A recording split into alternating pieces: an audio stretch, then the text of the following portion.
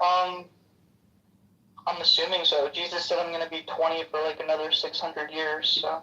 Okay, so I actually think you're trolling now, dude, but it's been good. You think I'm trolling? Fucking sorry. But very. So I'm going to give you one of the reasons why, and it's in a quick little syllogism, why I have a good reason for not believing in a God. It's the argument from parsimony. An explanation is more robust if it explains the data using the fewest unnecessary assumptions. Theism, which is the belief in a God or gods, requires the assumption of both complex and physical universe and even more complex non-physical uncaused mind of this God. Naturalism requires the assumption of only physical universe as a brutal fact, self-contained system. Therefore, naturalism is more explanatory because it accounts for reality without multiplying entities and beyond necessities. So that's one of the good reasons why I don't believe in a God or God. May I ask how old are you now? I'm 58. No, not you, Jason. I'm sorry. I'm kidding. I got You got me, man. I'm 600. Oh, you're still young. You're still young. That's young. Right, you're not anywhere near Methuselah. Methuselah. I got 200 or 300 years to go for Methuselah. Yeah. But, Bodhi, how old are you? I'm 4 years into being 20. You've been 24 4 years, is that what you mean? Yep. Yeah. Okay. Yeah, I like to comment if I can. No, I'm not trolling though. This is statements, so. So it's funny. In college, right? I had a roommate, and he was a really cool guy. He was studying. I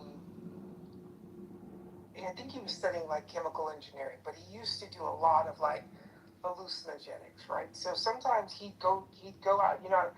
I was living near Washington Square Park, which is down kind of like where New York University is, and so he'd go out and he'd come like back very high-strung, and he said, I looked at these clouds, and these clouds change shape, and it's the universe. The universe is talking to me, and so I gave him one of those little portables, right? And I said, hey man, next time this happens, take a fucking picture, right? If clouds are making shapes and you're seeing all of this shit, take a fucking picture. And without fail, he would always come back in and he would say, I saw this orb. And I would say, hey, did you take the picture? And he'd say, no, man, you don't understand. It's happening so fast. It's happening so fast. Daryl, I can't grab my camera. And then I said, okay, well, yeah, but you grabbed your drugs. But you can't grab the camera. That's literally something Duncan felt like that, so. Yeah. That's fine. Hey, for John, are you there? Say something. Yeah. Oh, sorry. I think I Mike wanted. believe Mike said he wanted to say. Yeah, Mike had a comment or question. What up? Yeah, hey, what's going on, guys? I would like to speak to two things actually. The Bodhi's experience. Like I too have had a supernatural experience like that, and it's almost like a dream. It's like God speaks. I believe as a herd, actually, but I believe for the sake of this conversation and the sake of this understanding everybody have a God already, I'm gonna refer to him as a man. But I believe that God has his own language, and you can interpret it. By the time that language gets to you and you interpret it based on worldly facts or worldly stories you understand to be true, or you understand, or based on how you understand these things. But I believe in them whole experiences is actually something deeper being communicated that even a for that, it's like Airbnb for social media content creators. Yeah, and another thing too, it'll be better and probably cheaper if you have or know. I don't know much at all about Shias. Yes. You grew up in Iraq? Yes, I'm still in Iran. I'm in Tehran. Iran? Is there. It's an after the fact, like, rationalization, accommodation. Like, oh, So how do you feel about the concessions made in this deal? I don't really care. I mean, You don't care? I mean, I thought your boy wanted to make America. I thought your boy wanted to make America great again. I mean, giving $400 billion to Iran doesn't really sound like it's making America great again. Iran, going into Iran never was ever about making America great again because we wouldn't be there if we were trying to make America great again. So, why were we there? I think Trump was just trying to remove, one, he removed Obama's name, and then two, he wanted to be in the history books. I think that's it. As what, a loser? To be in the history books as a loser? I think you voted for him. That's your boy. Oh yeah, I voted for him. Yeah. You voted for Biden, so I mean, who cares? What do you mean, who cares? I mean, did you see Biden over there spending hundreds of billions of dollars? And flat on his face? I mean, who cares? Omar, let me do be the one who takes the optimistic take tonight. Okay, right? Because no one else is going to do it. All right. So the optimistic version of this is that perhaps this $300 billion brings Iran into the world economy. Iran becomes a good global citizen. We don't have beef with them in the West because this stimulus, it improves their construction, it's foreign investment, increases their assets, will help stabilize their currency. So maybe, and no, it wasn't the planned victory, but maybe it ends up being a good thing when we look back on that 20 years from now. What about that perspective? I like to believe that, but the problem is Iran was never an issue or a threat to us to start with, right, in America. And also guys, keep this in mind, this is a memorandum. This is also 60 days of also negotiations. It's not really been ratified. Still hasn't gone to Geneva. It still hasn't been. So we need to also, tread lightly, considering we have this devil on the other side that Omar seems to be backing up, called Israel, who is, they're hell-bent on attacking. Don't say that. Hold on. Don't say what? Don't talk about Israel anymore. Israel? No, you can't say that. Marlene, why not? Did you not see them? Why not? They're the foot. Sorry, Marlene, what do you explain? What are you talking about, Murray? Remember, we have to be careful about saying things about Israel. That was about what? Remember, after last night. After we get past the goofiness I want to get into, so after y'all start with this thank you, Michael. Because I don't know what you're talking about because I wish you wouldn't, Marlene. Like it's stupid. Does it make sense to follow that down a rabbit hole? So Lisa got yelled at. You're perfectly right, So Michael, clearly you weren't paying attention. Maybe you was getting half tea again. No, because if you're talking about, hold on, if you're referring to that person that's technically part of a house that's had the nerve to make an anti-Semitic comment, yes, but that has nothing to do with talking about the state of Israel. Those are two different things, and please do not conflate the two. Okay. So Ace, what were you saying? Because you were the CEO that I want to go into on what we're talking about. Well, all I was saying is, CEO, not that Iran was ever an issue to us, right? So I can see you look at the positive view and try to spin this. Hold on a minute, CEO, don't act like Amari. Hold on for a second. Okay, hold on. It's funny terrorism. Let's start with that. You do know that Hezbollah came to be in 92, and that was a response to what had Israel done? They'd taken about 15%, the Golan Heights Sheba farms, right? They stole that much land from Lebanon, and then Hezbollah only came to be as a resistance group because of Israel. So if Israel doesn't do those types of behaviors, groups like the Houthis wouldn't exist. The groups like Hezbollah, Hamas, all these groups would never have existed, first and foremost. Second of all, Hezbollah hasn't been funded by Iran. That's not their biggest funder. That's not at all. It's actually, there's other players in this. So don't even bring them up at all. So if Israel doesn't act like a buffoon, then people don't have to start to build these resistance groups as a response, right? And considering they're not leaving Lebanon, I don't see how they're going to stop and having to deal with Hezbollah. And I don't see how the incentive that Iran's going to not, if they're the ones funding them, that they're going to stop doing that either. I think the biggest sticking point in the deal is, one of the biggest things that Iran wants is a absolute permanent end to all aggressions in the region, especially Lebanon. Yeah. And Israel has, I mean, Netanyahu a few days ago already said, we're not gonna stop. So. Exactly. I don't even see this So deal why going can't, through sorry, why anyways. can't we talk about, so why can't we talk about Israel, Amari? Why not? I just think it's safe. Please don't, please don't do that. Like, let's just, Michael. Oh yeah, let's stay on before we topic. go This shit is before we stupid. go to I just Israel. thought CEO said something and he started a topic. Then Ace, you stayed on that, and I wanted to join in on that. So can we stay on topic, please? Yeah, with we this? can stay on topic, but yeah, because you guys came up yesterday with the rule, and stop making me take credit for something that somebody said, Omari, because like I said, Honestly, you took credit. That's what you got yelled at. Oh, okay. Because please don't Yeah, take me. yeah, no, you got yelled at for something someone else said, so I don't want you to get yelled at again. But I'm not an anti-Semite, Amari, and I'm not stupid enough to say something And I like that, wasn't okay? either. Exactly. Either. So don't be doing this, okay, But Amari? Ace, hold on. It could be offensive to anyone. I So don't Ace, care. hold Talking on, about Ace, a hold country on, is not offensive.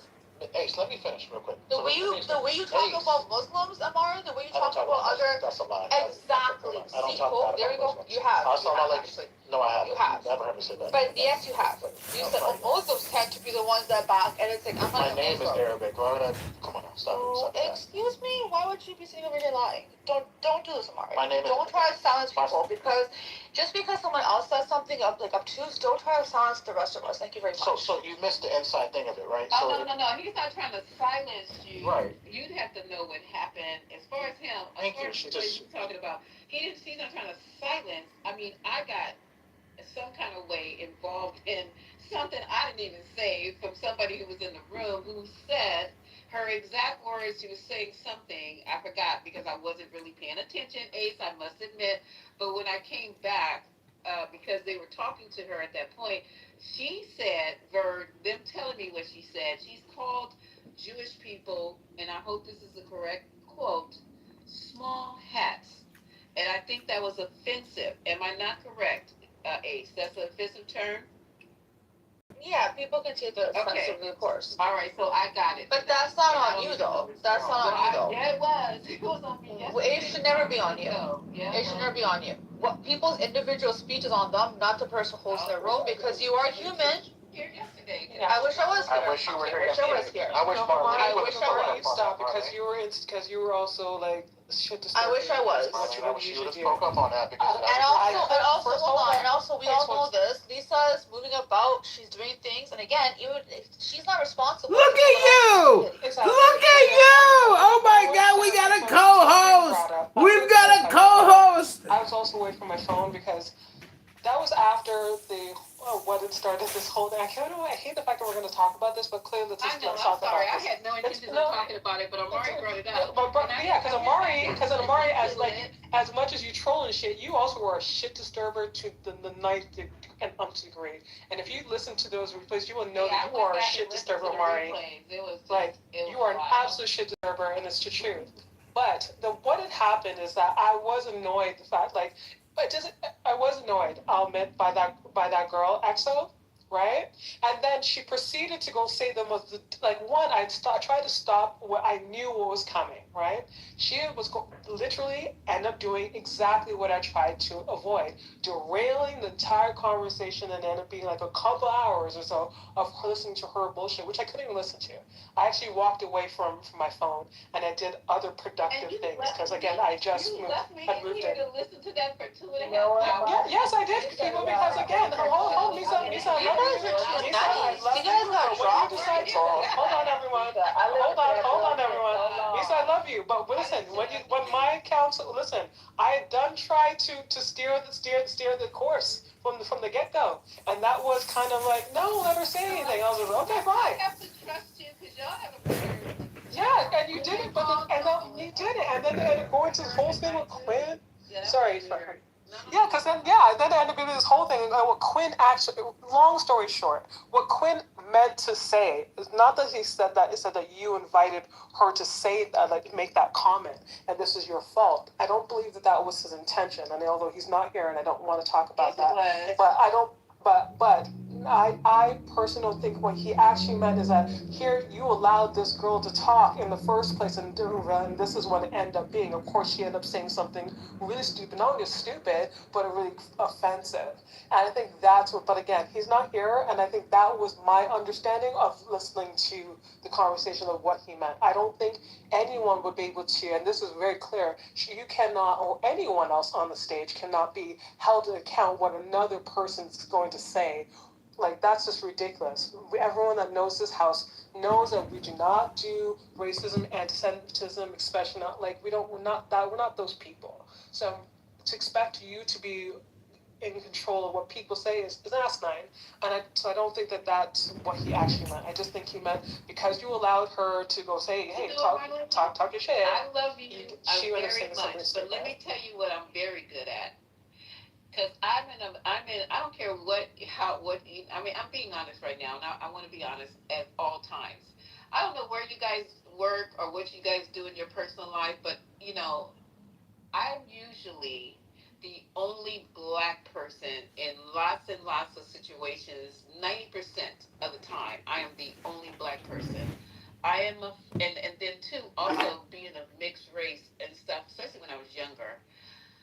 There is microaggressions that you guys don't seem to get. I have my antennas up. I don't respond. I keep my same demeanor, my same cadence, my same lively, bubbly self at work. But I am almost a fucking Olympic gold medalist at picking up microaggressions. Now, I'll wait till that person gets in here. But this has been an ongoing, like a little clubhouse games that people like to play, where they go like, oh, and I'm not saying you, but you're anti-black. Look what you're allowing on your stage. I know the game. I've been baptized by the fire in clubhouse, by fire. So I know exactly when people are trying to play these microaggressive little clubhouse sneaky ass, old ass adult games. I know them. I know them well now. So I just call you out. And if it's not true, then I will be the first to apologize. But I know what's going on. And somebody came up and said the correct thing. They're gaslighting you. I said, I know exactly what's going on. I just don't. The way I've moved in my life, you guys don't pick it up that I know what's going on. So you always say, oh, I know he didn't mean that. Yeah, he did. He meant every word of it. Okay? So let's go move on. Let's move on. I forgot what we were talking about. Okay. So go ahead, Ace. You were talking about the deal, and I'm trying to pull up a summation of it so we can get it accurately. My daughter pulled one up, but I can't find it. Go ahead, guys. Sorry. Hey, Ace, let me get in on this real quick. So CEO was saying, hello, as far as that he felt like that we hello, came out better on this, or he was hello, given. I said it could come out better. hello. Okay. So I was just going to give a count. Hello. Essentially, so now the world knows that we can't fight asymmetrical war. That we can't beat a mid-power. They know that our leader, our commander-in-chief. Yeah, let's just go fight an asymmetrical war and get thousands of Americans killed, because this room is a bunch of liberal, elite, intellectual, Democrat progressives, and yeah, they're all bloodthirsty. Trump didn't do a good job fighting that war. Now they know that they can weaponize it. So now at any point in time, as long as they have control of it, which they'll have in perpetuity unless like someone actually takes that land, so they can weaponize it at any point in time, which is something they've never done before. International waters were free, and so they know now. And plus, you rewarded the bad behavior, so they closed it down, and now they're getting paid, billions to open it up. So I think there's been a total issue. I don't think there's any wins that are going to come out of this for us in the country.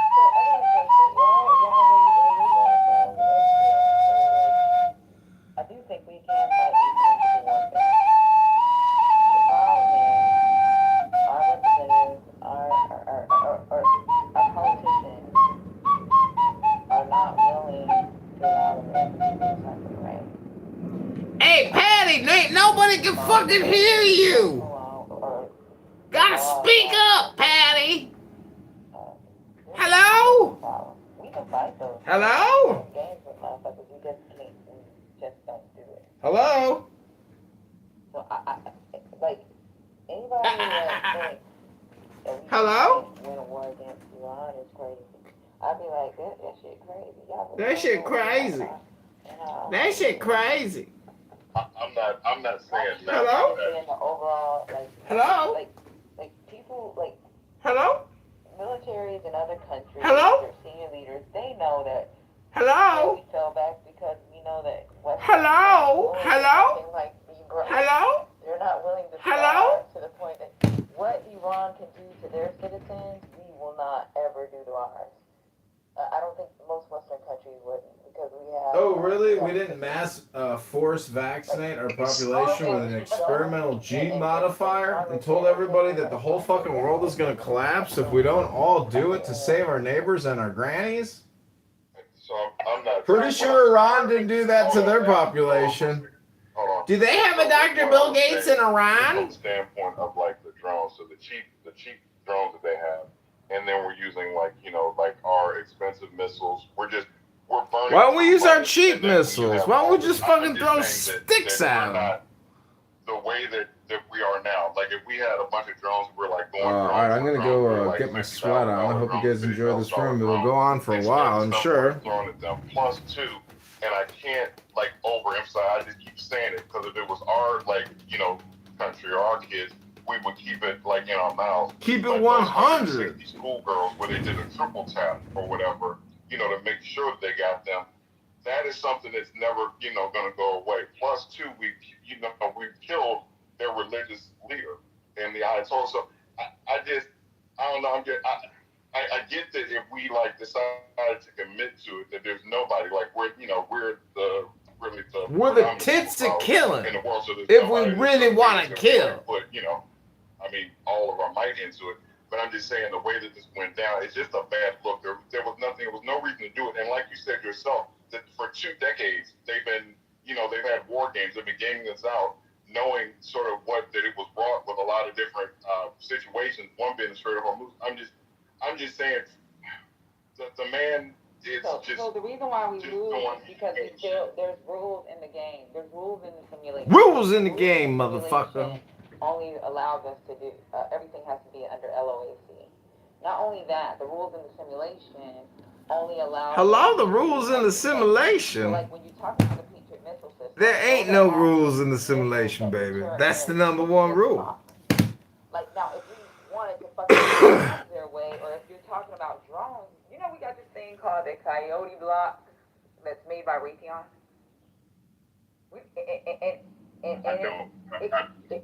So look up Coyote block, and it's not drone. It'll go for swarms of drones. It's like we have these. Just a bunch of but anti-Semites. we also know we have to estimate what civilian casualties look like, what it looks like to the rest of the world if we do these things. Do you know we got interceptors for drones? Drone And interceptors. then even fuck a drone. Fuck a drone? We can just use our fucking SHORADs, our short-range missile systems. Ooh, short-range missile system. But we don't. Sure Because ass. there's a thing, when I talked about METTC, it's called the mission, it's the environment, it's the terrain, it's the type, it's the civilians, and it's the Goddamn casualties. general, All this of one. that is estimated. Promoted to 5-star. Put her in charge of the Pentagon when Pete Hegseth One of retires. those later radars or sensors, or if you decide that we're going to use our air defense guns. When we fire missiles and shit, we have to estimate what it looks like. Because it's going to be televised. And it's going to make us look bad. war will be televised. And then we also have to look at the rules. So and Patty, I'm sorry, go ahead. No, I'm done. I was just gonna say, so the whole thing with this triple tap, because I remember you talked about that. You talked about the intel that takes place. And I know like AI, I think did some of the targeting, but you're saying that they, even with the cameras that are on those, so they, know what they're shooting at. The building was clearly marked with school and kids, I guess, like drawings and painting. I'm just saying the fact that we did a triple tap, not like we just did one and we're like, oops, like we messed up and we didn't go back, and we just didn't say anything else. when you're talking about like us sort of in our proportionality or the way we would like not do that because we're like working the rules, that school kind of takes that away in my mind. It looks like we weren't, I guess we got into rules after we did that initial strike, but I can't get over the girls. I guess that's where I'm having an issue. I mean, a lot of technology isn't self-correcting. I mean, once you get garbage in, you get garbage out. So at some point, if there's an error in terms of any of the collection modalities, you're going to get an error. Yeah, and those cameras on a missile aren't like it's a camera and you can guide the missile where it has to go. It's a depending on what type of missile it is, it can be like you put the GPS information or for y'all, we just say GPS, but it's like you put in the longitude and latitude of where it needs to hit, and the camera guides it to that point. Or they have like, we have like our laser guided missiles, and those cameras, it's not a camera where you can just sit there and watch the missile go and you're like, go to the left, you're off to the right. Like, it doesn't do that. Okay, guys, let me do this. Remember you saying that. But they, Oh, go ahead, even with Michael. the triple tap or double tap, that information actually came from Iran. So it's like, I think, I don't know what the investigation looks like because I ain't on no need to know, but that has been Iran, like people on ground. It was the Iranian officials that released that in their news. So. Okay. No, now that if hold on 1 second. Now, Patty, in that case, if it was like one strike and it was an error or whatever, then that I mean, I guess the American people, because I'm just one person, but it's like that seems like something everybody can live with. But if what they're saying is true, and they did the one strike to like draw them out, and then a second strike to sort of make sure they got the people that they drew out, and then talking about this person, that happened. So from what McCain and them was saying, is it was like a simultaneously, like it's like boom, boom, boom, right? So it's supposed to like when they were firing the missiles, it was like missile after missile after missile, and it was supposed to be targeting certain military buildings. So it was one after the other after the other. It wasn't one hit, people come out, another hit, this happens, and then another hit to completely destroy. It was supposed to be right. There was no. Yeah, right. It was simultaneous. Okay, I'm sorry. But I thought the same thing well, I too at think, first because it was coming out and then. Elisa, might I say one thing before you transition? yeah. Okay, so Michael, I think the other thing that happens is when we talk about like who won and who lost, we're talking about it from the perspective of meeting goals. So America clearly didn't meet her goals, so you can say we lost. But if you were scoring it like a football game, how much damage did we do to her country and infrastructure versus how much you did to ours? Clearly, we did more damage to them. Let me say this though. So like damage, right? So agree that physical damage. How much damage has been done to us on the world stage? Like Trump has already like just destroyed like alliances that we built.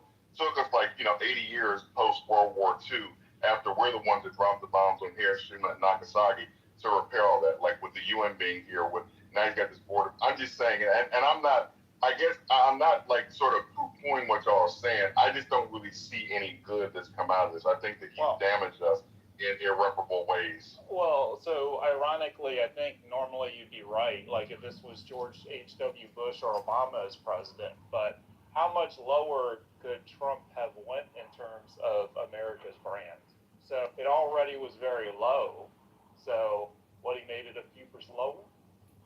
Yeah, but then he takes out USAID, right? So it's like, so stuff, even like with propaganda, with like positive things that we're doing in areas to sort of bolster that, okay, we're doing some crazy stuff over here, but then it's like, with this other thing, I don't know. I'm going to yield because I'm just saying, I'm not really going to come over to y'all stuff and see what y'all saying. I just feel like the war on top of everything else he did, I just think he just damaged us in ways that I don't know that we're going to be able to recover from.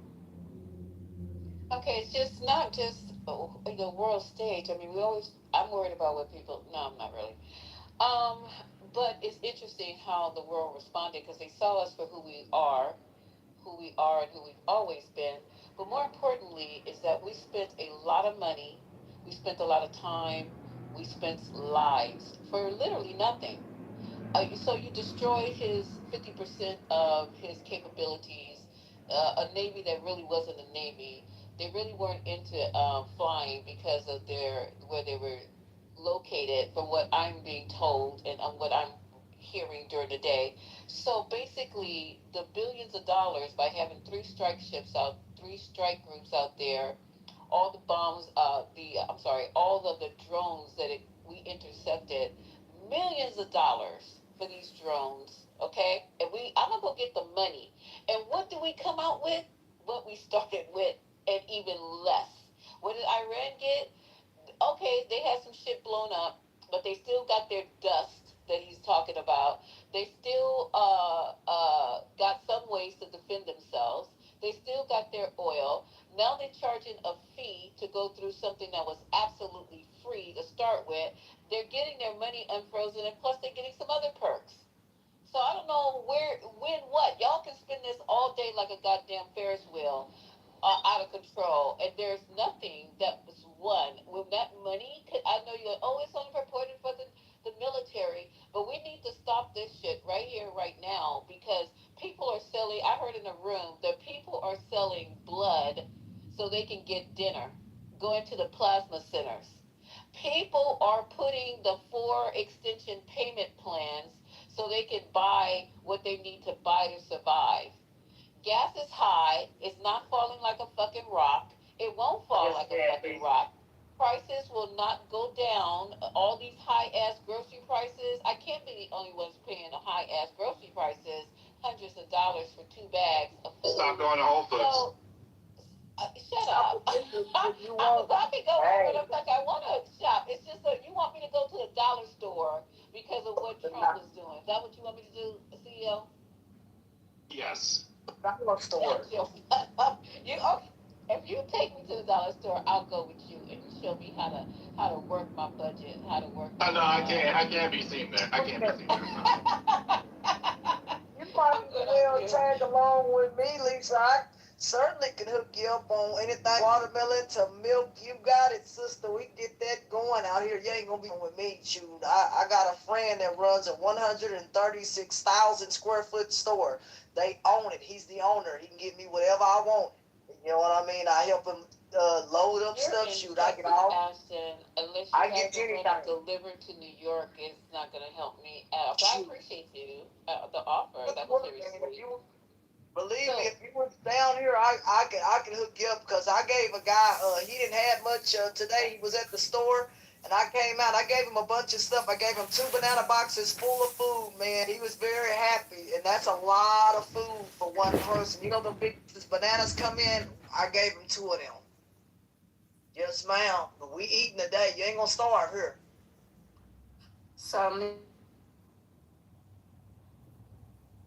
Yeah, I think that was the powdering. I don't think it was a sense of whiteness that went to the Europeans. I think racism started in America, but it spread throughout the world. Oh my God!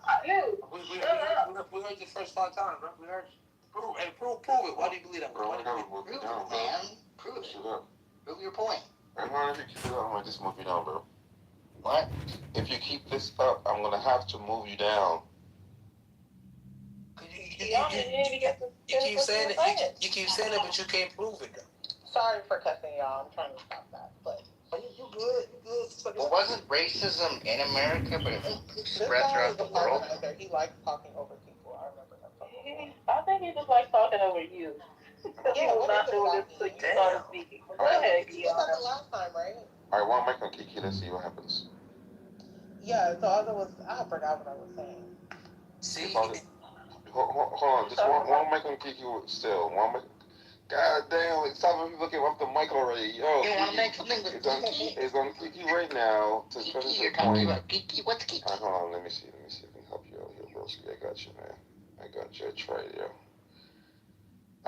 Oh, You really? were talking about the white face Japanese thing. Yes, the Asian people. To my knowledge, that was already within their culture, and it wasn't to look towards. I think racism started in America, but it spread throughout the Hey, world. get this cracker motherfucker out of here. I got it. It's on you, Kiki. Merci beaucoup.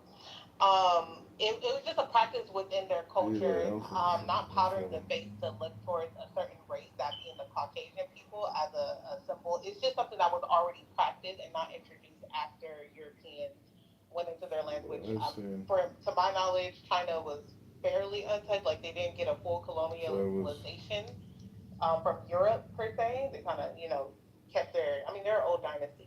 So I'm not too for sure of like the colorism aspect in China per se, but definitely India, there is a connection between the Europeans, the British being in India, and kind of reconstructing their caste system to where like you have the undesirables being the darker skinned people, whereas before it was a little bit more diverse.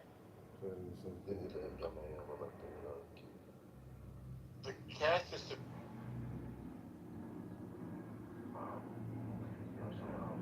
For eons before contact with Europeans. And all people fear those who are different than them. That's universal from the dawn of man. We fear people who look differently than us or speak differently because we're afraid they'll take our resources or our women. Here's the stark difference, though. If we breed with them, the genes are kind of like erased a little bit. You hear me? No, I don't get what you're saying at all. I bet you don't. So the importance of. But do you get what you're saying? I do. I definitely do. Try to say it simply and clearly, then, please. The fear comes from eradication. That's where the fear comes from. No, it comes from losing your resources. No, it doesn't. Because you can steal more resources. What you mean? The Vikings wasn't worried about resources because they stole all their resources. That's correct. And people fear them because they came and stole their resources. Right. You know what they got. You know they got to be Aryan. Do you know why their blood got to be Aryan blood? Because they understood that if they mixed with another race, their race were not their genetics were not dominant. So it's a fear of losing yourself. Those Vikings are still blonde. Exactly. You know why they're still blonde? Because they're afraid to mix the race. If they mix the race, they won't be blonde anymore. This has nothing to do with racism. Racism is fear of people taking your stuff. Alright. And that includes your women, your resources, your food, your access to water, your riches, your cattle. People have always fought the guy from the other side of the turf. Maybe they worship differently, they had a different language, they look different, they had different clothes. You heard of Othello? It's a jobs program. Wait, is that responsive to what I just said? Oh, no. This new point. You heard of it, right? No. So you mean have I read the Shakespeare play? Of course. Let him finish his Yeah, submission before you interrupt, please. He asked me a Hard to question. follow. He asked me a question. The answer is yes, I've read Shakespeare's play Othello. Why do you ask? Because that wasn't about racism per se. That was about genetic superiority. It was a fear. It was a fear of losing who you are to genetics. But because they weren't racist at the time, right? But that play emphasized it. That play shed light on the fear that Aryans or Caucasians have about losing themselves to genetics. That's So what just- the play is about at all. But just real quick, here's a list of things that drive racism. Fear is only one of like 10 of them. Tribalism, desire for power, historically racial ideologies, use to legitimize slavery, colonialism, and segregation, economic competition, ignorance, lack of exposure, learned behavior, propaganda, scapegoating, status anxiety, confirmation bias, dehumanization, cultural or historical narratives, identity and belonging. It's a list of like 15 things that are the underpinnings of racism. I don't know why the resources just the And highlight. fear and resources is literally like just two of 15. All of those come out of the original one that I stated. No. All of those are subsequent because before there were societies, before there was propaganda, before there was conquest, there was a scarcity of resources. Most human beings, for most of human history, their main activity was finding enough food to live. That's for most human beings throughout history, really up until the 20th century. And the reason why they fought with the neighbors next door was over those resources. And that's why they came to fear them. All people fear and mistrust people who are different than them. Yeah, That's a universal attribute. Well, at this point, white people have by far the most resources. If you're talking about in the West, and still leverage every ounce of racism that they can leverage against people that don't look like them.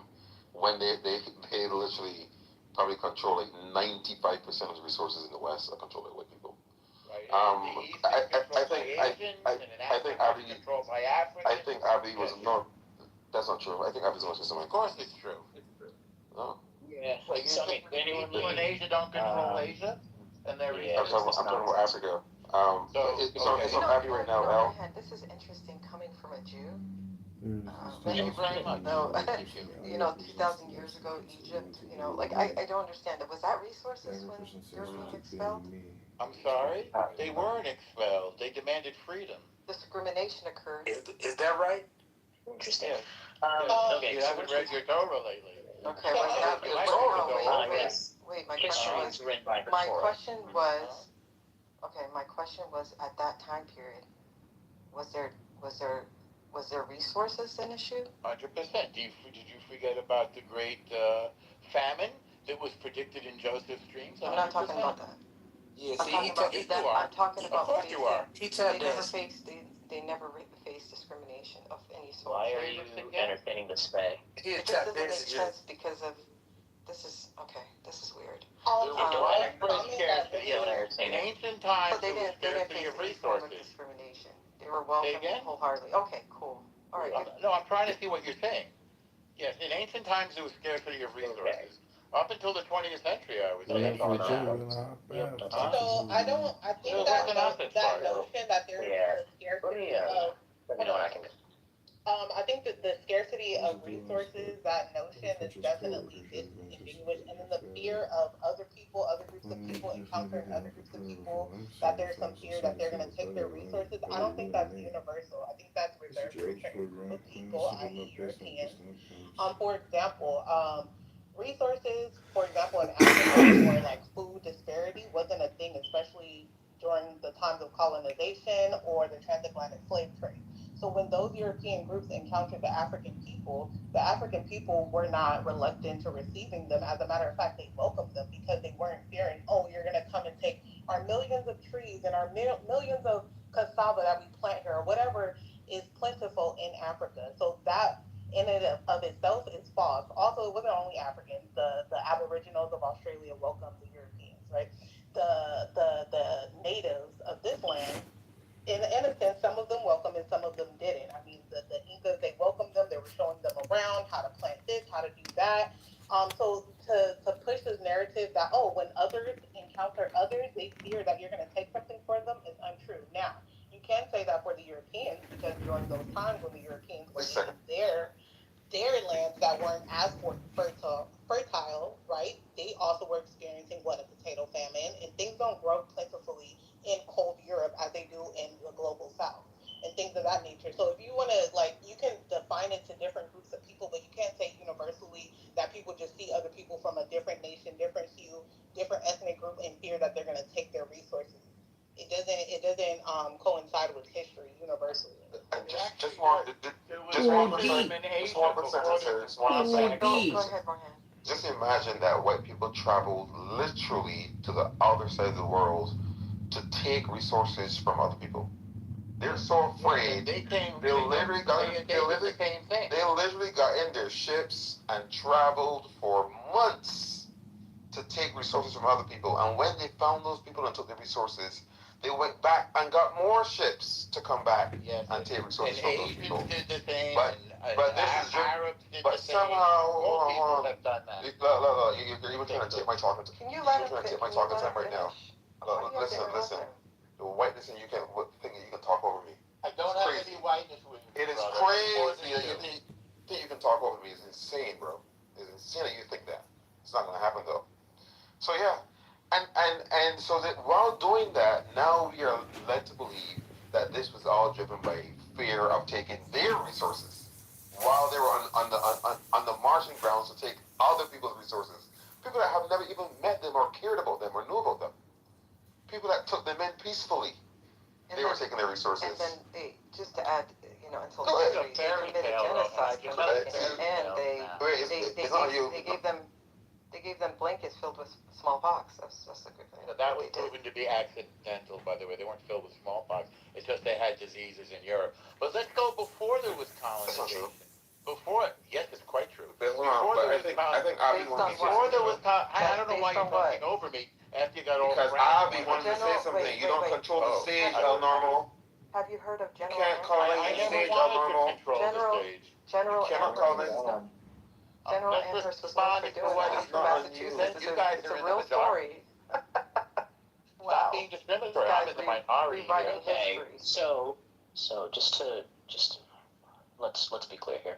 There's nothing to even really bother focusing on here. Obviously, racism is not just the fear of someone else taking your resources. No historian has ever described racism as such. Never has that been the case. That's anthropology, not history. Trying to colonize the talking time. Yep, that figured. Yep, as usual. So if we can stay composed, we can take turns, right? So again, no historian has ever described racism as such. No sociologist has ever described racism as such. No anthropologist, not a single anthropologist has described racism as just the fear. That's fine. We do have a chat. You can always drive up. Man, this move me down, bro. I mean, I don't want to move you down because you're the only opposition, but you're making it untenable. Yeah, shit is a joke. Just one at a time. That's all we gotta do. You can always respond afterwards, right? I will shut the fuck up. By the way, if you get a chance to respond. He said the smallpox never occurred with the blankets. Like yes, he doesn't know what General Amherst did. Accident. That was not deliberate. Wait, Abby, if you don't mind, Abby, just 20 seconds. I'll pin the link to the top of the room. It was deliberate. Yeah. It's calm. It has been proven to be deliberate. Matter of fact, there's letters. So for everybody else in the room that cares about the truth, the link is to the top of the room, and then I'll drop a link in the chat with actual letters discussing the strategy. Thank you so much. This is such a lot. No, we're not going to let him write his Absolutely. So this is there's a campaign. So Rohan, I'm from Amherst, Massachusetts, right? Well, Boston, but went to school there, and they're trying to strip General Amherst because of his disgusting history of giving blankets with smallpox to natives. It's a movement that's going on to this day. It will fail because it's nonsense. Well, what's the funniest part about hold on, let Abby finish, please. The funniest part about all of that, Faye, is that it wasn't even worth responding to. I know, but I don't want others history. to. No, I appreciate it. Yeah, obviously do not let misinformation be spread, but let's just quell it at the heart of it, right? Yeah, at the heart of it, none of the basis of this argument even stands. This is just the dribbles of someone who actually thinks they understand racism and history more than actual anthropologists, historians, and sociologists. I have degrees in those subjects. This is the cool. That's great. You can hand those degrees to the fucking squawk box. No, I don't need to. I care about facts. I care about facts. I care about the facts. That's great. Me too. Keep them all. Great. Fantastic. As I was saying, so no one agrees with this. There's no actual historian that says this. No sociologist that says this. Why you try to fight each other? The most important part about all of this, yeah, we can always bring it back up. The most important part of all of this, right, is that the conventional descriptions of racism, right, make it very clear this is a contemporary issue, not something. The term race, the term racism, all of these things, contemporary issues. They've never been necessarily wed to humanity. They've never necessarily been the thing that describes all of human history. They've never been any of that. People want to describe it this way typically because they want to justify it and blend it into human anatomy and the human condition in and of itself, as if it's just natural for us to just be racist. And the reason's pretty pernicious, obviously, right? So let's not play the game. Let's let's not go into it. These people that want to justify the shit, that want to blanket it into some sort of DNA-based thing, all that is crap. All of it's never been true. Just like freaking phrenology, you motherfuckers want to make us believe that the shapes of heads and skulls and shit like that was important. Here we are describing the same thing again, just with the term racism in and of itself. So just like, let's have a real intellectual conversation instead of describing words in ways that no dictionary has ever described it. He unfortunately left, but just to wrap up this loose end, I put the link in the chat where Colonel Bouquet wrote a letter to Amherst suggesting the distribution of blankets to inoculate the Indians. And then Amherst responded. If you post a link, you can look at his actual letter. Oh, I didn't even read the letter. Thank you. Yes, approving this plan.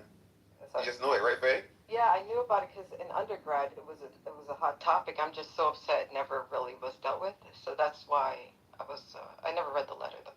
Yeah, it's in there, and he approved the plan and suggests as well, quote, to try every other method that can serve to extirpate this inexorable race.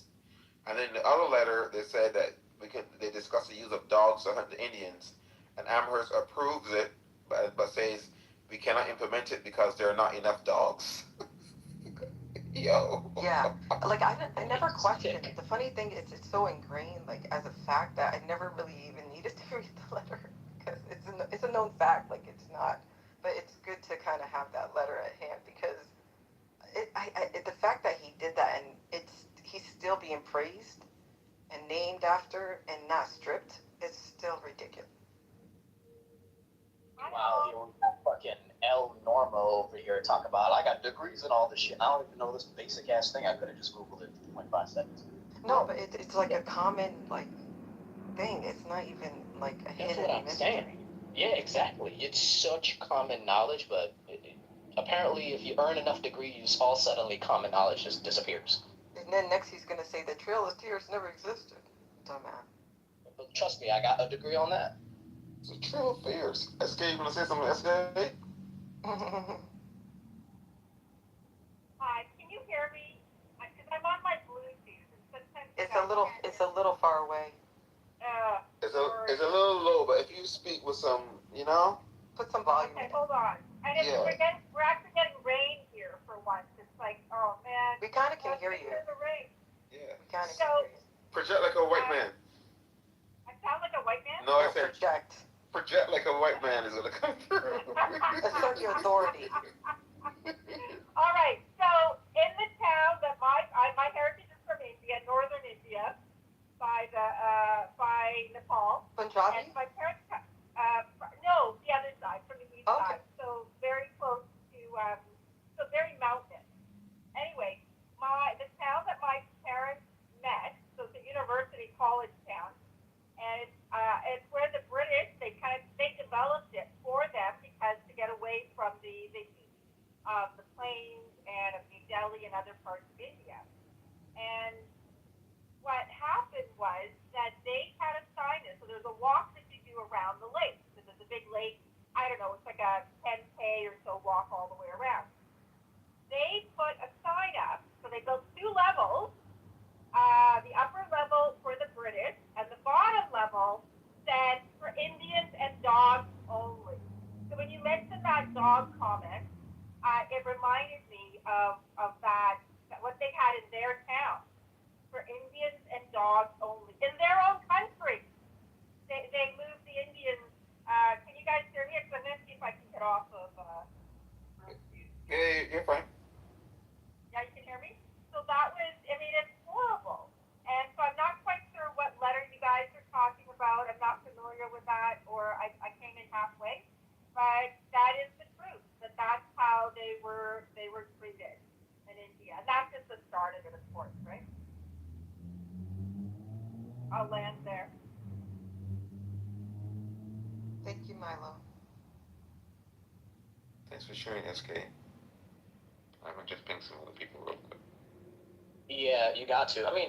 Doesn't this always happen with El Normo? Like, he will interrupt the fuck out of everyone until he gets thrown out every single time. Yep, I noticed the pattern.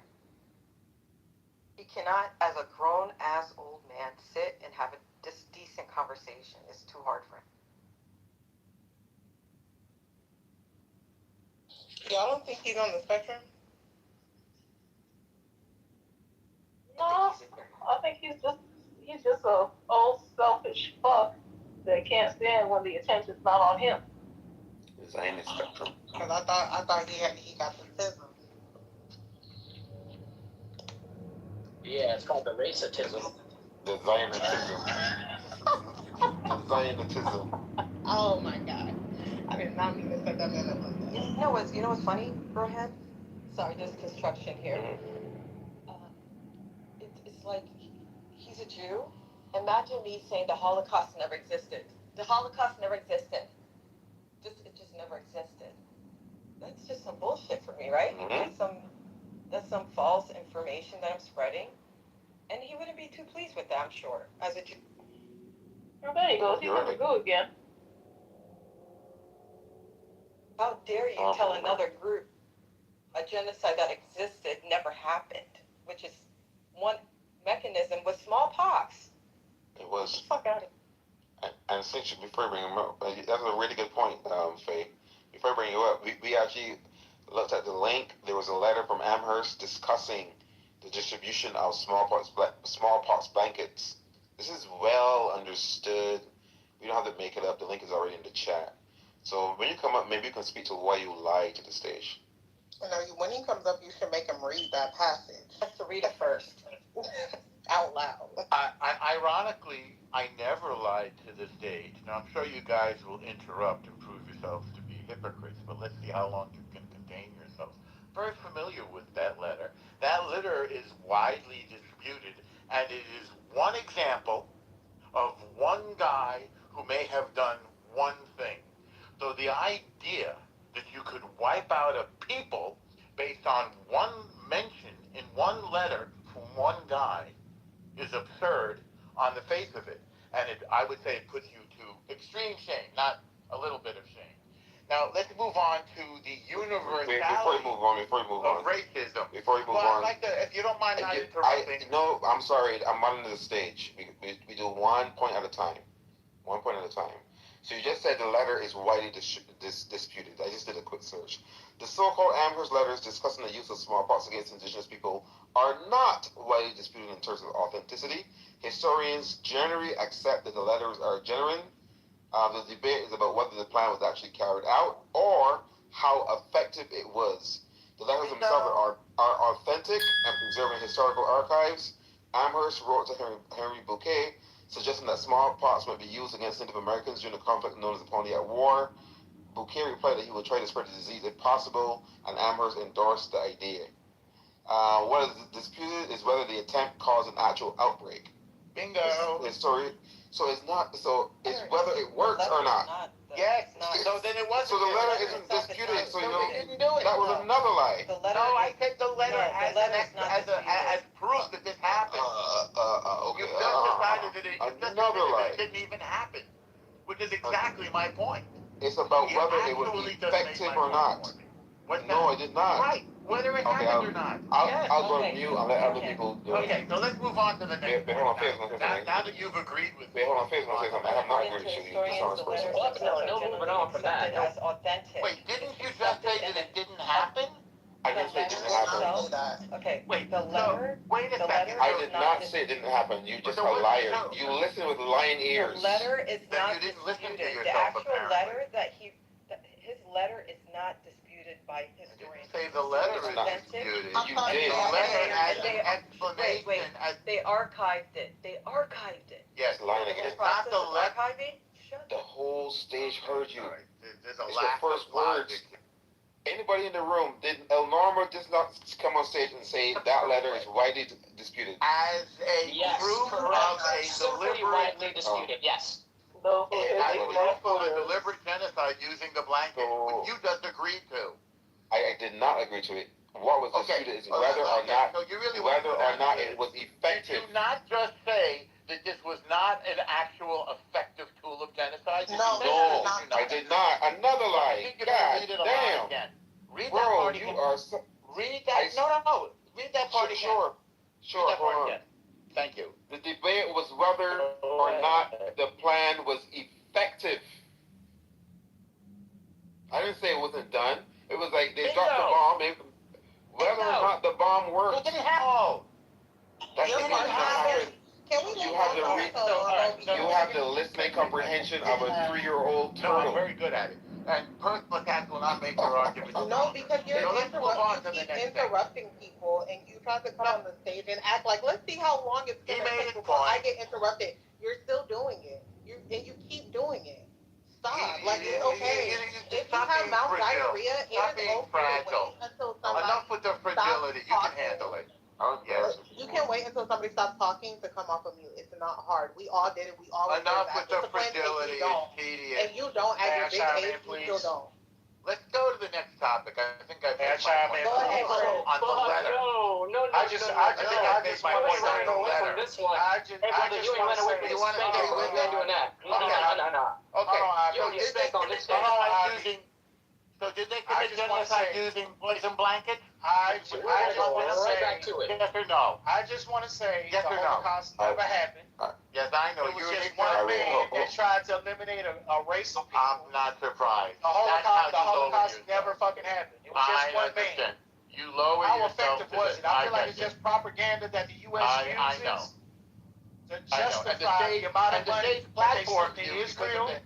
Because of the and for the hypocrisy, Jews that they give all these benefits to, there's your racism, and all this other stuff, right? You've just proved the racism is universal. How does it feel? You've just proved. How does it feel, El Normo, my point. for somebody to say that jack shit happened to your people? How it feels. Can I fucking finish? My point. Who's fragile now? Who's fragile now? No, I'm not fragile Let me reheat my oven. Let me reheat my fucking oven. Alright, let's just get one mic, and then we'll go I thank you for proving my point that you're a racist. That was thank you for proving how fucking fragile you are, right? No, I'm not fragile at all. Fucking fragile you are. How does it feel? How does it feel to people to claim that the fuck shit that happened to your people never happened? Great. Good. So shut the fuck up about people being fragile. You've proven your racism. It's on Abby You've real quick. proven that other people can be racist. It's on Abby real quick. Yeah, let me just go ahead and recap what just happened. I just want to make sure we capture what just happened. And if anyone disagrees with what I say, please go ahead and go into the chat and just say no at any point in time instead of interrupting me. So, to be clear here, firstly, El Normo decided to disavow the entire happening and the historicity of the fact that smallpox blankets were being used. And then when given evidence, he said that the evidence was widely disputed. And then when provided evidence further that it is not widely disputed, we moved on from it being widely disputed to actually it just didn't happen, and that Rohan just agrees with that position that it never happened. Of course, no evidence to it never happening either. Just moved on. And then commencing with just trying to move on from the subject entirely. Let's just make sure we're all agreeing on exactly what just happened, all right? Yeah, no, absolutely. And it was a movement of the goalposts. And for everybody in the room, everybody else, the Amherst letters weren't the only case of that. That was the only evidence. There's also evidence that British officers, I'm reading right now, gave blankets and handkerchiefs from a smallpox hospital to representatives of the Delaware Nation. That happened. A journal entry by Show us the evidence. I want to see. Sure, bro. Thank you. Can you let him finish? Is it killing you? Wow. It is. It's no, like it's making me feel great that you proved my point for me. Listen, my 3-year-old niece, right? If I ask her, hey, Uncle is talking right now. Can you give me a second? She would say, yes, Uncle. And she would sit there and wait until. You know what? My 5-year-old. And you are unable to do it. You are a grown ass man. You don't have the impulse control is smarter than of all a of you 3-year-old girl. Grown man don't have the impulse control of a 3-year-old girl. That's a fact. My 5-year-old daughter is help it. You see, he can help it. And he can think better as well. Can't help it. Go ahead, Rohan, about the Delaware Nation. Yeah. The Delaware Nation, and then there's a journal entry by Trader William Trent, recorded where the items were given to convey the smallpox to the Indians. Then there's the Jeffrey Amherst and Harry Bouquet letters. Matter of fact, I'm just going to drop a link after link. There's so many. Don't worry. Yeah. Gaslight somebody else. All right, so I'll stop. I wanted to say, like, whenever somebody has good information, backed up, evidence-based, they don't need to interrupt. They're confident with their statement. Clearly, he's not confident with the bullshit he's saying. I'm not only am I confident, but you've proven my point admirably, and I thank you for it. I'm beyond confident. You have made my point for me. Do you have anything to prove your point, El Normo? Well, yeah, first of all, exactly Put it what in the you chat, guys read. because we're not going to trust shit coming out of your mouth I'm not after the surprised. fuck shit that you tried to put on this stage. I'm not surprised. Yeah. No one asked. We just asked for evidence. That's all. You gave the let's evidence. just move on from him. Yeah, let's It come was. Oh, be quiet. Slow down. Be quiet. Post it in the chat. Shut up. You said, not me, that it was. Post it in the chat. Whether You it said was the letter effective. wasn't authentic. We're not going to fall for No, this I shit. didn't say it was Stop inauthentic. it. We have it on I radio. said it was debunked as proof of the genocide. Now, you didn't said say that it was either. You didn't say that You either. said it You're was lying. debated whether. Yes, I You did. didn't say You that. said it was debated whether it It's was effective racism or not. as American. Anybody else wants to chime in? So let's and talk about discuss whether this? it was effective. Because- So did it happen? him on the stage. He's just going to interrupt. And So if it was effective, then did it happen? You Trying to can put stay it on down. the stage, but you have to maintain your impulse control. Please just control it and let people talk, and then we'll give you your What? chance. Do I not would do say that. the same You're gonna to get you. kicked out. But you're gonna get kicked It out. happens. I'm trying It to happens. mod the room. I'm trying to mod the room, and I respectfully ask you to stop going off of mute.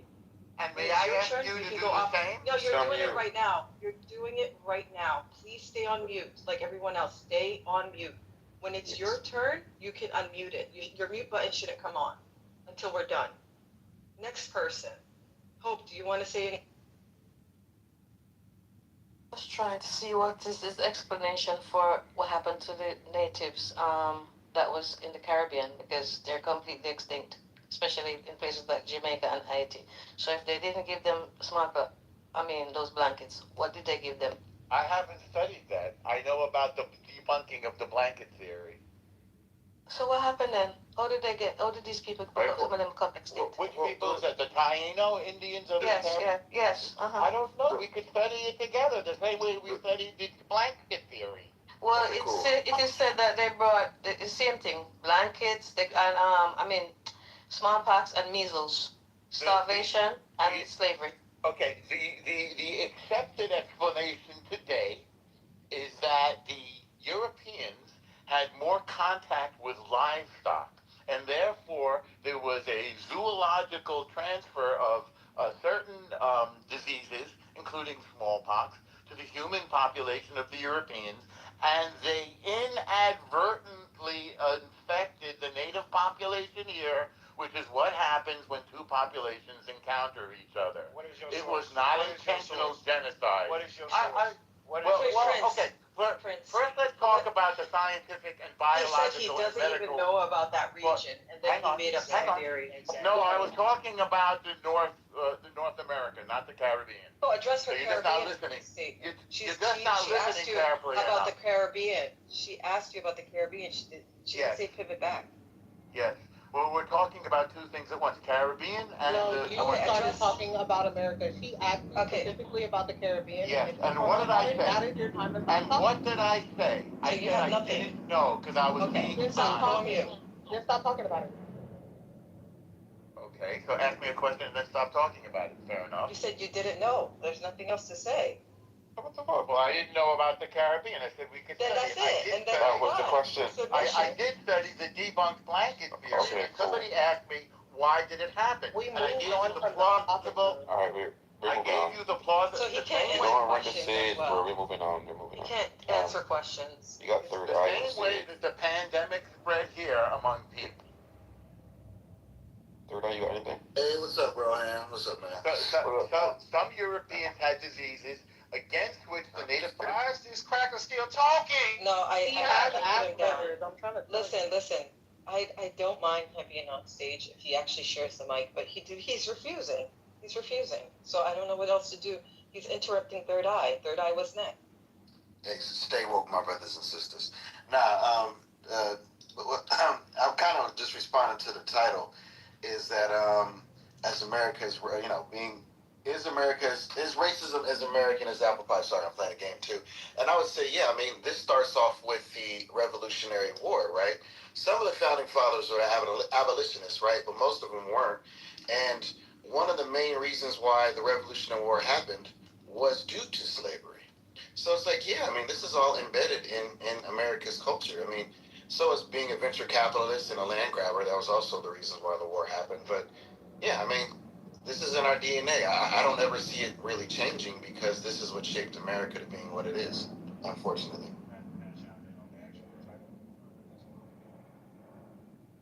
Go ahead. I think it is as American as apple pie. Americans, for some of us who may or may not know, would actually often sell food, damn near have festivals, cookouts centered around black people being lynched, for example. Um, so where a lot of food, Western food, desserts, and things like that. Yeah, I think it's very much as American as apple pie. Because I'm very much sure that apple pie was probably served there as well. I'm done.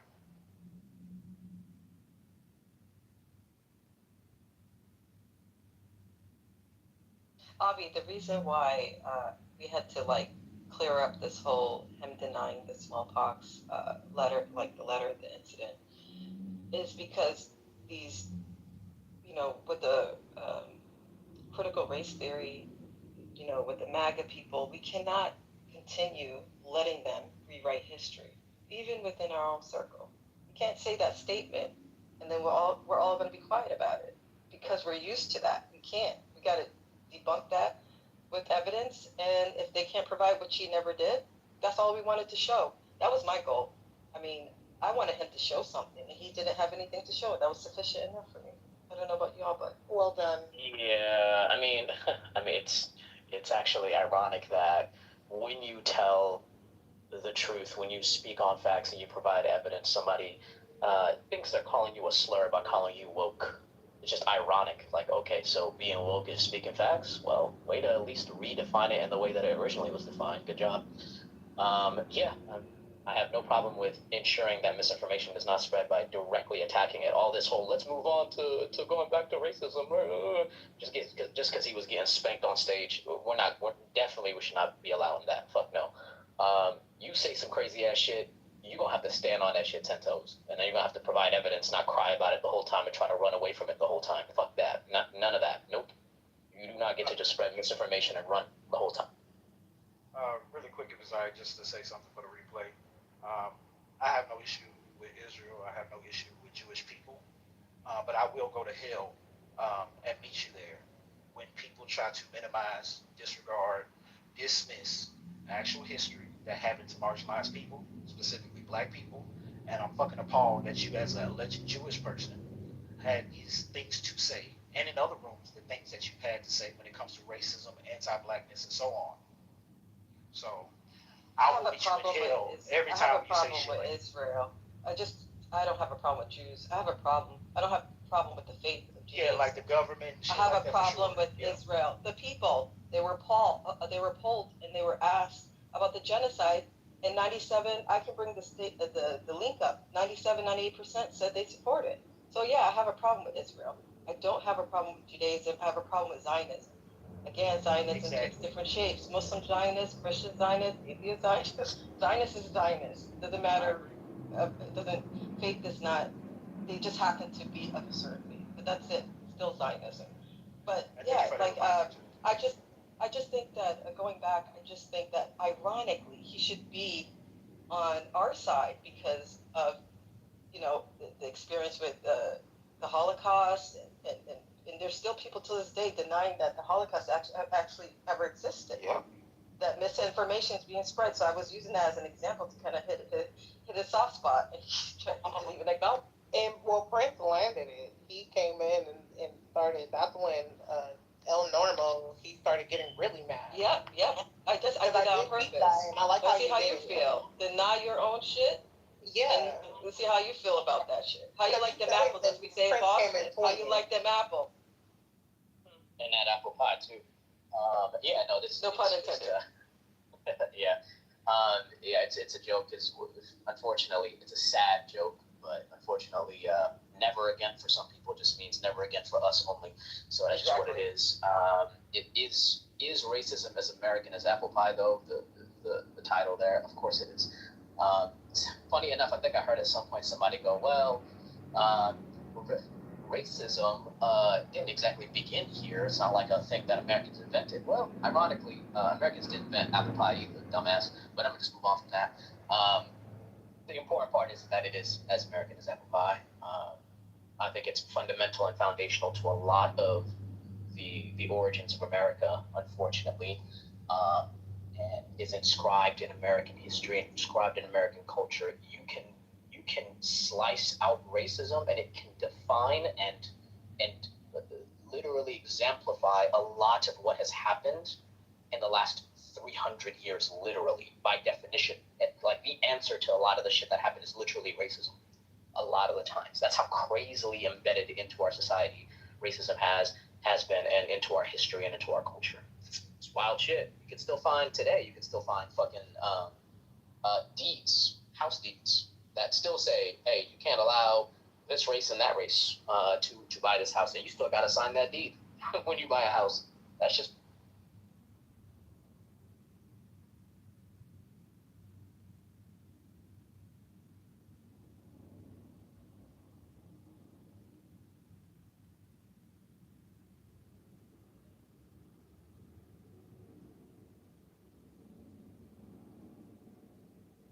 also on a side note. Whenever somebody says something as American as, instead of apple pie, I thought that we should say cornbread, because that's more American. All right. I never understood why apple pie and baseball specifically was always associated with America as a kid, because like I associate football, like American football, with America, not baseball, and probably other dishes like a hot dog or something, a corn dog. I don't know. Yeah, some shit like that. I mean, at least baseball had a history of being America's favorite pastime, but like apple pie is literally not an American thing. Baseball was invented in America, so was cornbread. So He said so was cornbread.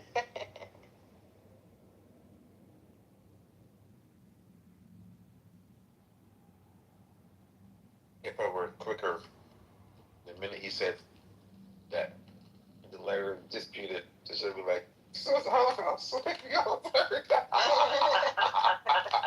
Yeah, that was funny. That was hilarious. There are deniers, sir. I put the link from Al Jazeera. I have the Hazard. I can put different links to support that majority of Israelis supported the genocide. But that was the first time. I'm talking about 90s. I forgot the exact number. I think it was something like 96% of Israelis actually support killing civilians. A complete genocide. Yeah, sorry, Faye. That was the first time I've ever heard anybody dispute the smallpox blanket theory. Like that was something I just remember learning even in elementary school. Exactly. We learned about like Sacagawea and things like that. Like I've never heard anybody dispute that. I've heard people dispute the Holocaust and the transatlantic slave trade and things like that. Like I expected it from a MAGA, is what I'm trying to say. Like a MAGA person, but somebody who claims he's in academia. I've had a virus denier bring it up, and I mean, it is true that we don't know the impact of it, and it doesn't seem to have been, actually, it doesn't seem to have been a major impact. It was more of them getting captured, or capturing white people that already had smallpox. That's how they're getting it a lot. But, yeah, I mean, there was an intent there at one point. Again, I don't know how impactful it was, but it was there. Yeah. What about the Trail of Tears, right? yeah, did that happen? I don't really know about that as far as them giving smallpox blankets. I don't know if that's in the Trail of Tears. It's a hoax, guys. It's a hoax. It never happened. They were just going on a stroll. No. You know, just for my knowledge, if anybody has more knowledge on the Trail of Tears, from what I remember, I could be wrong. Wasn't that like it was a series of battles, right? Or am I tripping? The Trail of Tears is basically where where the Europeans stole their land and made them walk west to land that they didn't know or was like uninhabited according to their thoughts and ideas or whatever. And if you see how, if you like look into how they forced migration, right? Like the conditions of the natives, how they were treated, they died during their migration. Yeah. From, like, for example, from Florida, yeah. So it's really sad if you dig into how they were treated and the abuse and the killings and just barefoot, dragged. It was horrible. Right. Yeah, it's actually very similar between. It's sadly very similar what happened in the Trail of Tears to what happened in Palestine for the Nakba. Both just forced displacements that led to an incredible amount of death. But I would even say the Trail of Tears was way worse because it was just like an openly state-sponsored like walk of death, just like straight. Let me just walk these people to death. Like that shit was nuts. Like drag them to death. Like fucking starve walk them to death. Like it was crazy. I'm sorry, would you call the one in Palestine the Trail of Nakba? No, it wasn't a trail. It was just called the Nakba. The Nakba. Nakba is what I would spell it out as if you're like looking it up. And it's also just a huge forced displacement of natives there, the native Palestinians. Like some. They had more than one Nakba. They had more than one Nakba. Yeah, but that one's there was just one that was known as the Nakba, but yes, there was one. Yeah, Nakba in Arabic translates to catastrophic. Okay. Yeah, it was nicknamed that. Yeah, it's kind of like how the term Holocaust. Like, right. It also has. It has a connotation to a certain event, even though Holocaust is universal. Same thing with Nakba is universal, but when you say the Nakba, it's referring to a certain time. Got it. Thank you.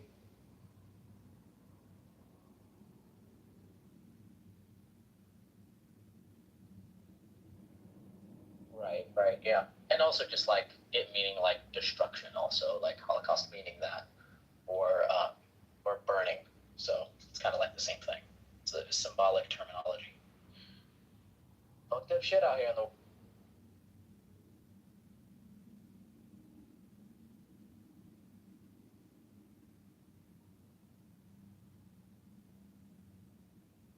Man, I haven't had apple pie in a minute though.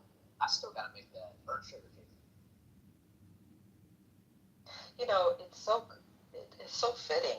Sorry, I'm just looking at the psychology of Zionism, right? Like just how they move, how they act, how they rock this earth amongst humans, right? Because you're not.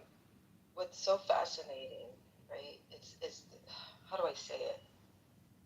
When they really focus on resources, it's a Zionist thing, right?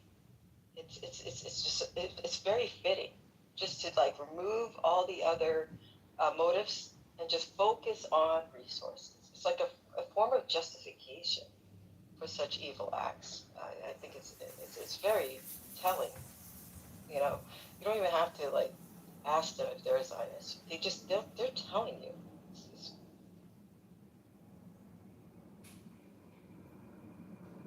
Zionism is a form of racism, so he was perfect for the topic, actually.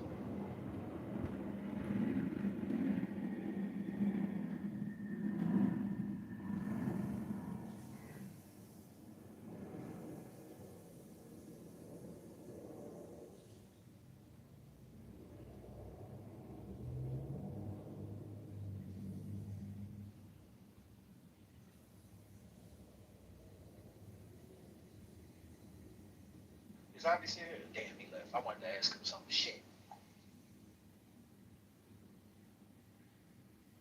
Why did Avi leave? Gosh, didn't even say bye. Rude as hell.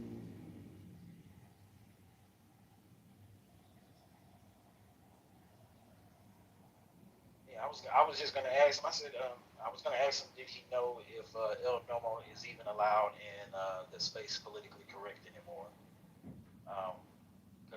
Because of shenanigans like this that he pulled, where with the blatant lying and misrepresentation as far as what he said originally and things like that, or what other people say, claiming that just a bunch of the bullshit that he spews and the Zionism that he spews.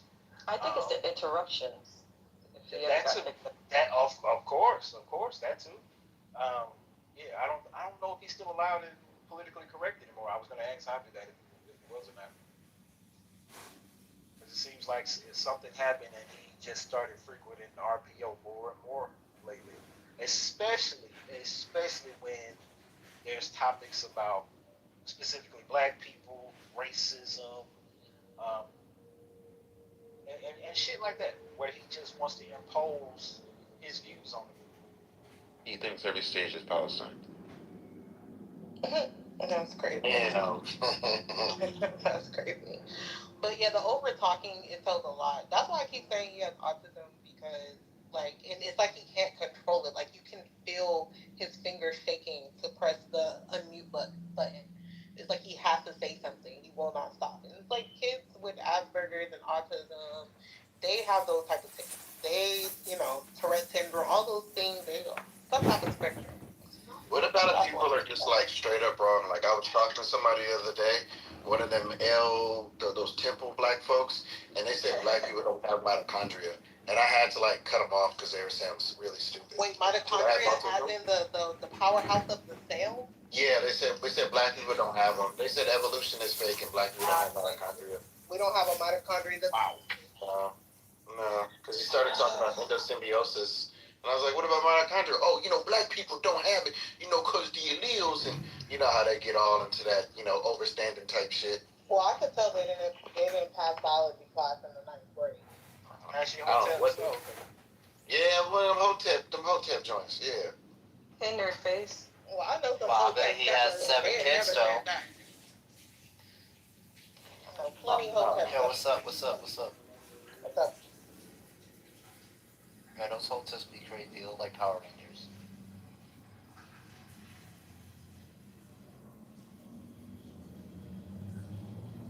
Yeah, and I think El Nori got kicked out of Politically Correct. I'm not 100% sure, but I think he did.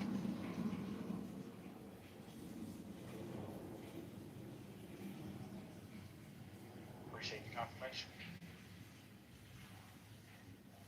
Oh, just in case, if my shenanigans gets my account clipped, I'll come in here on my burner. I'll message one of the mods with the name is on that account. What do you mean by get clipped? What does that mean? I'm semi-new to that. I can definitely agree. I definitely said some anti-Semitic things. They'll diss They'll move your account. Your account is no longer there. Oh wow, that happened to me. That's crazy. Oh. So just in case, this is one of the models with the name of my burner account. I don't think he said. Did he say Never mind. Don't repeat it. But I mean, for the record, he did clear it up, and he was proving a point. So yeah. In context, it's not what those weren't. No, I know. Yeah, I'm saying it again for the record. When they review it. Yeah, for the people when they review for the record. Right. Yeah, I just went to hell because he went to hell. That's all that was. You took it straight underneath the hell.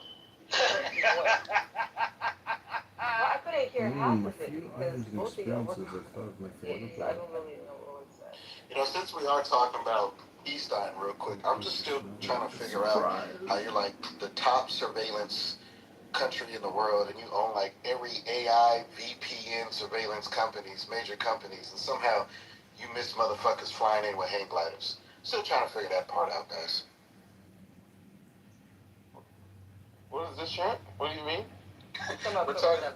Yeah, I mean, if you look at VPN companies, AI companies, surveillance, it's Israelis, and then for some weird reason, somehow they just missed October 7th the whole day. Oh, really weird. He's talking about the 7 hours it took for Hamas to come in, and the October 7th event.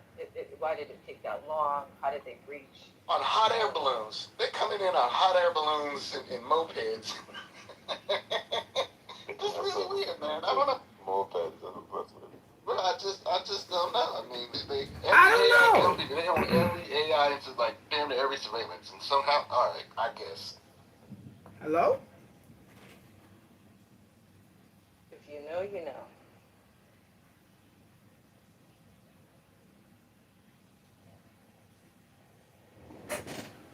If you know, you know. As the descendants of Ali were repeatedly excluded from power, hopes of the restoration of the Prophet's family became increasingly expressed in messianic forms. The Mahdi is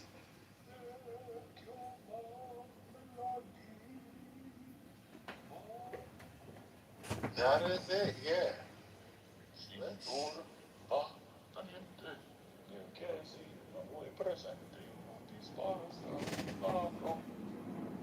I love that whole scene. the conductor was really good. We're getting there. About almost 30 but most of these people were once again working with Israel and Mossad. They were armed people at those rallies, those protests. It's a shame that they, hey look, this is how you know that he's not only a propagandist, but he's a terrorist supporter. Because look at the flag he's holding up. That is not the Iranian flag. That is not the flag of the Iranian people. These people are living in a fantasy world. Hold on, deserve oxygen. You don't deserve oxygen. Most of the You don't deserve to sleep with white women in Europe. Hold on. But even people that are that were kind of against this war, that are honest about all those Iranians, if you want to be long, we want to see what happens. You won't survive this Mullah, the politics. The life of Mullah is finished with peace inside Iran. I would guarantee that. With whatever means I can do. If you fix them out yourself, it is much easier for the world. The mullahs still have Iran, my friend. Deal with reality. The mullahs control Iran, and so does the IRGC. They are in control of everything. Nothing's going to stop that. They have the strain of Hormuz in the chokehold. They messed up the U.S. economy, messing with those filthy-ass dikes. And the American people have spoken. We're tired of it. Donald Trump was forced into the corner, and he knows that his presidency is going to go down as one of the worst, which he cares about his image. Order in the court. Order in the court. Now, to be fair, there's a lot of people that were it's kind of more right wing. I guess you'd say skeptical of this war, but nobody. I've not listened to anybody say that anything more than like 80 or more than, it's like, I forget the percentage. It's like 10 to 20% of the population is supportive of the IRGC. The rest of the fucking country does hate them. They're not. When you say if you're a terrorist supporter, when literally, you know, at least 80% of the people dislike the IRGC that live there. I mean, I would not call you a terrorist for having a flag of a different country. That's a lie. There's no number suggesting that 80% of the population of 93 million are not in favor of that. That's a nonsense. They were democratically elected with more than 52% of the population that voted. No, Pepe, do you not know that? You are wrong. It is more than 90%. No, you're wrong. You're a liar. You're not even wrong. You're just a liar. Just with guns. I can say that with confidence. You're not telling a lie. You're not wrong. You're just a liar. The fact of the matter is, more than 50% of the country do agree with the Ayatollahs and his Iranian regime. They do get the numbers. Projection alert system has been activated. The projection alert system has been activated. The projection alert system has been activated. They were elected. This is coming from Iran. I don't want to hear this from America and Europe. They don't live there. And even with that, it's coming from the Iranian people. First, we talk about them. It's not the source for that. Second point is that you won't even launch that. We're not listening to the UK. We're not listening to America no more about what the people of Iran say. Because Pepe, this is one of the biggest proofs. Where was the big uprising then? When America started bombing and Israel started bombing, why did not tens of millions of people make the uprising and take over the country? Because Pavlovich just stayed down. They just got done getting massacred. You know why they stood down? Because they stood with their country because they were being attacked by westernized terrorists. And they sided with the Ayatollahs. We don't want America. You seen the big ass protests that were going on in Iran. They did not want American and Israeli intervention. They all kept saying it. Stay out of Iran. You are as bad as people who deny Holocaust. You are the worst on this planet. Well, guess what? Many Jews deny the Holocaust. Many Jews question the number of the Holocaust. So I don't give a shit about the Holocaust and the Hollywood script that they put into it. You are the worst element that... You are the worst. You are the worst. You want to stick your nose so far up a rabbi's ass you can't even smell your own virgin scent anymore. As bad as the people who denied Holocaust. You are as bad as the people who denied Holocaust. Holocaust. I don't give a Holocaust. Exactly. You don't give a shit about Holocaust. It wasn't born in 1940s and 50s. I don't care about that shit. You confess that yourself. We're talking about the modern day, 21st century, and guess what? Iran defeated the regime of Israel. They went down. Donald Trump bent the knee. He figured it out finally with his fucking pea brain that he is destroying America when he said no more foreign wars for those fucking kites and for your excursions. You're right. I totally agree with you, my brother. 100%. You're right. America first. No, you are against human. Yeah, I'm for the America first thing. That's, I don't know. Stop begging. We don't want to help you people. He's denying Holocaust. He is not American. America first. What America got to do with the Holocaust? No, he's not America first. Listen. Resistance is Muslim first. You gotta listen to the black man. The black man is always right. It's Muslim first. Islam first. Islam first. That's a fact. Always, baby. Always, baby. See, he doesn't deny it. See, this is where at least I can respect resistance. Peter, 1 second. I can at least respect resistance because unlike a lot of the Zionists, you try to say, oh, I'm America first. But no, they're really Israel first. No, and I'm America first. I don't care about... Says he's Muslim first. That's fine. Yeah, because Muslims, we live... You know why, Pepe? This is the difference between the Muslims. We love America. We thrive here. Everything is great for the Muslims in America. We want America first. We don't care about no goddamn Israel. America first. The Muslims doing great here. They own big businesses here, lawyers, doctors, big real estate.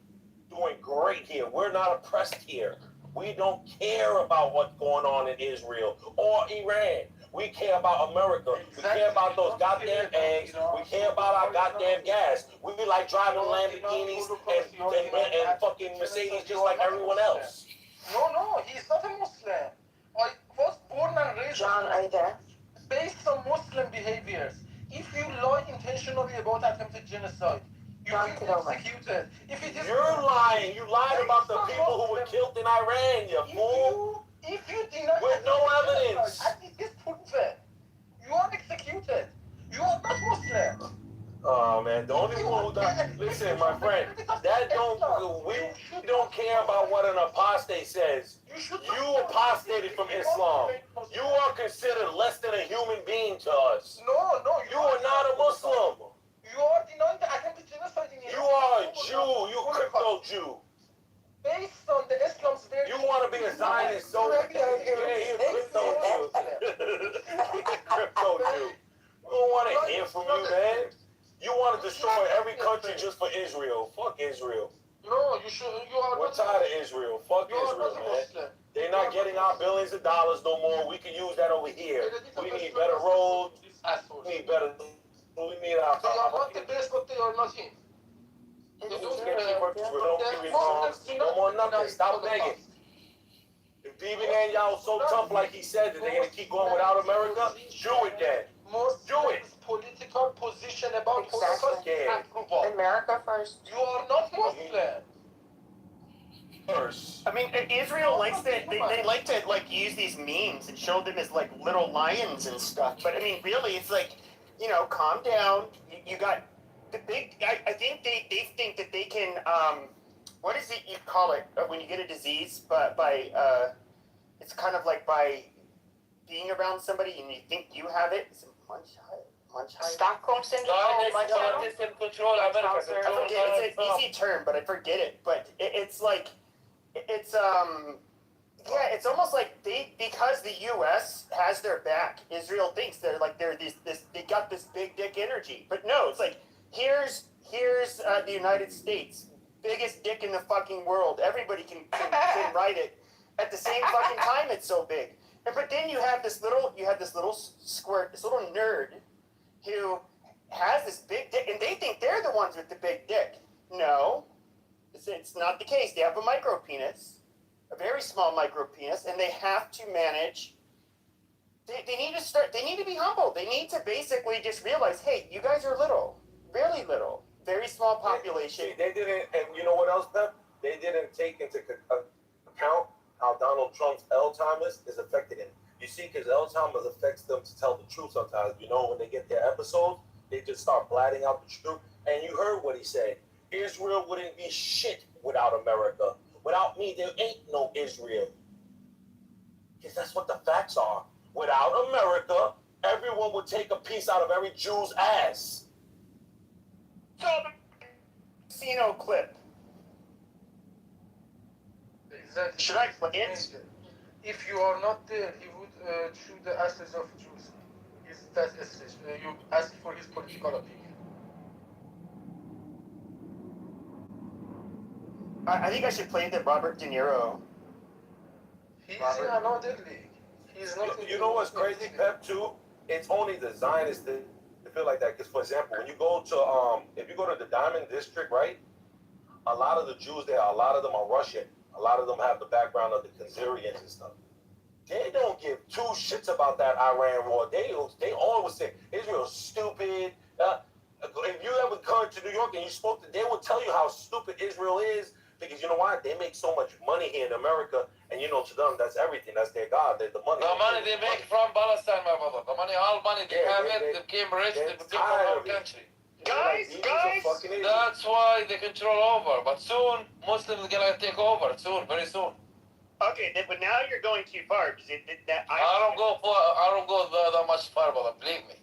Okay. Take it or believe it. Wait. Do we have a jihadist on the stage who says they? No, I don't. Listen, don't play that game here, brother. Come on. I will. Respect. No, I will play. Respect. Don't act racist. Don't act racist. But I know all Zionists. I know all Zionists. Most Zionists, a lot of them, they like to play games. Shut your fucking ass. Shut your dirty start mouth. Shut the fuck up, you bitch. Before you guys back.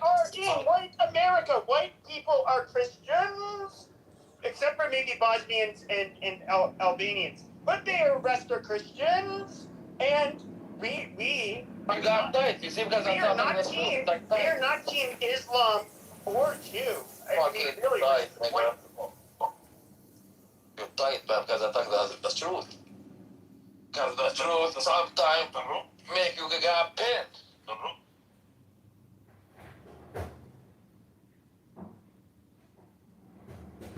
Oh my god, I gotta close the door on my fucking computer and save this shit for later. But the clip is pretty cool. Like it's plugged in with headphones and you can't just like unplug shit. Actually, yeah, I can. I'll just change the settings later. See, it's really just your opinion. Okay, this is President Trump talking to Benjamin Netanyahu, whatever, they're both fucking Jews. Alright, here we go. Find out? I don't even know what you're talking about, Nick. No, you said I'm bringing heat on you? I gotta listen to people because of your fucking shit? You're ordering me out? You better get your own fucking army, pal. I didn't do anything. I didn't order you out. God damn it, you fucking censored it. He would say, I'll take a piece of your Jew ass. He was calling him a Jew a bunch of times. He said, if it wasn't for me, every wise guy out here will take a piece of your Jew ass. Yeah, that was basically it. But never mind, it's censored. No, it was good. I mean, you guys do realize that this deal is a bunch of bullshit. That if you think Israel's going to stop attacking Hezbollah terrorists in Lebanon, you're crazy. Israel is never going to let them regroup. The Israelis are the terrorists because the people in Lebanon were doing quite fine until Oh, okay. Got it. And approach their land. Got it. Well, the point is, when a rocket comes over. The problem, though, fake narrative is we dealing with reality. But John, here's the. I'm one of those people who think that you do have to just let people deal with their consequences, and I do think we should not. If they want to keep on playing, if Israel wants to keep on playing these fucking games, they know it's going to undermine us in the United States. Now, yes, I get it. You have Hezbollah in Lebanon, and yes, they do fire rocket attacks from there. I get it. But you decided now that Trump was president, it was time to go ahead and invade Lebanon. It was okay to go ahead and, let's get America to do our dirty work, and we'll fly some of the sorties with him, and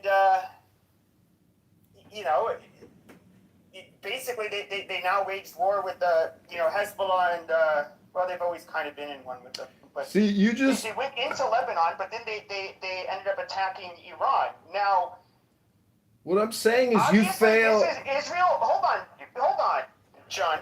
This is what Israel asked. They asked, "Hey, let's take out the IRGC. The people will revolt, and then we can have a regime change." That was the plan that was pitched to him. He did it. He sent 5 groups to the Middle East. He ended up at 50,000 troop buildup. They ended up doing the attacks.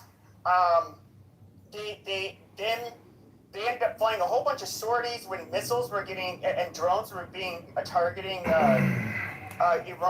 Israel. They were intercepting them. They left their tankers in the air so that they could refuel Israeli and American jets. They did all of this stuff. Now, the reason why Trump was told that the plan pitched by Netanyahu, why we should do the attack with them, did not play out. But America did do its part. Now, this is the exact reason why I was against them bombing Iran or Fordo a year ago. Not because it might be a good idea, but because it will not be enough. There's always going to be something else. The minute you take your foot, the minute that you show, hey, I'm not going to continue, we've helped you out enough, they're going to attack you. That is the game they've been playing with Trump. They now are, obviously the Israelis and the Zionists are losing their fucking shit. Okay, what do you want to do? When it comes to the reserves the oil reserves that most countries have, they're being depleted. This is not a game that can go on. The whole world is not going to have their knees bent to make fucking Netanyahu and a handful of fucking prominent American Jews and Israelis. Trump was calling for the Syrian president to invade Lebanon. Did you hear what Trump said? He called for the Syrian president to invade Lebanon. So what? Do you know why? That is not what he called for. Donald Trump said that he thinks it would be a better idea for Syria to handle Hezbollah in Syria. It would do a better job. That's verbatim what he said. Yeah, he's calling for Syria to invade Lebanon. So but with Syria, with their president, I don't know if you know a little back history, but he's been doing this. That guy's gangster. I mean, he's a tough motherfucker, but. Since the Iraq war, you had the different insurgencies. You had a civil war, Shia versus Sunni. There's a lot of bad blood between the group that's in power in Syria and Hezbollah. They will undoubtedly go into Lebanon, seek out every single one of these motherfuckers and kill them face to face. They work a lot differently than the Israelis. Doesn't it make sense for countries to have an army, not a proxy terrorist force occupying their country? That's illegitimate. No, he said he can bring them in to kill them. occupy them. moment. The goal would be is you already have a government in Lebanon. They just they just can't overpower the Hezbollah. This is how easy it is to catch these people with their propaganda and lies. Check this out. Number one, that ex-ISIS leader, as you guys call him, the president of Syria, ISIS has never attacked Israel, ever. Never. It's never happened. But guess what ISIS has done? ISIS has killed many Muslims. That's what they attack. Other Muslim groups. This is just a factual matter. Israel would treat them in their hospitals all the time when they were wounded in Syria. Yes, ISIS. So you're talking nonsense, you talk shit, and you don't know what you're talking. You're just another propagandist. You talk lies. Projection alert system has been activated. Projection alert system has been activated. You don't understand the difference between facts and opinions. Go ahead and explain to us the difference between a fact and an opinion. Why are you getting so excited, Resistance? Oh, you don't like getting called out on your projection? Okay. Earlier stages and before their evolution, before they were basically the resistance fighters against Assad. And so yes, the U.S. was arming them. The U.S. armed them and gave them because dollars. Yes, because they were fighting Assad. It's kind of like the Taliban. They're a proxy group for America. That means. Point blank. No. Yes. No, we fund adversaries of our bigger enemies. See, the truth is They were not created. A proxy group is created. By a nation. Then why we haven't funded anyone to attack Israel then? Because they're our biggest enemy. They're the ones been fucking. Yes, they did. After the Islam, They've been fucking us royally for almost 100 years. First, did Ayatollah, and after that they said that Iran is some kind of gift for Islam. They call it, for example, something that we took by power and we deserve that. We need it back. We would make them accountable as much as we can. If they can prevail us, they can stay. If they cannot, we will break their back. Nothing you say will change that. But Syria cannot control its own territory. How can they invade Lebanon? His own territory is in the hand of Turkey. Kurds are independent, and he is in Damascus. If he can... He never said for Syria to invade Lebanon, you fool. What are you, retarded? You don't listen. I know that it is impossible, but you said that the general of Lebanon is already stronger than that Syrian, Michel Aoun. Michel Aoun is already stronger and he cannot deal with it. Hezbollah. And the Syrian president comes on. There's nothing new under the sun. These conflicts are going to go on forever because even as we're debating this conflict, Ukraine is striking deep into Moscow, blowing up oil refineries. These conflicts will never end. The military-industrial complex, the profit, the supply chain, the whole fucking thing will never end. I'm not an actual Jew, but I mean, Israel has every incentive to want to keep us involved in fighting with their enemies, okay? Your local congresswoman, your local senator has every incentive to keep the war going forever. You go fuck yourself. I'm telling you the real politique. Donald Trump is a mercurial motherfucker. This guy is playing good cop, bad cop. The goddamn, what the fuck do you call them? Defense contractors. That's bullshit. Well, you know, the biggest problem is Medicare, Medicaid. It's not the military-industrial complex. The scam is happening in Medicare, Medicaid. They would literally bleed this country dry. Oh, really? Oh, just little Israel? That's the only country that wants to bleed us dry? Try Russia. Russia can't wait for us to fucking implode. China can't wait for us to fucking implode. Probably India can't wait for us to implode. You think little Israel, tiny little Israel, 10 million people are the biggest problem? Hello? You know, Jews are fairly successful, and they're, you know, Jews being as tribal as they are, they're going to have, like... Yeah, you know what else is tribal? The 50x killing of white people in this country. The black on white crime in this country. The tribal murders in this country. You know, to do what's best for their tribe in Israel. And, you know, we can look at Miriam Adelson. This bitch is not, you know, I shouldn't call her bitch, but, you know, she's, I mean... To call her an American. She's a patriot and a hero. Without her, we'd have Kamala Harris and Tim Waltz. She's gonna really, literally. Donald Trump even said in front of him, we know you love Israel more. Yeah, it's obvious that Trump keeping it real all the time, 100. Okay, whatever. He says what he feels what he says. It is up to us. Jews care about their own people more than they care about us. Yeah, it's called tribalism. Why do you think black on white crime is 50x? Shut your fucking mouth. Shut my fucking mouth. Good. Is that, yes, they can do whatever they want for their tribe in order to get ahead. Perfectly reasonable. I mean, a lot of people are... They gave you the 10 Commandments. They gave you the basics of law. They gave you the law. The 10 Commandments. Try to read them. Move to audience. There we go. The thing is, though, is that us Americans, okay, some Jewish, most are obviously not. It is perfectly rational and reasonable for us to say, hey, this is not in our best interest. Yes, I know you guys have a lot of propaganda and narratives that you push out there. You try very hard to influence the American public to agree with you. Unfortunately, Pepe, your time has run out. I'm gonna go to music. I hope you all enjoy. Next, the following text is between the points of the pentagram,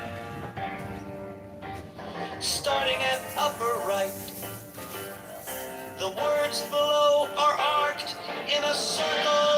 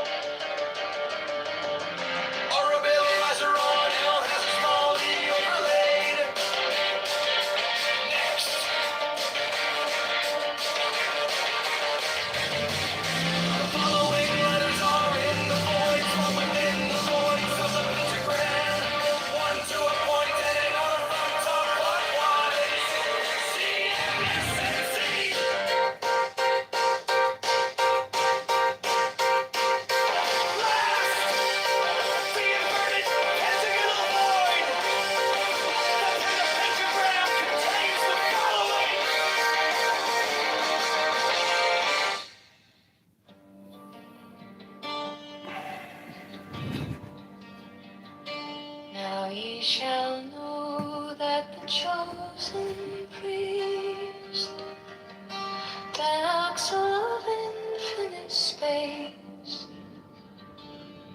is the prince, priest, the beast, and in his woman called the Scarlet Woman is all power given. They shall gather my children into their fold. In the allied claim to legitimate They succession. shall bring the glory So I think that this book is into the heart. bunch of money. You lecture America on Obama giving them a bunch of money. Come on, Devane. So hold on, Marshall. Let's have this conversation. Yeah, so they're two separate things. So there's one is like the release of frozen assets. In terms of sanctions are just something that's either in place or not in place. It's not a control of money. If the United States decides... So the financial sanctions are under control of money? Wow. Okay. So Yeah, well, it's not the idea that the U.S. says, okay, we're going to approve this transfer of money or not. Either the sanction is in place saying that you can't have those types of transactions, or you can. No, it is. Hey, so you have no clue what you're talking about. So when there's financial sanctions in place, we have financial sanctions right now with Russia. Okay, what happens whenever a transaction comes through? The U.S. is the one that says, "Hey, this is under sanction. We have to review it." And they can release it and push it through if they want to, or say, nah. That's how they know the request. I mean, it's all part of their intel. That's part of SWIFT. They created something called SWIFT. No, but this guy says that doesn't occur. Yeah, this guy says that doesn't occur. That's not what I said. But you did. You said they don't control. No, I said that it's either there or it's not. It's either there or it's not. No, what I said. No, that's what you said. That's not what I said. I said if you lift the sanction. No, what I just said it's either there or it's not. Okay, it's not what I said. What I said was. Why no, I'm not lying. What I said is if you lift the sanction, if the sanction is no longer there, then the U.S. is not saying on an individual basis, oh, is this transfer okay? Is that transfer? But that's what the MOU says. Okay. If you read it, it actually says based on performance. Based on performance. The sanctions will be released. So they're in control of what sanctions need to be released. They're in control of and it's interesting that Marshall is parroting the talking points of, of many of the rhinos that are talking about it without actually reading the full MOU. It's incredible. But, Obama basically sent cash money to them with no control over where that money goes, who it goes. That's money that the U.S. had full control over, and U.S. banks had to close down essentially for one day to get enough money to be able to send it over there in a jet to go over. Here, the U.S. banks aren't sending money to them. What's happening is Qatar and other countries in the region, including Saudi Arabia, who've all, and Rafi, you and I spoke about this, they all have a vested interest in rebuilding Iran. We spoke about this a week ago. They've all talked about wanting to rebuild Iran, saying that we can build Iran into a new Dubai or a new type of UAE type thing and make it into a flourishing country.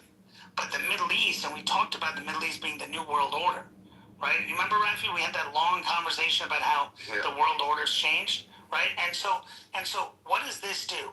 This says that, okay, Qatar is sending the money. The U.S. is still involved in what's going through. Other countries are giving money and assets. There's going to be venture capital firms and other places where money is coming in that way.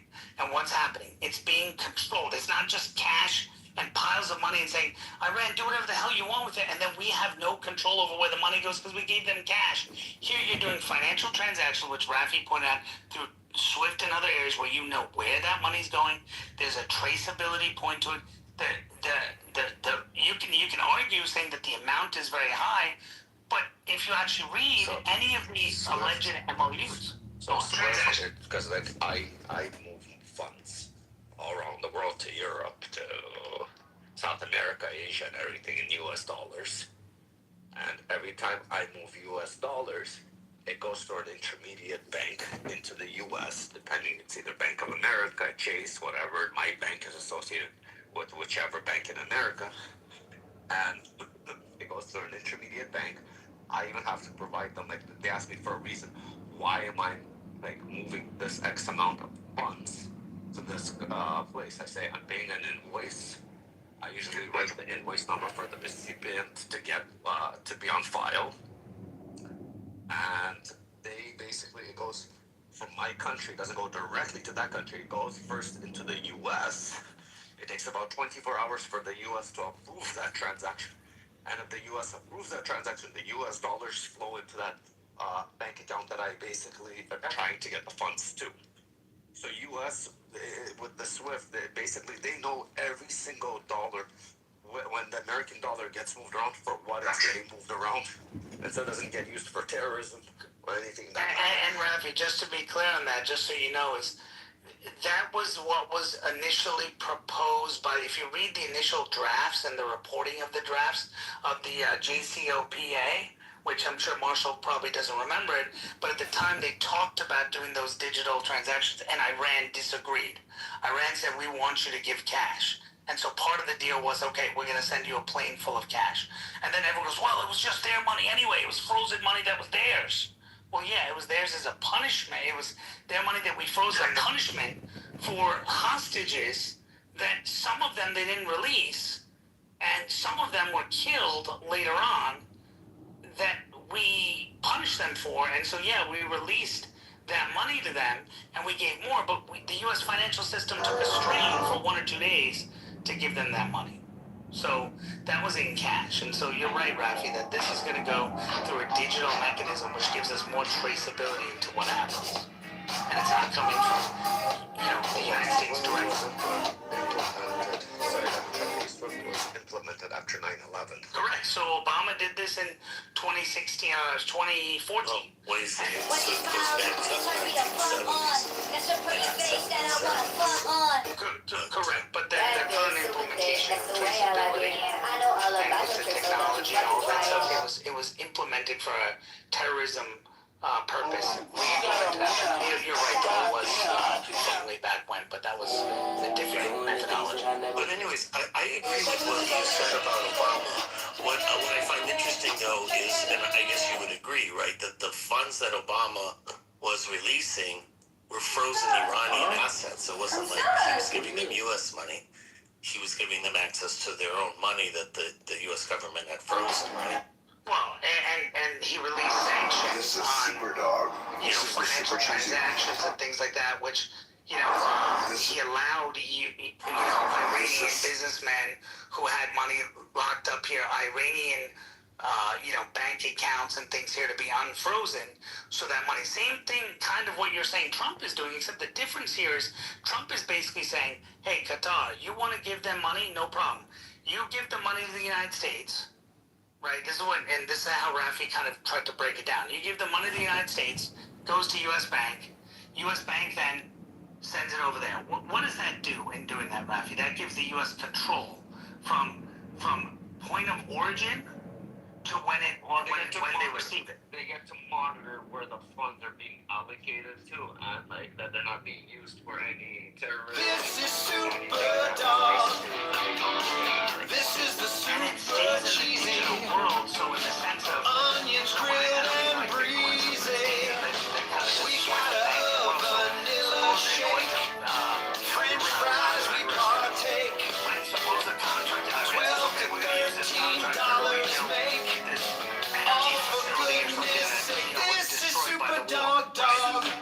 They're going to use the same online payment. It's not like they have cash in their pocket and somebody's meeting them in a back room and taking a bag of that and saying, okay, let's go bomb Israel, which is what Obama did. Super Dog. Right? Obama took their money, but don't forget he gave them cash. There's no traceability into where that money went, how much went, who took the money. There's no traceability into that because he gave them cash. That's a dirty deal.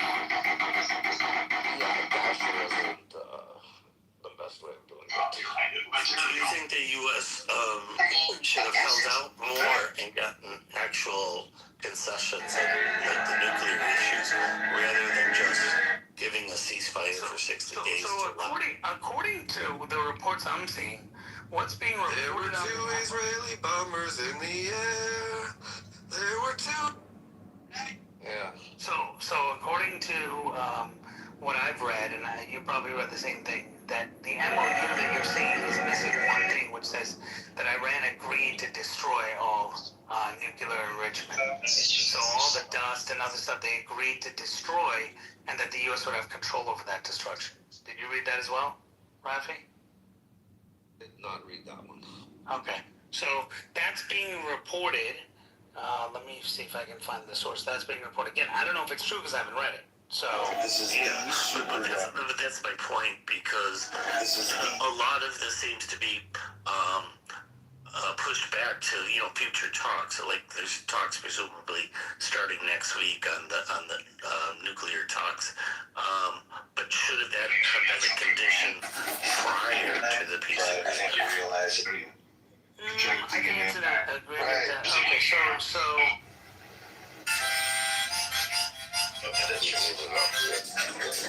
not really 100% sure, but Trump does say whoever sells Iran a nuclear weapon will get nuked themselves. If they sold a nuclear weapon, only if you could do that, they would get nuked.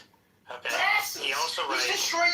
Iran has agreed to never have a nuclear weapon. Also, the story that the U.S. is paying $3 million is fake news. Never satisfied. 300 billion. Yeah, 300 billion. But that was Iran's position before the war. They haven't changed their state. They've always said that they're not interested in developing a nuclear bomb. And yet they started developing facilities to build a nuclear. That's my point. Exactly. Right. So their position is that, but now their facilities are decimated. Whereas when Obama signed the deal, their facilities weren't decimated and they were growing their facilities. Do you see the difference or no? No, I do, and I agree. I think it's a good thing to destroy those facilities. What I'm saying is I'm asking for more, not less. I think the whole thing's dead in the water because it's between the U.S. and Iran, and it says hostilities will cease, including those in Lebanon, which requires Israel to be a party to it. And the Prime Minister of Iran said, well, we expect Israel to withdraw, which ain't happening anytime. So that goes back to the title of the room. Should Israel give back the land that they took from Southern Lebanon? Well, should they keep it is different than should they continue to occupy it. So Fox News correspondent, take it for what it's worth, Aisha Hasni writes, from White House official, nuclear material will be destroyed and removed. Nuclear program will be dismantled. None of their money will be released until they perform. Strait of Hormuz will be open and no Iranian funding of terrorist groups. This is all in the MOU, not in what was released, the actual MOU. Yeah, but that's based on these future talks that are going to take place. Well, but it's in the MOU. So it's saying that this is things that they agreed to now. And then the future which MOU are you referring to? There was a released one that didn't include the language you just said. I'm just repeating what this reporter said. Yeah, I mean, the White House website didn't officially release it, though. Just so you know. I mean, the point is, I have a question. Should I ask? Okay, so I have a question. Everything you guys say, let's say it's correct. Let's say it's true. Trump is making a deal. All of this. What is Trump gonna do if a week from now, 2 weeks from now, before the 60 days is out? What will Trump do if the Iranian people, just like back in January, storm the streets to overthrow the government? Because keep something in mind, yes, they do kill people and all that stuff, but U.S. and Israel spent 2 months bombing 30,000 targets, and those are every single target the government of Iran needed to repress the people. So what's going to happen there? Are we going to send troops on the ground to help IRGC kill its people? Well, the MOU says no involvement in the other country's internal affairs. That's not the official one. That's not the White House release one. That's what someone is saying was released. Because I'm looking at the White House website, I don't even see the MOU release. So we're going to send military to kill Iranian people and help the government? Is that what you're saying? I don't know. But that's not in the MOU. But Trump did say if they don't follow or they don't, do what they're saying they're going to do here, then we'll just blow them up again. No, but that's between U.S. and IRGC. I'm talking about, because this is the deal. They did kill 40,000 people and more. They did do it in a way that there is no way to stay in denial. There is a dictatorship 101 rule. It's called the repression, the paradox of repression. If you guys don't know what it is, go look at it. Once a dictator government goes on a killing spree like they did, there is no way they can stay in power. I'm sure governments like America know that. So I'm trying to figure out, because right now, people might still be scared, or people might got out of that fear and they already be angry. But the reason people haven't done anything is because U.S., Israel, and like the the prince of, the Iran's prince, Reza Pahlavi, they all three have told people to sit put, right? But the moment people realize, oh, Trump is really making a deal, and if people decide to go out and storm the streets again, I want to know, how are we going to stop it? Our government knows that this is going to happen. Our government does know that. And the question is, does the U.S. want to stop it? So this AP article that I'm posting, So you have does that mean they're going to make a deal for what reason if they believe there's going to be a revolution by people? Yeah, because it's not, usually these things would be released on their website. So it says senior U.S. officials. Well, they don't say who. They spoke on the condition of anonymity to read the deal before a formal signing. That's usually what happens when documents are not in our favor and someone wants to leak something. But you understand that it's those people are violating. If it's true, it's a federal. It's a federal crime what those people did. We did apparently sign something. So this is what it says, and I'm reading this right now. This is the interesting one. About the 300 billion. Let's just assume it is for the moment. Waivers and permissions needed for the relevant financial transactions will be granted by the United States of America. So basically, all transactions are going to go to the United, and they have to be granted by the United States of America. That's exactly They're not what just going to be given to them. But again, we don't know if this. What number are you on, Rafi? Number 6. That is point number 7. No, isn't it 6 on the link he put? Oh, sorry. Actually, yes, that is 6. Yes, correct. That is 6. So the mechanism for implementation of the $300 billion will be finalized as part of the final deal.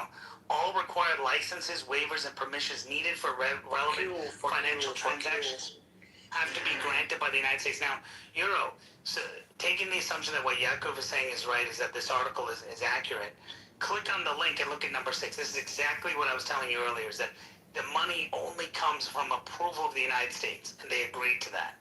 That means that the U.S. can say, fuck you, we're not giving you shit because you didn't do what we asked you to do. Get on your knees. I understand, but that's part of the Reconstruction Fund. No, it's everything. Read it. The $300 billion. It says the $300 billion for the reconstruction and economic development. Yeah, he's right. The last Republic of Iran. Right, so that $300 billion is only given to them if the U.S. is approved. Read the last sentence. Yeah, I read the last sentence. All required licenses, waivers, and permissions needed for the relevant financial transactions will be granted by the United States of America. There are actually 2 versions of it. One is the one that IRGC is saying, one is the one that U.S. is saying, and on part 6 they're different, exactly on the same sentence. One of them contains that sentence, one of them... That's what I was trying to tell you, Yaakov, is that some of these are being leaked differently, and that's why the final one, it's going to be fascinating. That's why... Would it be translation issues? No, Yaakov, I think this is the game that's happening. Even the translation had the same problem.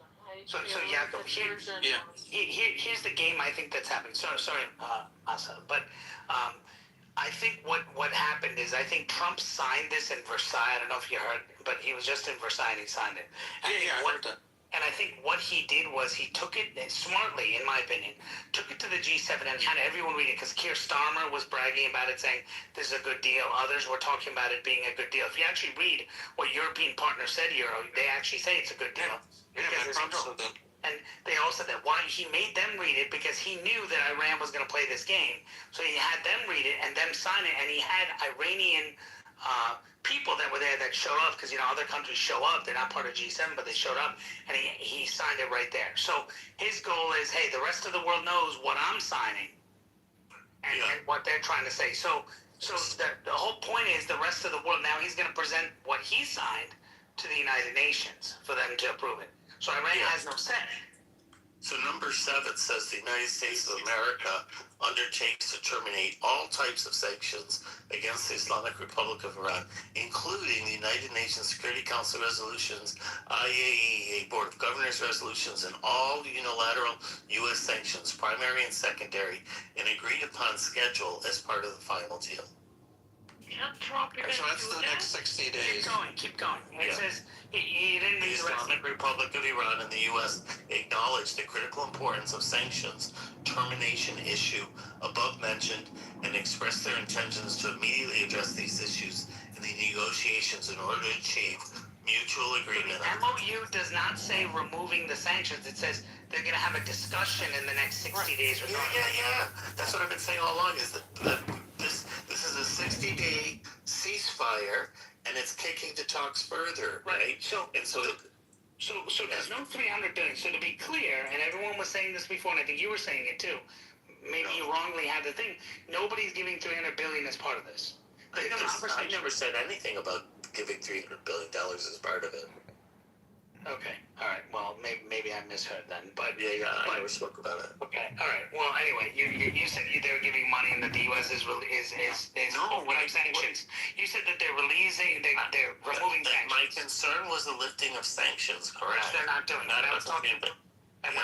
You were talking about giving money, and I was saying that they have control over it. You were arguing about that, but now we've kind of firmed out that the U.S. What I'm trying to be clear about is that I think the U.S. should be demanding more, is what I'm saying. Yeah. That Iran so far has only agreed to things in principle. Have you read number 8? It's the Iran. Yeah, that's the one I was just looking at. Yeah. Islamic Republic of Iran reaffirms that it shall not procure or develop nuclear weapons. This is right. That's it. The JCPOA doesn't have that in writing. It says that they can still create. So anyway, but the United States and Islamic Republic of Iran have agreed to resolve the disposition of stockpile enriched material pursuant to a mechanism that will be mutually agreed. So in other words, they're saying they're going to get rid of the stockpile that they have. Okay, then it says that's what I said. They have an agreement in principle, right? But they have to work out the details of the mechanism. Right. The two parties also agreed to discussing the issue of enrichment and other mutually agreed upon matters. Right. The final deal will confirm the provision. The United States acknowledges the critical importance of the nuclear issues above mentioned and expressed. So everyone's making a big deal about this like it's some kind of deal. It's just hey, we're gonna talk. It's just saying, hey, let's talk further about it. That's the problem. It's an agenda. That's the problem. Maybe it's small potatoes. They asked for $300 billion in what I consider reparations or war damage. Why didn't we request, money for all of our, the places that were, hit, the planes that were destroyed and everything? There's a couple $1 billion. Like, we just felt like that under the table. That money is not coming from. That's what Rafi and I were talking about. It's not coming from the U.S. The U.S. isn't paying them a dime. The U.S. is no demand of the U.S. for compensation. Fair. That's fair. That's fair. What I'm saying. But at the same time, right, the U.S. is controlling what they have. So the U.S. could just say, hey, Qatar sending. If they net it off the top, maybe if they say, well, let's pretend there's a certain amount of money. But Jacob, what gangsters, right? At least if Trump is in there with gangsters, he's gonna say, all right, take $1 billion off, because you know what, we're just gonna pay this. You know what, I don't like how you're using it. Fuck you. We're keeping the money. And it's like, and what are they gonna do? Iran's gonna say, we're gonna attack you. All right, come on, try it. Well, what number 6 says is that the U.S. undertakes with the regional partners to develop a mutual plan with at least $300 billion for reconstruction. So that's what it says in terms of that part. But in terms of 8 that was read, the problem is there's an agreement in principle on the stockpile, but there's not an agreement in principle on the enrichment. They just agreed to talk about enrichment. And the United States, I think, should have pursued to the point that not for an MOU. I think that's for an MOU. And I'll tell you why. Because that's how this whole issue started. They were already under an agreement to keep their stockpiles and enrichment limited to 3.67%. Now, of course, they've gone up to that is true. What agreement was that? This is JCPOA agreement. So did they maintain that? They did maintain that. You sure about that? Yes. Weren't they at 60? No, they were at 6. They were at 60 after the U.S. pulled out of the agreement. No, that's not true. It is absolutely true. It's not true. We're still binding on that. And this guy's a gaslighter, dude. I'm stating facts. Is that my girl Yasmin? Hold on. I just saw your pussy pictures 10 times today for $9.99. Even the United Nations Got myself a good lunch with that roast beef pictures, yo pussy, bitch. Is it true that they were doing that? You said yes, they were. No, the enrichment was limited to 3. Fuck you, you blocked me. I ain't wasting my time with your bullshit and your fucking roast beef pussy pictures, bitch. Go castrate yourself chemically. I just said, well, they violation of different things. Do you not understand? Foul mouth. I do understand. Ms. Rahi, Sephardic cunt. Yeah, you said they weren't. And I said they were not. Never met such a fucking waste of time as you. Coming on this app every day, talking to that fucking whatever the fuck that thing was that you blocked. What was that thing's name you blocked? What was that guy's name? Fucking macro or something stupid fucking F word. Ugh. Should be stronger, but they were respecting the 3.67. Yeah, did you see Snapchat has these new $1,300 glasses coming out?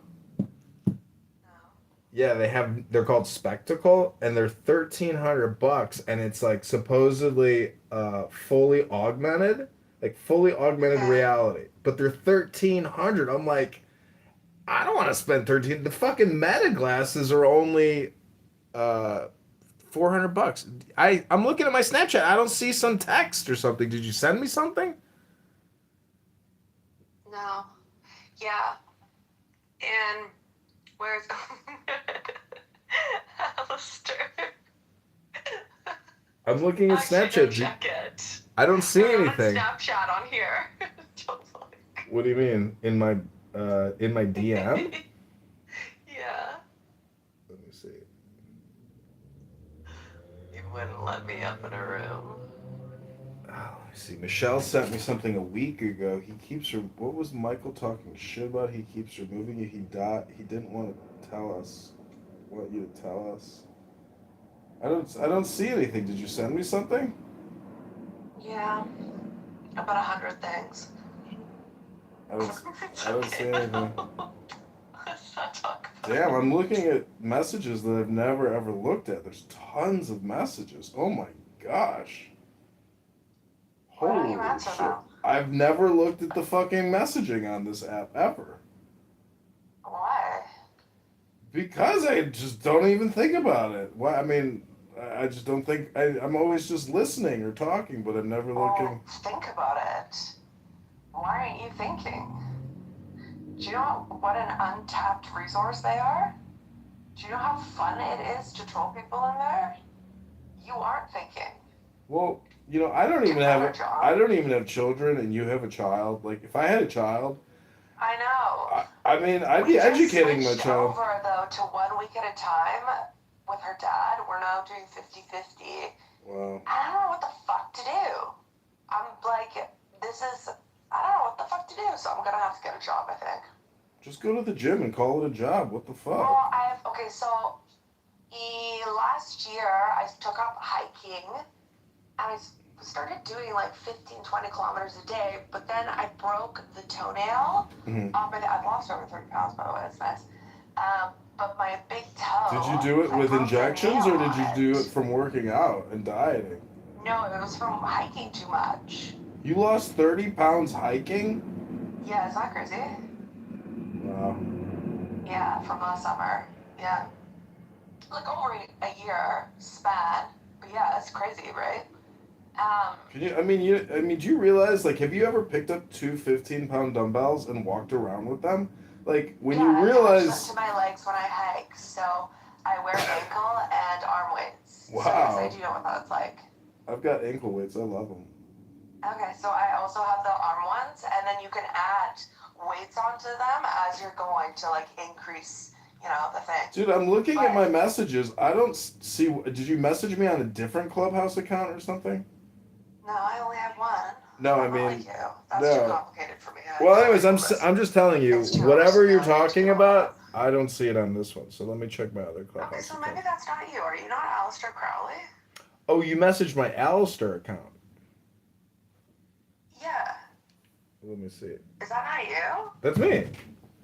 Oh, okay. I thought so. With like the phone in the picture, right? Yeah. Yeah, okay. Okay, so let's see. Oh, let me up. Let me it's up. not that exciting.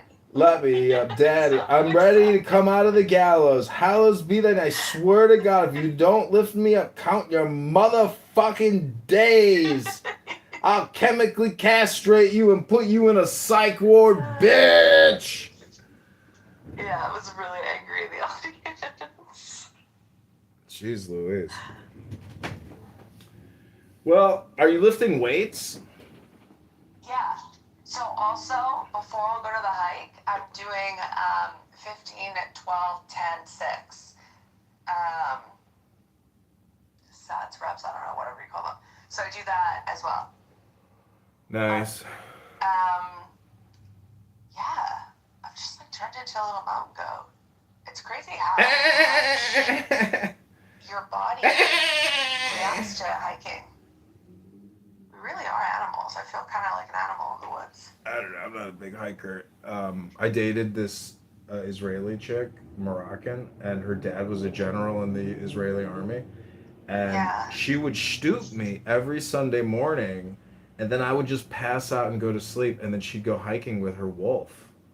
She had her wolf? Yeah, she had a wolf, an Irish wolfhound, and she just had the greatest ass. And so when she dumped me, or our last dinner, I was like, I love you to pieces. Love you to pieces. Love that ass. You know, people ask me, are you an ass man or a tit man? And I say, I'm an ass man because an ass is technically just like two big, huge tits on the upper part of your legs, you know? Yeah. Curves. You know, success really is wiggly, you know? And if you've got great curves, you're going to be successful. If you look like shit, it's over for you. Everything is about image in life, and it's like, it's sad, but it's true. And if you're going around looking like shit, people are gonna treat you like shit because you think of yourself as shit. It's true. I mean, your presentation. It's so true. It's like I'm reading the 48 laws of power. Yeah, your personal appearance actually is an indicator, and if your personal appearance is off, it's just a red flag for people. And everything is off. In fact, they say that victims, people that get mugged, they get mugged because their physical appearance is actually not symmetrical or of a high quality personal appearance. They actually target people who look sloppy. That is so interesting. Isn't that crazy? Yeah, I believe that. Even with your house, if your house looks like it's out of order, you know, and your landscaping looks like shit, you become a higher target. If your car is sloppy on the inside and you got shit all over the place. They're right, though. Think about it. People that are like, your environment reflects your mind. Mm-hmm. They're not entirely wrong with that. That's why I say, I mean, if you're on Clown House talking to Fractal for years, like maybe inside your brain, a fucking horse or a camel came by and shat in your fucking brain. And thus, that's your experience with Macro or whatever his name was. I think that's Fractal. Peak depression. Fractal is your peak depression. Yeah, that's my personal 9/11. That was my Roman Empire. Fractal got you. And he's giggling right now as he, you know, eats. I got sucked. You know what's so funny? I actually, a few weeks ago, I sent both Lolly and I just said, I gotta, like, this is fucking bizarro world. I can't do it anymore. I'm gonna co-invite some super hot TikTok chick to join the live. Oh, are we on TikTok right now? Yeah, we're live on TikTok. Oh, hey, TikTok. Should I put my picture up then? Hello? Hello? TikTok's Jewish now. There we go. I can't. How many birds do you have now? 2. So Lettuce passed away last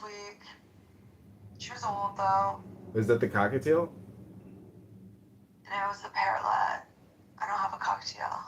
In your PTR, it looks like a cockatiel to me. Oh, that's not mine. Well, I have no pets, and I do not want to get a pet. And I'm seeing this girl that has 2 cats, and I'm like, you know, like if she ever moved into my place, like I wouldn't let her move in if she brought the cats. Like we'd have to adopt the cats. I don't think I would trust somebody that didn't have pets. I feel like you're a strange individual. If you do you have houseplants? Like, do you have anything in there? I do have houseplants, yeah. Okay, so this is redeeming. And I have a garden which I have spent years cultivating outside. Okay, so that's slightly redeeming, but I feel like it's a bit of a yellow flag if It's just not. you just live on your own. What do you do on your own? What are you just jerking off all the time on your own? Like, what the fuck are you doing? Yeah, you don't go on a dog walk? What are you doing? I go to the park and I jog through the park. There's incredible trees. It smells nice. It's clean. It's beautiful. And I'm so thankful. And yeah, it would be nice to have a dog. But with a dog comes a lot more cleaning and a lot of mess and peeing and pooing and breaking things. And the truth is, when I wake up in the morning, I want to just make a coffee. I don't want to have to take a dog out right away as soon as I get up. It's just, it becomes annoying. And maybe, see, the thing is, I would do it if I had a partner to enjoy the experience with. Like, and that means... I think that's an excuse. It's not an excuse. I've had pets. Excuse. I'm 43. I've had plenty of pets. If I had a partner, that is telling me that there's something else going on here. It's not about owning a dog. It's about your relationship status.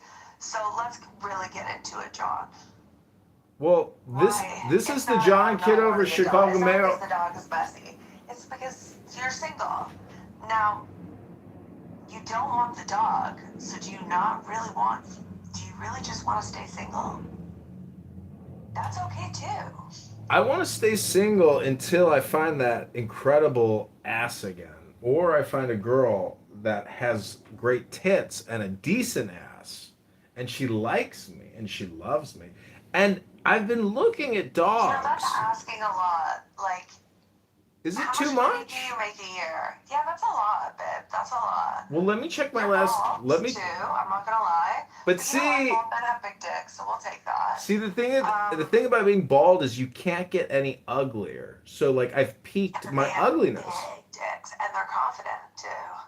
Well, my dick is not a huge dong, It's... Okay, so we don't love that actually. Then, See, I mean, I've seen some pornography with some African American men that have these like 16-inch power rods. Well, that's like animalistic. I mean, I can see, the thing is, I've mastered the art of making a woman orgasm 100% of the time. Do you know how I do it? How? I have a magic wand that I buy on Amazon for $15, and it's so incredible that no one ever leaves unsatisfied. What is it called? You're Rosie. Okay, put the link in the chat right now, and I'm gonna put it on my Amazon Prime on my list. Well, I'm not gonna do that for you. You can just go to Amazon and search vibrator and look at the most sold and get the $15 model. The point is, vibrator. Yeah, the point is, having to actually perform oral sex. That is a preferred model for many people. That's a preferred model. I don't think I like that one. Some people like that one, but I think you have to just get the mini. Anyways, it doesn't matter. My point is, I just feel like that would be like having sex with a robot. Like, I don't want to. Well, let me ask you this. You're on this app for years talking to Fractal, and so since you do actually have brain damage, and you probably have experienced migraines as a result of this app, you see, an orgasm, as soon as you have that orgasm, your migraine will instantly go away. It's like flushing the toilet. That's great. I love that. I love that for you. Hello? Hello? I love that. I love that for you. Hello? Two babes. Hello? Do Bird honks. Bird honks. Honk honk. Bird honks. Honk honk. What's your X handle again? Well, I'm in the process of shutting that down.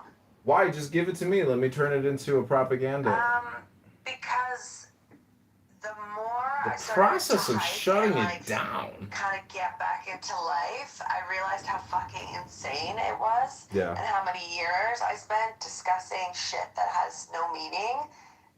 And it truly is like a state of mental illness. Yeah. And I think it's probably a good move to start slowly beginning to shut that down and completely remove it. And I recognize it's going to be a process. There's a journey. Well, you're retarded. Anyways, if you actually destroy digital assets, you really are stupid because you have no idea the value that it. I'm going to archive it.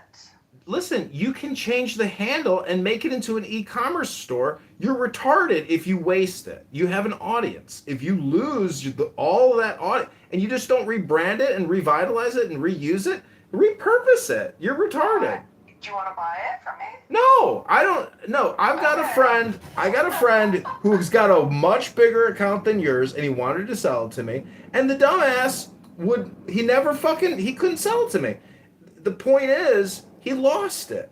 And he could have made a lot of money with it. But his ass was fucking selfish and petty and not a partner. See, I've gone into business with people where I'm 100% of the partner. And they're not even 0%. I'm trying to get out of the business, though. I'm not trying to get in it. Listen, the point is, I'm not buying shit from you because I'd rather take that money and just invest it in advertising. Why would I waste my money on something that you want to abandon ship on? I mean, go wax your pussy and sell some pictures. That's fair. That's valid.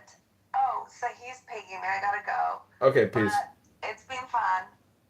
The highway, looking for adventure, and whatever comes our way. Yeah, I gotta know it can happen.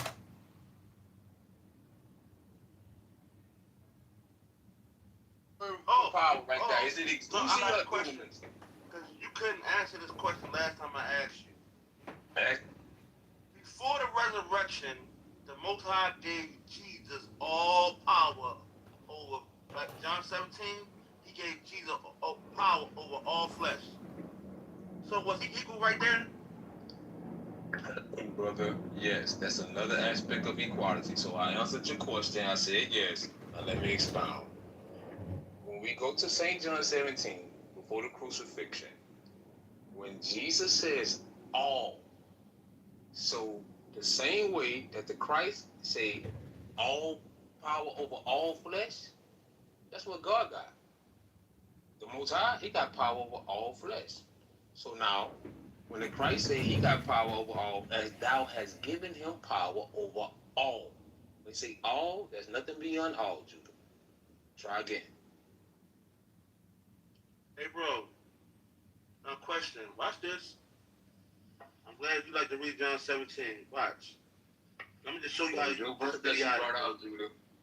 That was your verse that you brought out. I know, bro. I'm going to show you a verse that you ain't even see.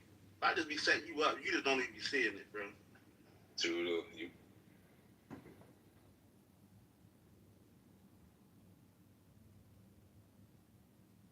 Oh, fast and took another round. Oh, well, he's gone. Oh, that was number 9, though. Fuck.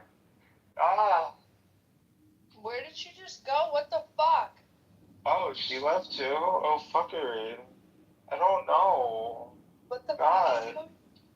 So much drama. Wait, what's happening? What's happening? She changed her fucking name again. I don't know what Wait, her name she has to mean. What do you mean? So that's admin at the bottom. Okay, you're back. Yeah, all of your old accounts show up first. Okay, Ben tell you. Earlier, I'm like, where the fuck is what's happening? Hello? Hello? Hello? Hello? Jesus Christ. Okay. I don't care who cares. That was.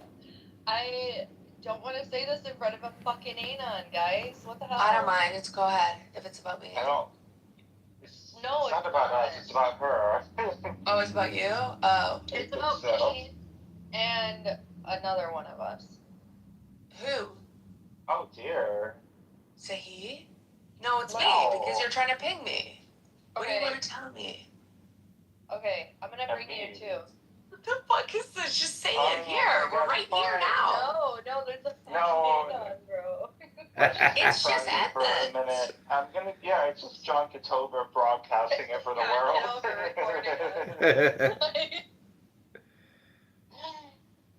Am I invited? What the fuckery? All these bitches. Where's my invite?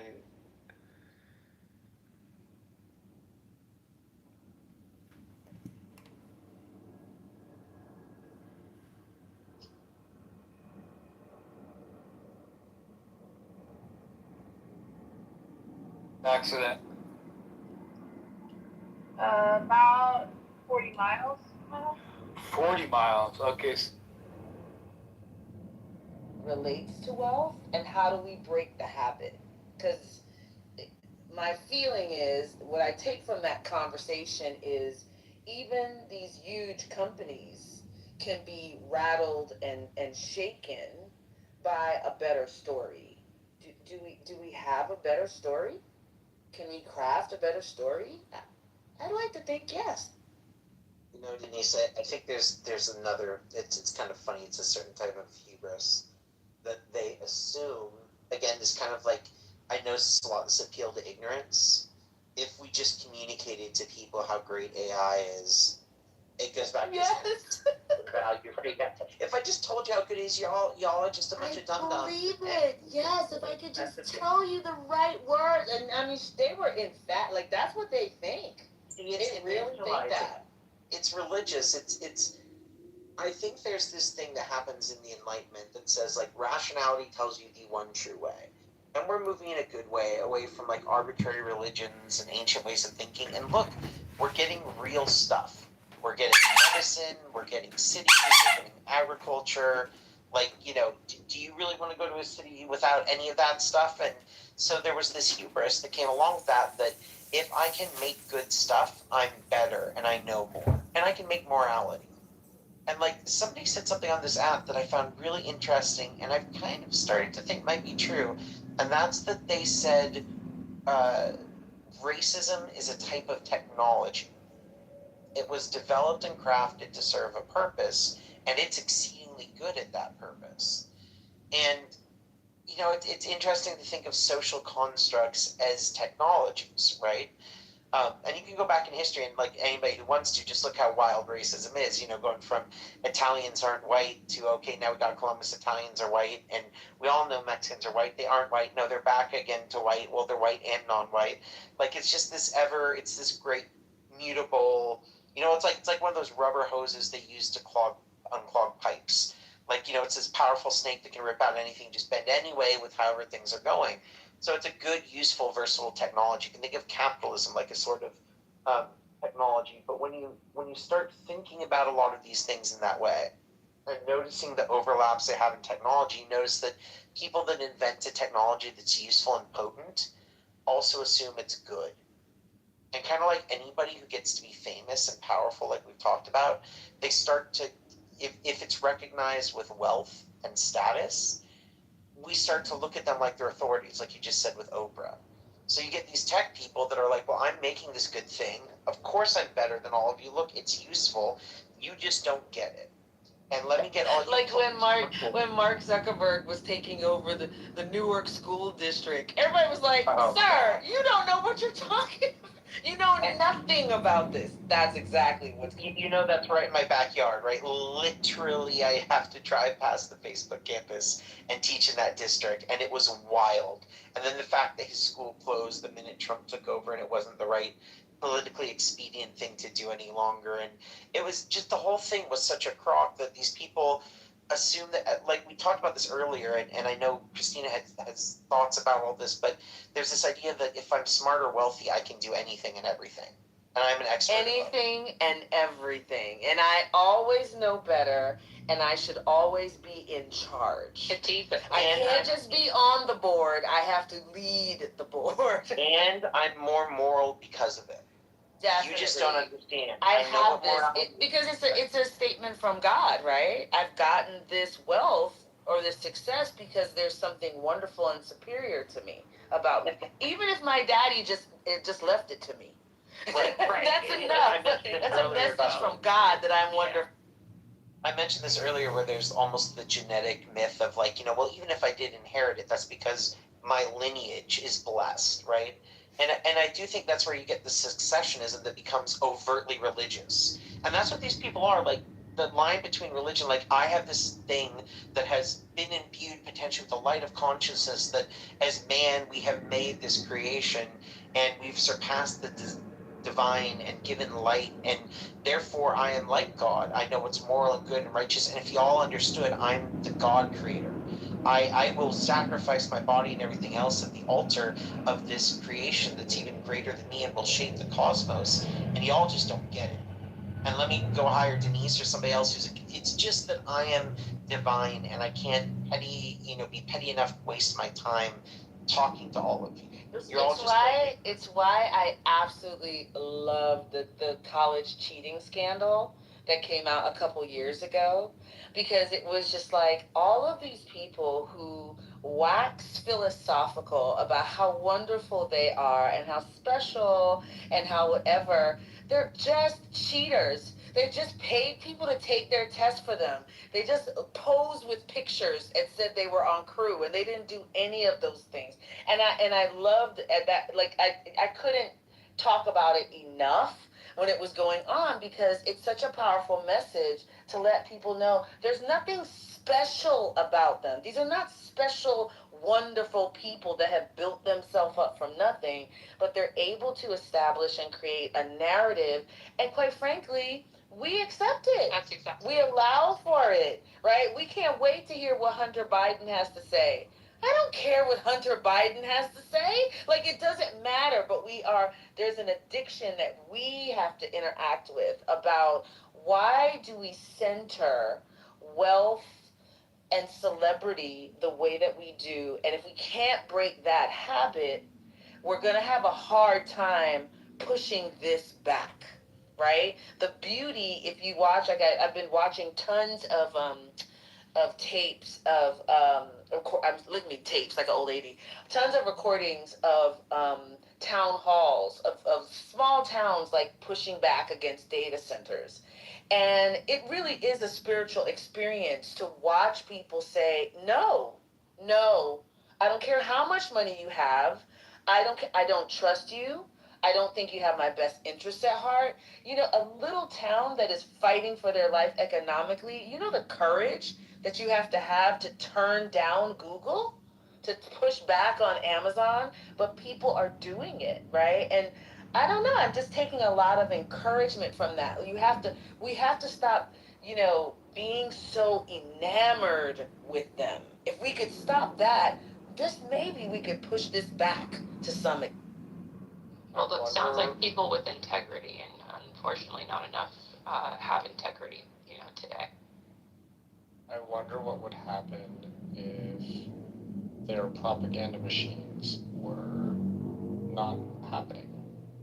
Because a lot of this is repetition and, just general propaganda. I don't think they'd be nearly as successful at making all their claims. They would just be some, the person on the corner talking about how special they are, yelling at everyone passing by. But I think that's exactly the point. It is not working. That they're really shocked.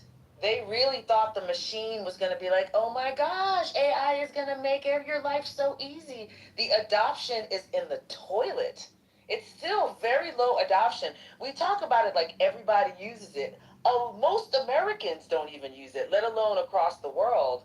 The adoption is not what they thought it was going to be, and they are rattled by it. And that is really, that's incredible, considering the power of propaganda they have to kind of like put literally an IV into our wrist into our arm and shoot this stuff into us, even with that kind of pressure. To give you an idea, and then I want to say hi to Spiritus. Stop changing names, people.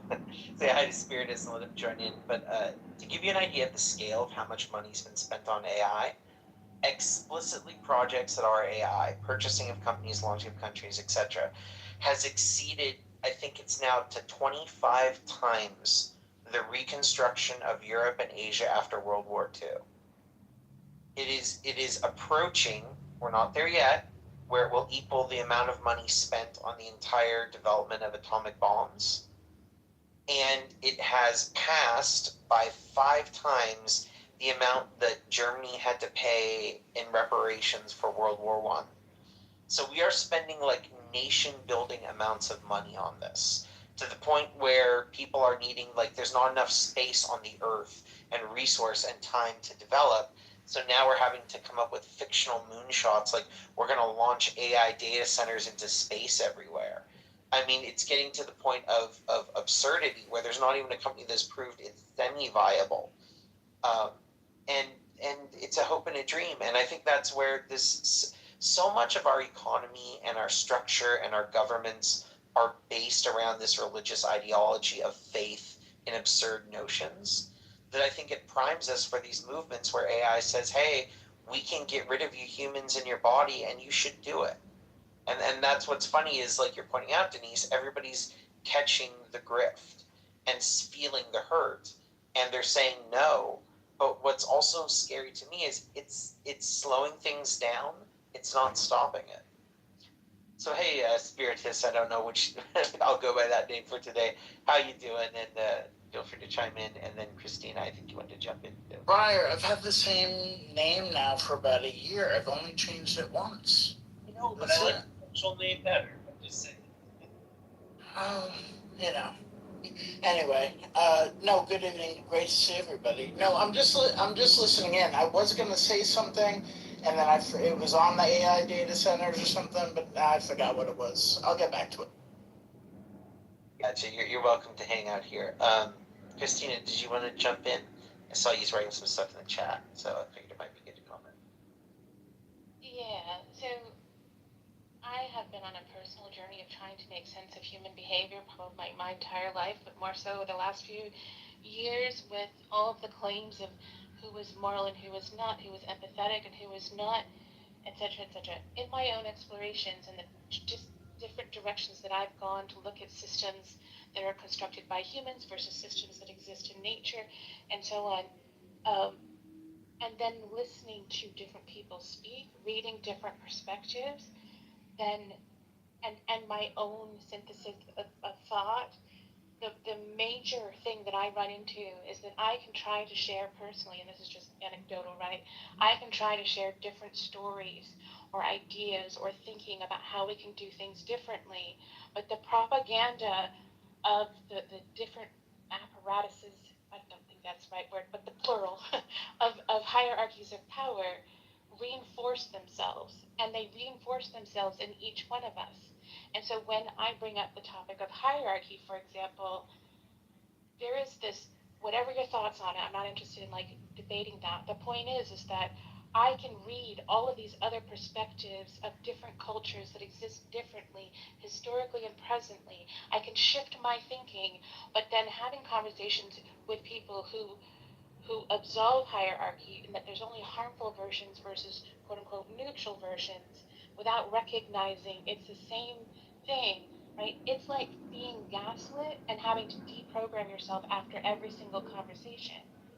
And so like when we're talking like collaborative movement, if the story itself or the concepts or the idea or the science or the facts or this voice, that group, that culture is not enough, if a synthesis is not enough, if the emotion is not enough, and for each person it's going to be something different, right? Then that is challenging in itself if the questions that are being posed are considered quote unquote not valid, because power reinforces itself of what is valid, what knowledge, what method of understanding, who does it, right?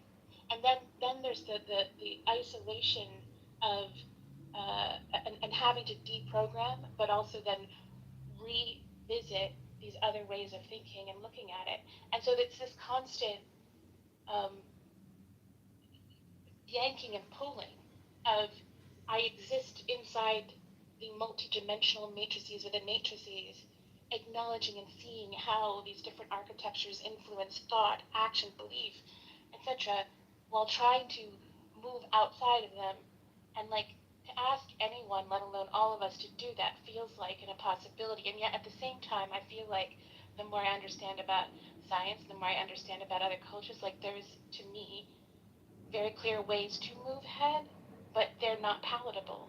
And so if we start back at stories, and those aren't palatable, if the questions aren't palatable, the emotion, the facts, the different voices, the different cultures, if none of it's palatable, like I don't know what the way is forward. And so like I go back into my hermitude, I'll spew my thoughts out into a voice recording and like leave it there because I have to feel like I'm getting it out into the world to be, from my perspective, a participant, a vibrating atom and a thread within the fabric of existence, like the particle and wave of light. But I don't think of it as light necessarily, it's simply life, right? This multidimensional way of existing. I have to be a quote unquote true to my living, which means I have to put it out somehow.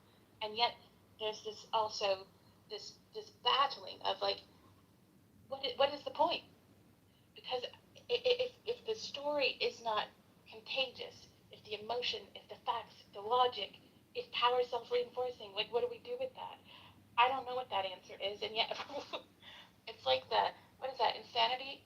Banging your head against the same wall over and over again, expecting a different result. I don't know, like I feel like there's something broken inside that I keep trying, and yet I have this insane belief because of the patterns that exist and the things that we have learned scientifically, logically, the ways that we exist in our bodies, the way that we exist within one another, we listen to one another, like the feedback looping systems within systems, it's empowering, it's invigorating, it's exciting that nothing is static, nothing is written in stone, that we are pattern detecting, collecting, predicting, and we can create new patterns. We can co-create. We can co-author. No one at the top, but like each of us in the intersections in each one of us, with coming into intersections with each one of us in this room now, right? We are quote unquote rubbing or bumping or honing into one another, like atoms shifting and changing one another's thinking, feelings, perceptions, and that in itself is powerful. And yet, like, I have this stupid idea of like we could do it more intentionally, and while not in my lifetime, still see movement. And yet a lot of this stuff happens more slowly, as I'm continually reminded that like this happens on each person's time and collectively on time. But at the same time, if we don't put in the intention and we don't see that we are co-authors, then we are taking a back seat and writing passively, and then change doesn't happen in any sort of measured regard, right? There's this stagnation. So I think it's really challenging. I don't know exactly how we do it, but I think that we can look at nature and design human constructed systems that actually respond to feedback. So that when it's not a release valve, it's not for control and exploitation, but it is for this doesn't serve the group that this is supposed to serve, okay, then we need to change it. Not because we're trying to keep people out, not because we're trying to exclude, not because we're trying to elevate, but because who we're trying to serve is not being served, and that they can inform us better of whatever they need. They need to be a part of the process, whether that's disabled, whether that is the unhoused, whether that is like whatever. But everyone needs to be a part of these different things that we create, because one group is not going to have the single answer or the single perspective. It's the collective, multi-dimensional, quote-unquote, objectivity that gives us insight to be able to create differently. Yeah, I agree with that. It definitely,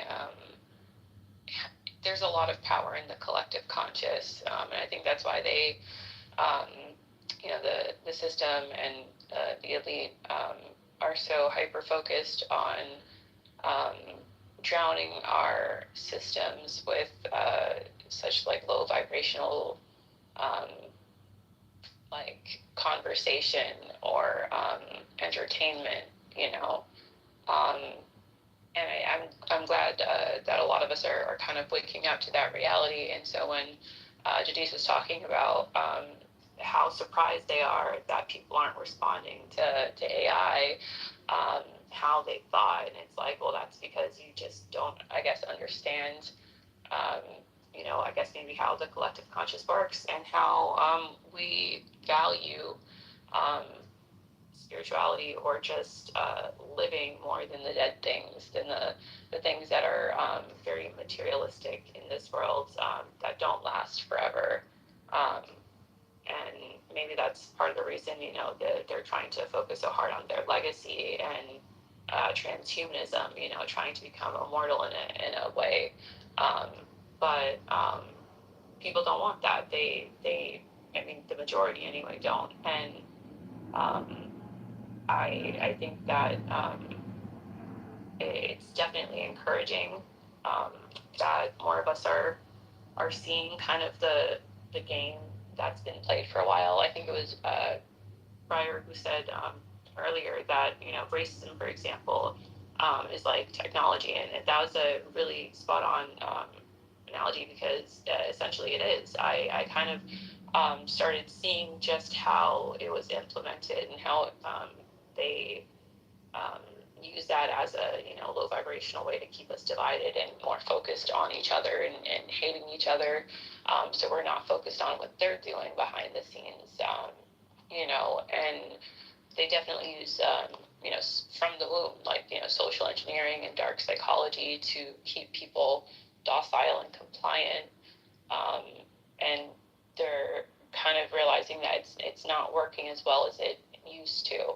And that's probably because of the fact that, you know, now that AI has gotten so big, we've all had more of access to technology, which has kind of backfired against them a bit for that reason. And so not everyone is going to be as enamored with, you know, celebrities as much. You know, of course, you still have your outliers who are, but I do think that it's kind of a positive shift that we're moving a bit more away from that, and more people are kind of looking inward.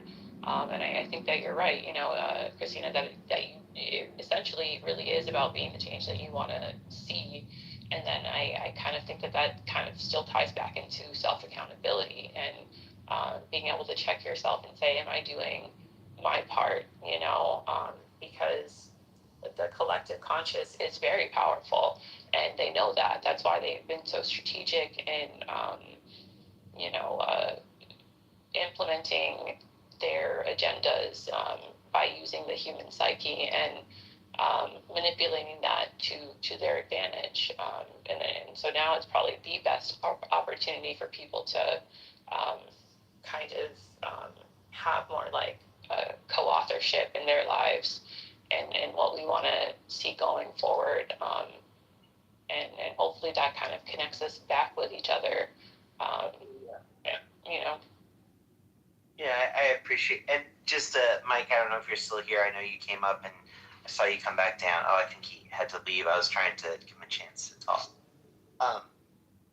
You know, I'd be really interested. I don't tend to do this often, but I think it might be really interesting to read this article and talk about it as we go. I don't know, Spiritus, if you had something you wanted to add in before checking that out for a second, or if anybody wants to team up to read the article.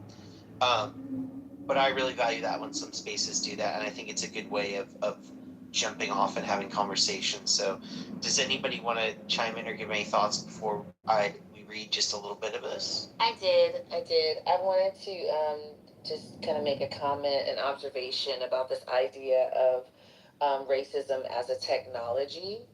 I think we saw that literally displayed in the last couple days, right? The Trump administration, you know, basically had to capitulate to Iran, and the deal did not go the way they wanted it to go. And so, you know, kind of like there's this temptation, I guess not temptation because they did it, like to give a population like the juicy red meat they need to stay engaged in kind of like the MAGA experiment. So have this guy say Michelle Obama is a man, right? I don't think that was an accident. I don't think he did it loosely. I think it was a technology. I think it was a tool intentionally used to remind that population that if you rock with Trump, you can say whatever.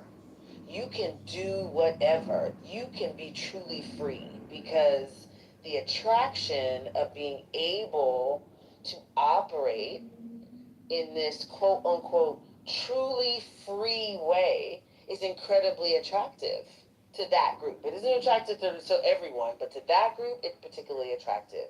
So here, Michelle Obama's not there. She is not thinking about them. She hasn't lived in that house for 10 years, but it's a thing that you can always tap on to gather the deplorables. And yeah, I said deplorables. To gather them and to remind them what the exchange is, what you get for being a part of MAGA.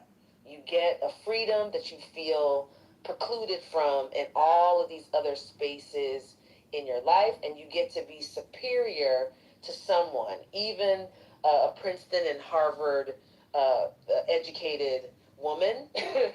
You're still better than her, and you can do anything you want to her. That is an attractive framework for that group of people. And so people have been calling, all the last couple of days, hey, do you want to jump on this, local news show and talk about it? And I've been saying, no,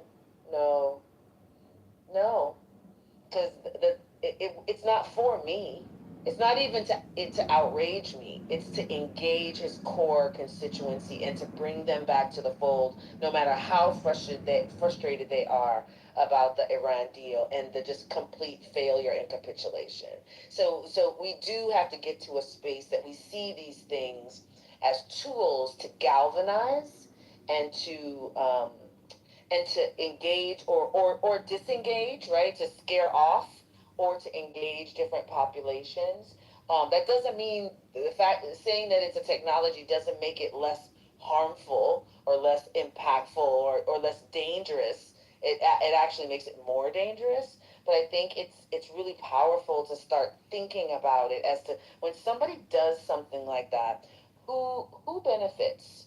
Who wins when something like that happens? And usually there's a nice little trail of breadcrumbs. Yeah, I don't know if you've ever heard that framing before, but when I first started on here, it made so much sense. To think of, and other things too, like economic models. Like the one that is wildest to me is like, people think of businesses and tax rates and all this stuff like it's essential into the universe. We created corporations. Stock markets were literally designed by someone. We rewrite the laws, like you mentioned earlier, Denise, at will so people can make money. What was the first stock? I have no idea. What was it? Do you know? Denise knows. I don't know. What was the first stock? Humans. Oh, yeah. Well, probably ships before that, to be honest. Who knows? But like, the modern invention of the way we control capital and how we police people and everything, these things, I think it's like AI where they want to make people feel it's inevitable. There's this word, and apologies because I know probably most of you know this word, but it's naturalizing. And it's trying to take something and make it feel like it's just written into nature. So if you push back against it, it's like saying, I don't like that trees have leaves. I don't want that. And it's like, well, good luck, buddy. Like, that's how it is. You can rip the leaves off all you want, but that's how it works. And I think right now there's this move, especially with AI and some of these other things, to say, this is natural, right? It's inevitable. This is going to happen. This is like fighting against the will of God. Like, you're a human. You're going to die. You're finite. And this is infinite. This is beyond your control or comprehension. And like you said, you're seeing people that are pushing back because they realize, like, wait a second, you're going to have unlimited wealth, unlimited resource, all the water you want, access to all of our information, everything. Oh, but you need a building in our town. And you don't want to put it on the middle of nowhere where it might make sense. You want to put it by our town's water and power infrastructure. But you want our town's water and infrastructure. You want to jump your you don't want to share the money with us when you make it. Diabolical. Right. So it's and then people go, well, no. And I think it's incredibly empowering when people do see where they can say no, where they have the power to consent or dissent from something happening. Because let's be honest, and I think this is something a lot of people don't realize, like the biggest thing we have control over is our conditioning over time to how we react. And there are moments of lucidity where we can make choices on things. But most of what we do every day, like right now, what are you looking at? Where's your left leg and your right leg? When I said that, did you look at those things or not? You didn't. I think when they've done studies, they say like it's certainly less than 50%. And some places estimate it's like 3% of what we do, we're conscious of. We have it's just autonomic functioning, just like your breathing and the valves of your heart pumping. It just happens and you become aware of it and you might think you have a story about it. But there are these moments where we have choice, where we can put our habits and our practices and our conditioning into action and we feel powerful. And what I see is a lot of stories that are picking up everywhere on when people are feeling powerful. And I think the reaction is, so we have to look at as well, laws that were created to protect things like these oligopolies and buying up our government and having people simultaneously, the richest people in the world, running businesses while taking that data, and that data is leaked and goes to the same companies that they, will profit from because they merge with. And then they buy up all the freaking media. Like, just look at how fast, like I used to like Roku because it was a little independent. No, Fox bought it up. And Fox is owned by Disney. And Disney is owned by, it's just this massive spider web of companies buying companies. And it doesn't have to be that way. Like none of this has to be. It might be the way it is right now. And I think sometimes you should use this phrase like a lack of vision. And then we see these people doing crazy stuff. And it's like, how did this crazy stuff come into being? Yes, the lack of imagination. We clearly suffer that they do not share. Right, exactly. And there is this ability to shape the world. And at the same time, I think some of the people with the greatest imaginations get nothing done. But then there's a sweet spot of I have profound imagination and I'm patient. Because I think that's the thing, like, if you look at a lot of what's going on in our government and our world and these data centers, people hear these people want to go fast and break things, they do, but they're patient. They will spend 3 to 5 years working on launching. They will spend months working on one contract to get it signed. They'll spend years trying to influence elections over time. Some of these people have been in Silicon Valley for 20, 30 years, cultivating connection and status. And there's an endurance and a vision. And I think that what most people do is when they look at like an Elon Musk or a Ford or whoever, that is something to appreciate, whether you like them or not. The endurance and the drive and the vision to do something. And then we conflate that with being good. I mean, like someone like Hitler had vision over decades and had plans and had imagination to reshape a world. And I think that's one of the things I want to scream out is just because you have vision and patience and capability and intellect and can materially change the world doesn't make it good. It just means you can do that thing.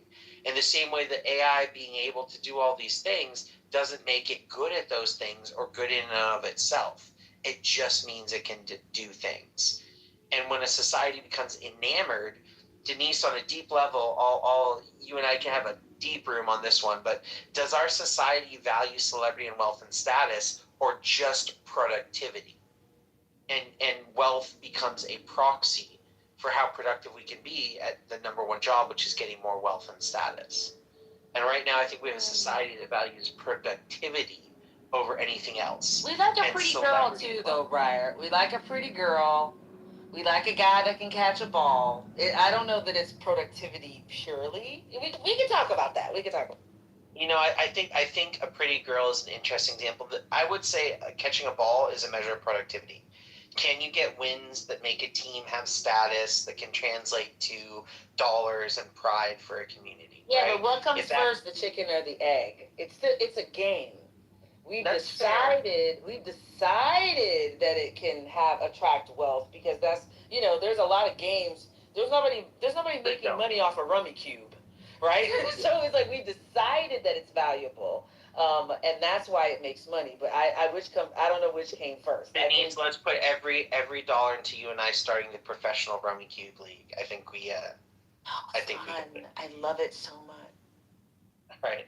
No, but I totally get where you're coming from. And I think there are moments, I think beauty is, can of worms, problematic. What's the nature of beauty? I like the fact that you said a pretty girl as well, right? Make it gendered, throw it all out there. But the truth is, yes, that's a moment where we value humanity. But what have we done with beautiful girls, Denise?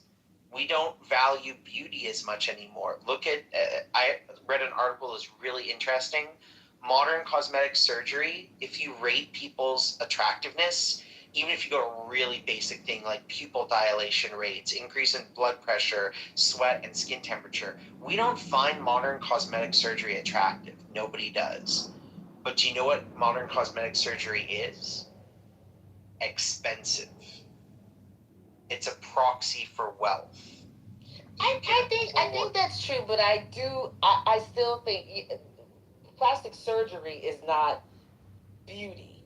I think we place a premium and a value on being physically attractive, and that kind of spoils your theory just a little bit. Like I hear what you're saying, but I think productivity definitely is high on the totem pole, but I think there's a bunch of other things on there as well. And wealth, sure.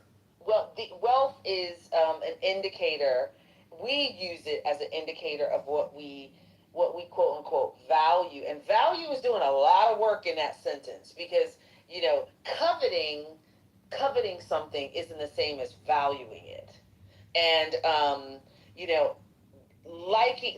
being invested in something or desiring something isn't the same as valuing it, right? So I can value I think that there's a deep admiration for the pretty young girls that were on Epstein's island. I don't know that I would say they were valued. So it's a really complex kind of way to think about it. But your premise is a good one. It just has a few loopholes. Well, I think in fact, Denise, they were valued exactly for their aesthetics. That's why Epstein and Trump, like if you read about their blowing up, it was from one, each of them valuing the beauty, and whether you say coveting it, valuing it, whatever the term, and trying to possess the thing they thought had value. And yeah, Christina, I know this is, Christina's hierarchy bell is probably ringing off the chart right now. But I wanted to open this up again if anybody wants to add in some comments, because I think it would at least be interesting to see how everybody feels if we read a little bit of this article slowly and with dialogue along the way. And I will say, if you can summon somebody from the ether, Victor, I'm calling you out to be a reader if you're magically on Clubhouse. Victor! Christina, go for it. I think I have strong feelings against some of what I've heard, just general broad strokes with it. So I don't know that I'm gonna stick around, but I want to say thank you for the conversation, and please enjoy. Have a good evening, all. Good night. I don't know if is it me or Christina, because I heard her say she's breaking up. Christina, you're breaking up. Say it again. Am I audible? You're back now. That was weird. I was just gonna say, from the broad strokes, hints of what this article seems to be about. No, I haven't read it. I'm kind of agitated, and I don't want that to bleed into the conversation. I'm going to step out, but I want to say thank you all for the conversation and the different thoughts that it spurred. And I hope you all have a good evening. So thank you. Good night. And Christina, the article is super agitating, so I understand that reaction. It's certainly provocative, so I feel you. Well, thanks, Christina, and thanks for helping encourage me to have a room on this. I appreciate you. So have a good night, and feel free to hang out or do whatever feels good for you. Denise, if you're sticking around, I know you're very present here. Do you mind if I mod you so there's at least one more person to hold down the stage? Oh man, sure, okay. You know, I'm Going always to gonna bed take at a you people decent later. time, Briar. I'm not staying up all night on Clubhouse. Well, and you're late. I know. You and I have never done that before, though. That would be a first time. God. Okay, so I'm just gonna read a little, and Denise or L or other Denise D or Spiritus, if anybody else wants to read a little bit, and you can let me know what you think of this experience too. So please let me know, and unmic if you want to interrupt me because I won't be able to see what I'm reading. I'll be on the same phone. So this is an article from Vox that came out on May 28th, so just a little while ago. And it's in Future Perfect, titled "The People Who Actually Want AI to Replace Humanity." We need to create a new humanism before the, quote, AI successionists win. Quote, "I want AI to be a tool that allows human flourishing," exclaimed Brad Carson, a former member of Congress. Quote, "There is an option out there where AI is just a tool for us."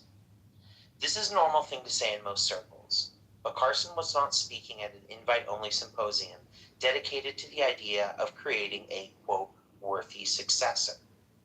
An AI so impressive, so beyond the mere human, that we'd actually want it to replace humanity.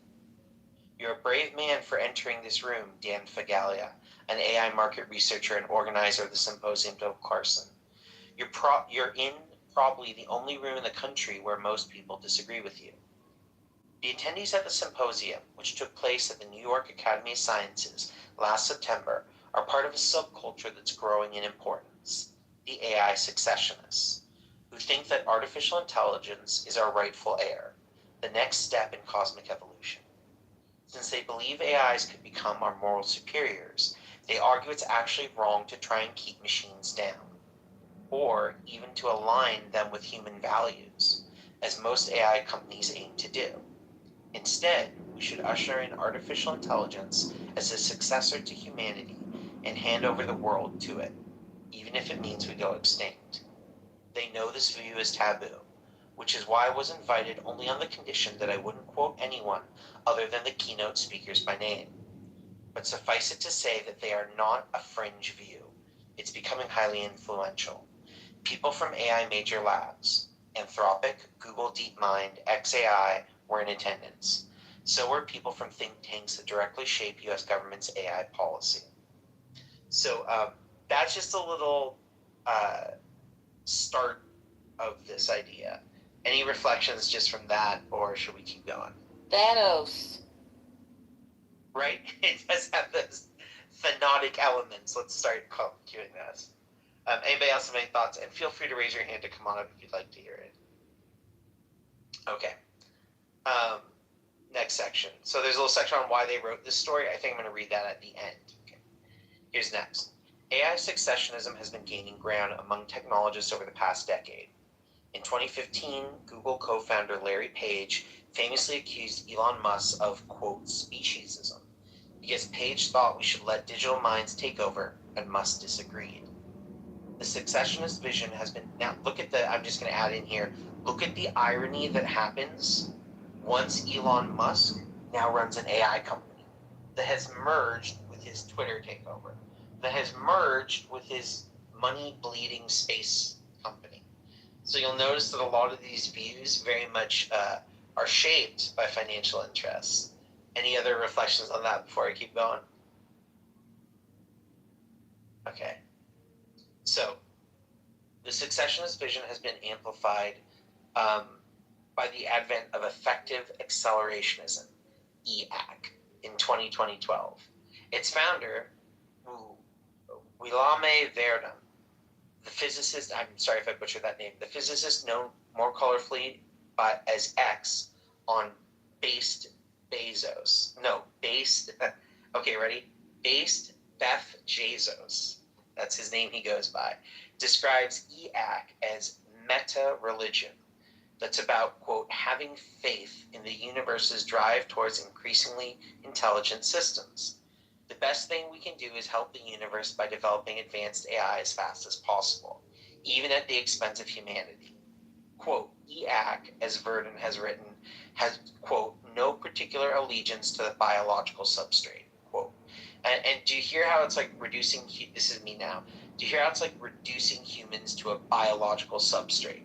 It's taking everything that's nuanced and interesting about humanity and switching us to just like something you'd use in a lab.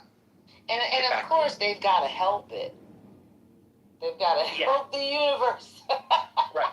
We're just here to usher in the universe, to give it a little tip off. We just need to help the universe do what the universe is going to do. Do you hear how cosmic it is? It echoes these religions of it's a cosmic thing. It just happens to be that we're on the privileged planet with the one true AI God. Okay, so back to the article. Tech heavyweights have come on board. Venture capitalist Mark Andreessen, by the way, the little app that you're on is largely funded by him, if I'm not mistaken. Mark Andreessen listed EAC thinkers as his, quote, patron saints. Gary Tan, the CEO of tech startup accelerator Y Combinator, included, quote, EAC in his social media bio and invested in Verdon's company, which aims to build the world's most efficient computers. OpenAI CEO Sam Altman posted on X to Verdon saying, "You cannot out-accelerate me." And these days, AI successionism is spreading beyond Silicon Valley. At the New York Symposium, Fagella told audiences that trying to preserve the human species as it is would be silly. Quote, "We could ask the question that would tie all of our moral aspirations entirely to 23 chromosomes. Or we could ask the cosmic questions," Fagella said. He wanted us to consider, quote, unpolite, uncouth possibilities, starting with the flame of consciousness, the capacity for experience and moral value, may be the rarest and most precious thing in the universe. Humanity is currently a torch carrying a flame, but what if we're ultimately not the best carrier for it? And if AI can spread that flame farther than we mere humans can, generating experiences of bliss and forms of moral value that we could never even dream of, shouldn't we let it? Fagella's talk was greeted by a loud round of applause. Later, he and a couple dozen other attendees headed to a nearby hotel balcony for drinks. And so it was that I found myself overlooking the Manhattan skyline as people talked about the end of humanity over cocktails. So it gets interesting ahead, but I just wanted to give a pause if anybody wanted to chime in on, what we've covered so far. I don't think it's interesting, to be honest with you. I think it sounds like the Turning Point USA event that Erica Kirk did the other day, that, women shouldn't vote. I think it's a weird little group of weirdos extolling something that will never happen. Like, I really do. Not even in the sense of, of course you can always shift an Overton window, and these are very powerful people, but they're powerful people that don't understand other humans. They're not people, and so consequently they think they can, they think they've captured what it is to be human. I don't have any hope that this group of people can capture what it is to be human. I literally don't. Yeah. Zero. I second. Less than zero. Yeah. So I think it's like a cute culty thing to sit around and talk about. I think it's masturbatory. I think it's self-important, and I think there's something kind of cool about having the courage. It's like being a Nazi. It's like having the courage to kind of say, the crazy thing that everybody would be terrified if they could ever get into this private room. And I don't know. I don't actually think it's that riveting or interesting. I think they're just weirdos. And I'm gonna do a Tim Waltz and just call them weirdos. I think that's definitely relevant. I want to let Al jump in, but she's been quiet for a long time, so Al, go for it. Yeah, no, I just agree with what Denise was saying. I'm really not interested in it either. I think they're weirdos too. I don't like the whole topic, to be honest with you. And yeah, I mean, I know there are people like this. I know this shit is happening, but I try to stay as far away from it as possible. So I just want to ground the names that have been mentioned: Elon Musk, Sam Altman. Yeah. I the heard founder of all Y those names. Combinator. Yeah, I heard all those names, and they made me feel sick. So I was actually No,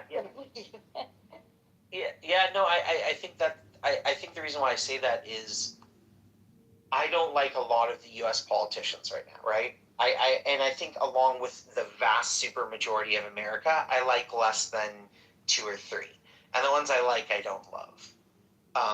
And I don't think that's true of all Americans, but I think it's the super majority.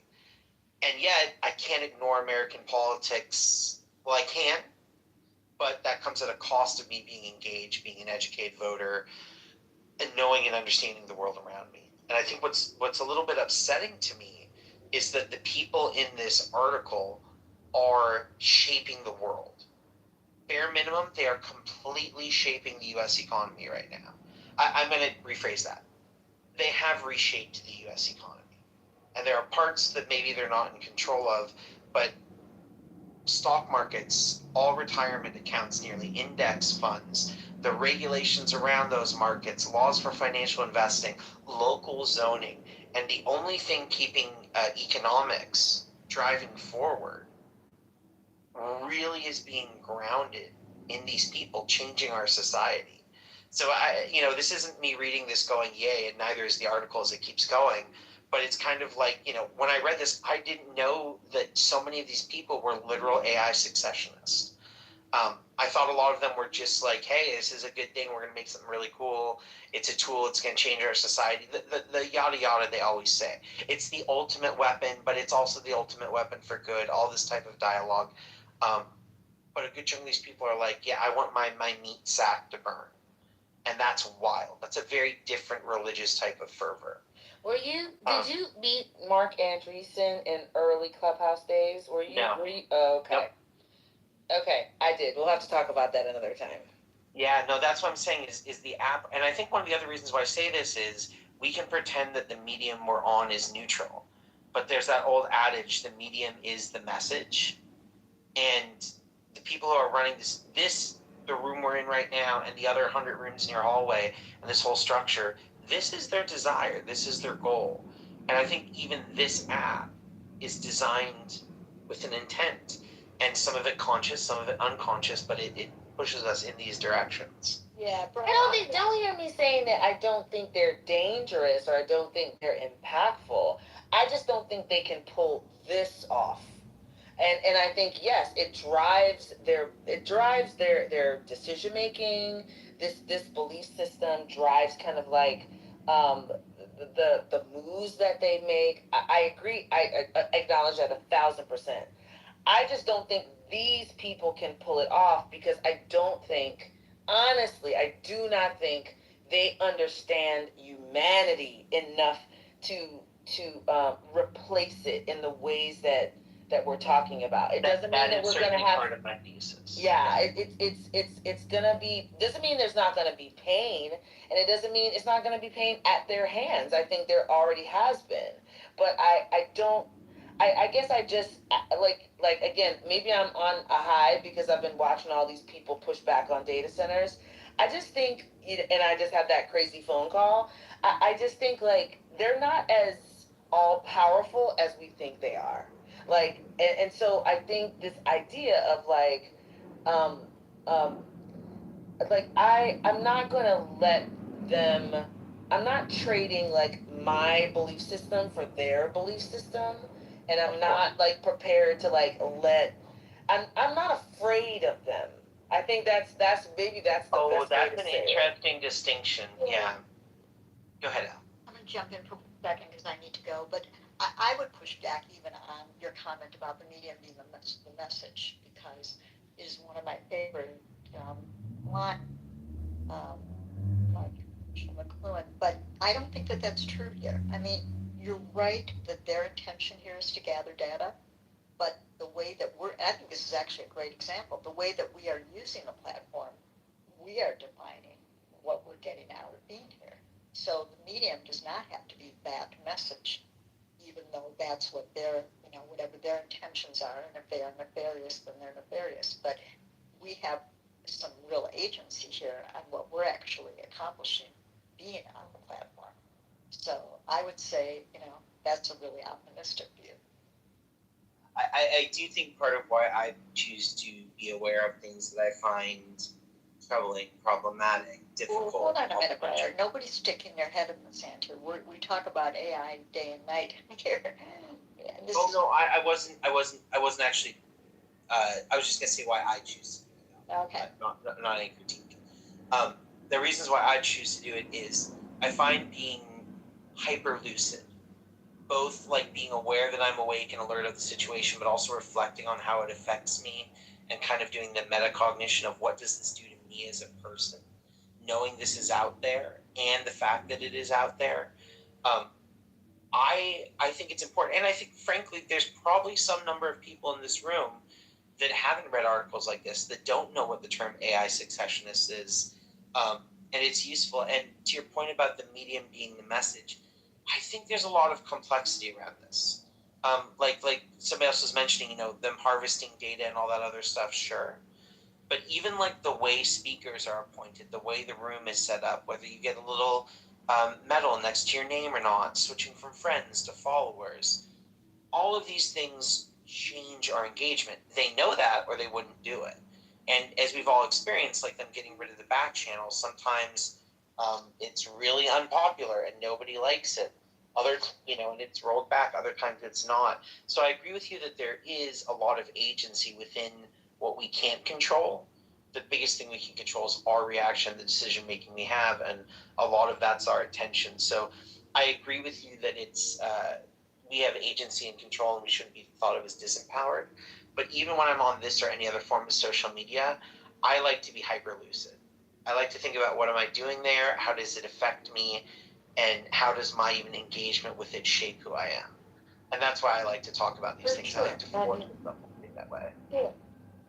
Well, I get that, and knowledge is power, and I tend to be hyper-vigilant about stuff. I think it's really important to know what's going on, but I'm also saying that, in the same way that we're going, okay, well, just because this stuff exists doesn't mean everybody's using it and everybody has surrendered to it. We can choose. Was it Denise earlier? Not Denise, but Denise is it. Saying, no, it was Romero. Romero a couple hours ago. Romero was saying, we could all choose to go burn down the centers. We could, in mass just reject this. So, I think rather than feeling like this is just, like I said, a runaway train, I don't think we have to submit to that right now. I don't want to anyway. I find it all very anti-humanity in a way.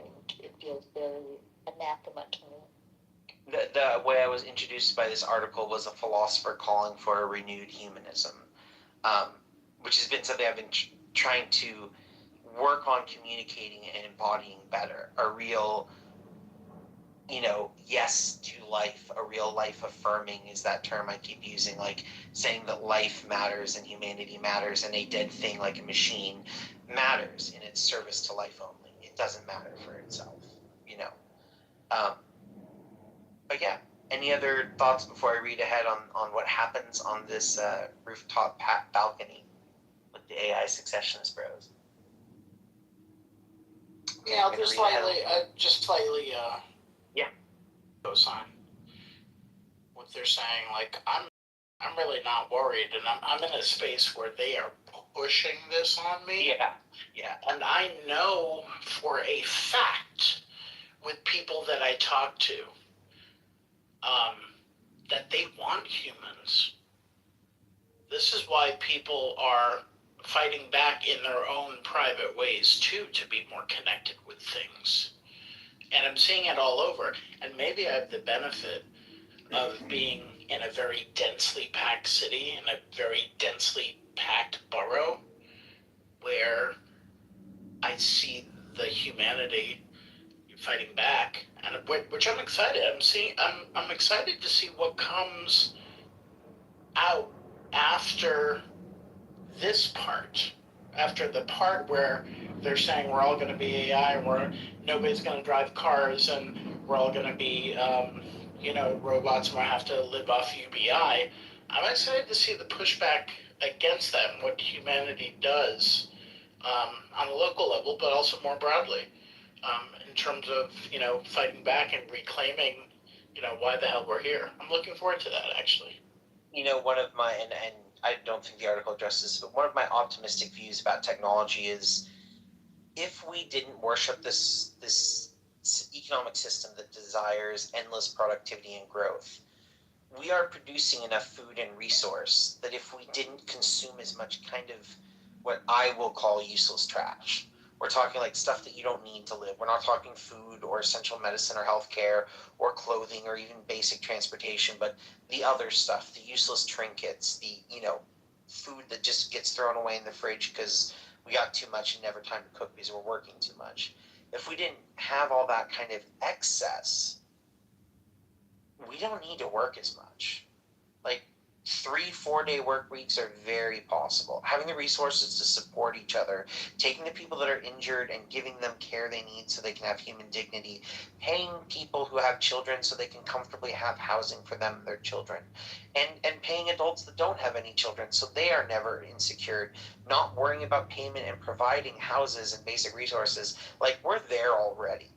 Certainly in the US, not globally, but a lot of nations are getting closer and closer to there. If we didn't have this excess productivity, competition, endless bombing of other countries, like the US has more than enough to live a good quality of life for every single American. It's a choice that our system doesn't have that. So this is the type of thing where I think AI can be a useful tool, like we mentioned, for diagnosing cancers, for writing pointless emails to automated, other systems that we need because there's an issue with our credit card, for designing a quick website so I can sell cupcakes on the weekend or whatever the hell I like to do. There's ways this stuff could be used to enrich our lives, and there's ways that it can be used to destroy our lives. And somebody mentioned this earlier. It's not so much that I don't trust AI at all. Like, I don't have some inherent trust or distrust. I don't trust the people that are running it and the way it's being done. And I think that's a big point on how I feel about it, is it's not a Ludditism to get rid of it. It's that I want it to be done the right way. Denise, did you want to? I saw you were. I actually didn't realize I was off mic, but that was me that said that. Like, I just don't trust them. They're creepy weirdos, and those of you in the room who don't know me, I attend TED. I go to Aspen Institute events. These people are very strange, and they don't want to die. They control every element of their life, and they don't want to die. And it's bizarre how much that is a central piece of this. They want some place to download their consciousness. Yeah. They want some way to cheat death, and they're not going to be able to do it. So I literally am not. The more I've spoken to them, the less I worry. To be honest, I think it will be painful. Don't hear me saying I don't think it's going to be painful. I think it will, and I think it's going to be painful more because of us than almost because of them. Because we can't get over, we love to say the word trillionaire.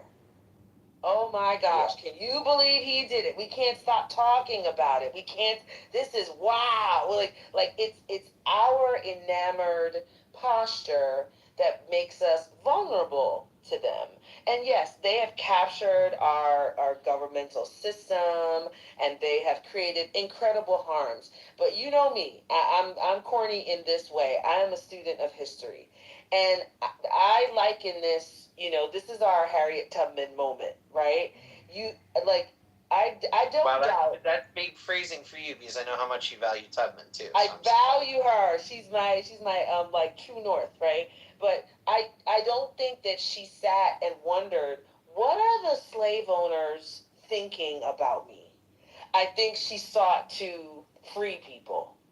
Right, and so that's my reaction. Like, I think this is interesting. Don't hear me saying I'm listening, and I think it's interesting, but I'm not afraid. I'm not.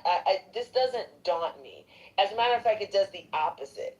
it kind of lets me know how important it is to raise your voice and to speak up and to push back. They're not better than us, they're just rich.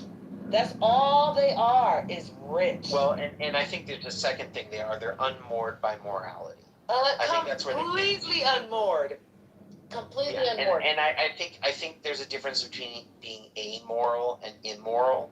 And that's one of the things I wish we as a nation could see, because I don't think it's competing morality. I think it's being untethered by morality versus having a morality. Which is why I think these amoral people look at AI and they're like, what's the difference?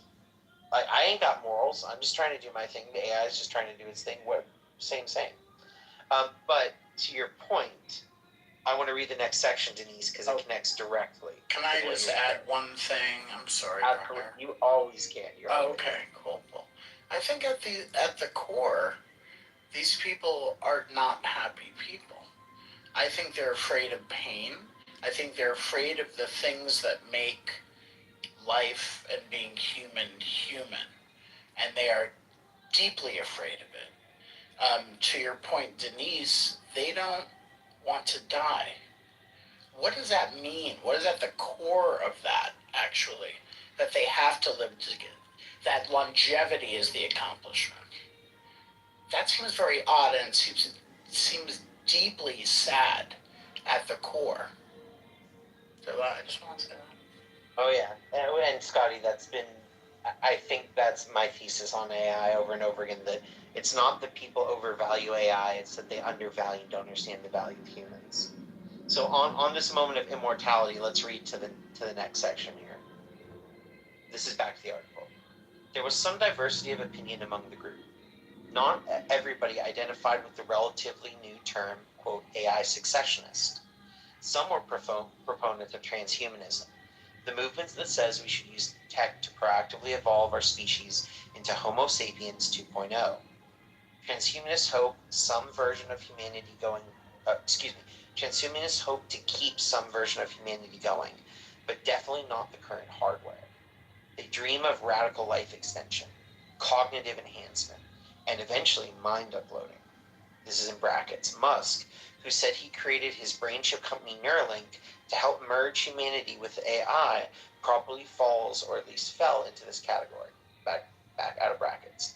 Others were post-humanists, those who want us to give rise to descendants that move beyond humanity altogether. The biologist sitting across from me was very excited about the prospect of merging humans with AI, and this is me talking now. Here's where we get the immortality type stuff. He says, we should task AI with figuring out how to best do the merger, and then, quote, take it off the leash, and allow AI to control its own evolution, and by extension, ours. Of course, he said, not all humans will make it through the transformation. Only a select group of people will transition to the next evolutionary stage. Presumably, the type of people privileged enough to imbibe cocktails at Manhattan AI symposiums. So, here's where you get it. We're going to create something. We assume we are the chosen ones. We're going to create the thing that will literally absorb our humanity. And this is the word, somebody help me, I'm having my anomia kick in. Eugenics? Well, that too, but it's eschatological or whatever it is.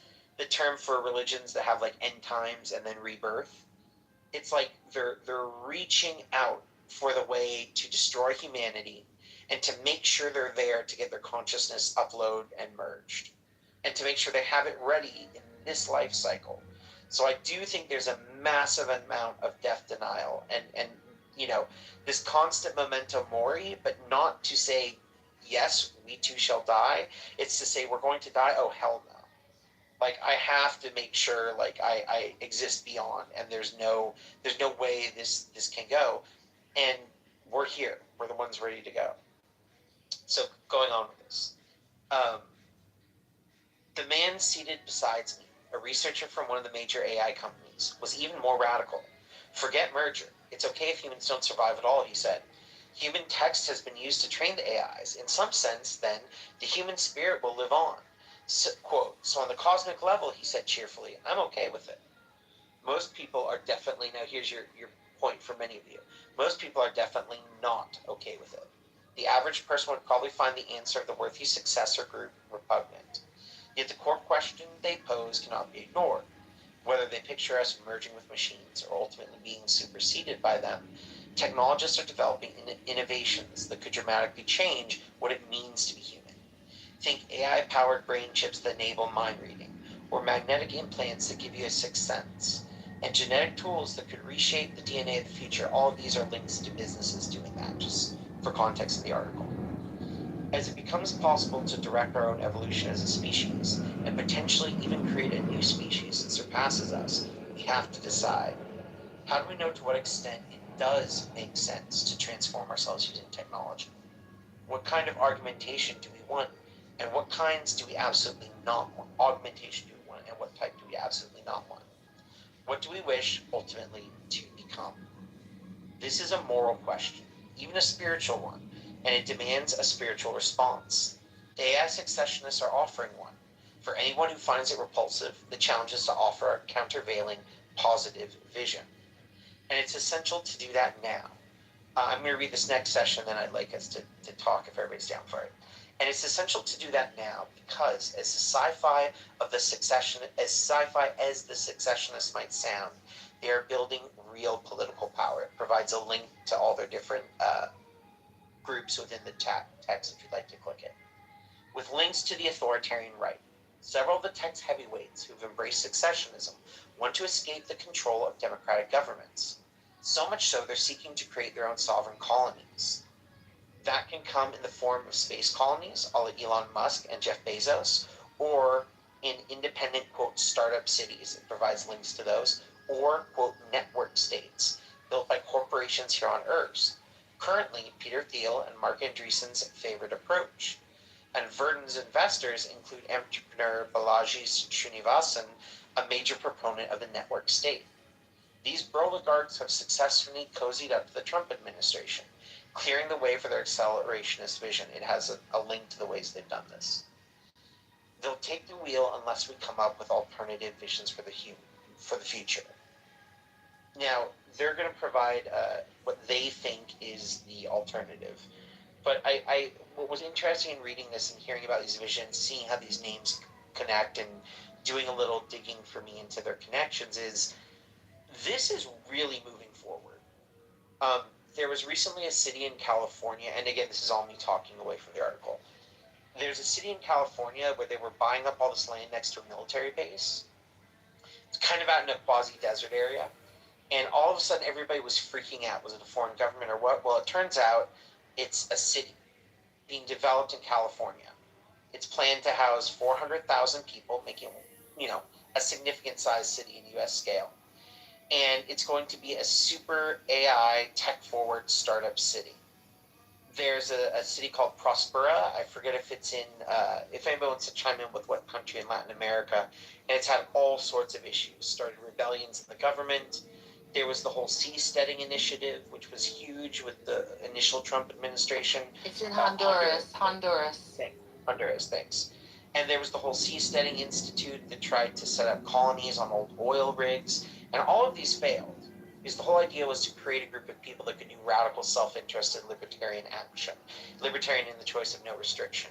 And those people went. And put a bunch of those people together, and what do you think will happen? It's why there's a crazy quote from Elon Musk when he can talk about colonizing Mars. He talks about maybe needing to put a kill switch or something because all the people in Mars could rebel or something like that, and you have to have a way to turn them off. And so these moves are really happening. Nation states are involved. Money is going here. And these visions are shaping a public policy. Sam Altman is everywhere on the media right now. Elon Musk runs multiple of the largest platforms. And don't forget, Oracle, run by Ellison and those people who are building all the data centers and trading billions of dollars with these companies, they're buying up the media and CBS, and all of a sudden critics, people like Stephen Colbert and others, they're silenced. They're shut down. And it's not that they're permanently done, but when we want to talk about canceling, there's nothing more explicit than canceling a literal TV show and buying the whole damn network. So I think as much as this is something to, like, do you want to be afraid of or not, I don't want to talk about the internal emotional state. It's something that's causing real harm. It's rewriting our social landscape, our media landscape. It's rewriting our vernacular. Go onto the app and scroll down the rooms and watch how many AI rooms or reaction to AI rooms or rooms about these people who are funneling literally hundreds of millions of dollars to get these people elected so they can have billions to sink into SpaceX, which only profitable division is its AI division, which is a failure now. That's just, if y'all want to look this up, leasing their data centers to other AI companies. It's meaningful. It's powerful. It has causal effects on the real world that affect my life. And again, how we respond to that is all of our choice. And yeah, no one of us is going to be like, oh, you know what, I think AI companies might be kind of bad, and I think AI successionism shouldn't be a thing. But like the article's pointing out, they have, and this is my analysis, there is a religion-shaped hole in our society. And if anybody knows me on here in my day-to-day life, I'm not a part of any organized religion. I'm not trying to start up one, but there's this movement called meta-modernism that I really respect. And it says, like, throughout history, there was an area, a period of time we call antiquity, where religion and spiritualism and being grounded in nature defined humanity. And then modernism comes around.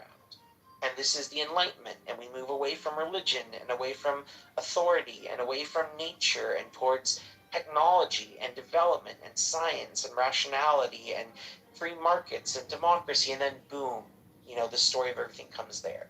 And then it's in this dialogue with postmodernism saying, hey, maybe not everything is good. Maybe burning up the planet to make profit isn't great. Maybe rationality has created bigger tools of war. And this comes out of World War II, where some of the smartest scientists were calculating how to best burn human bodies.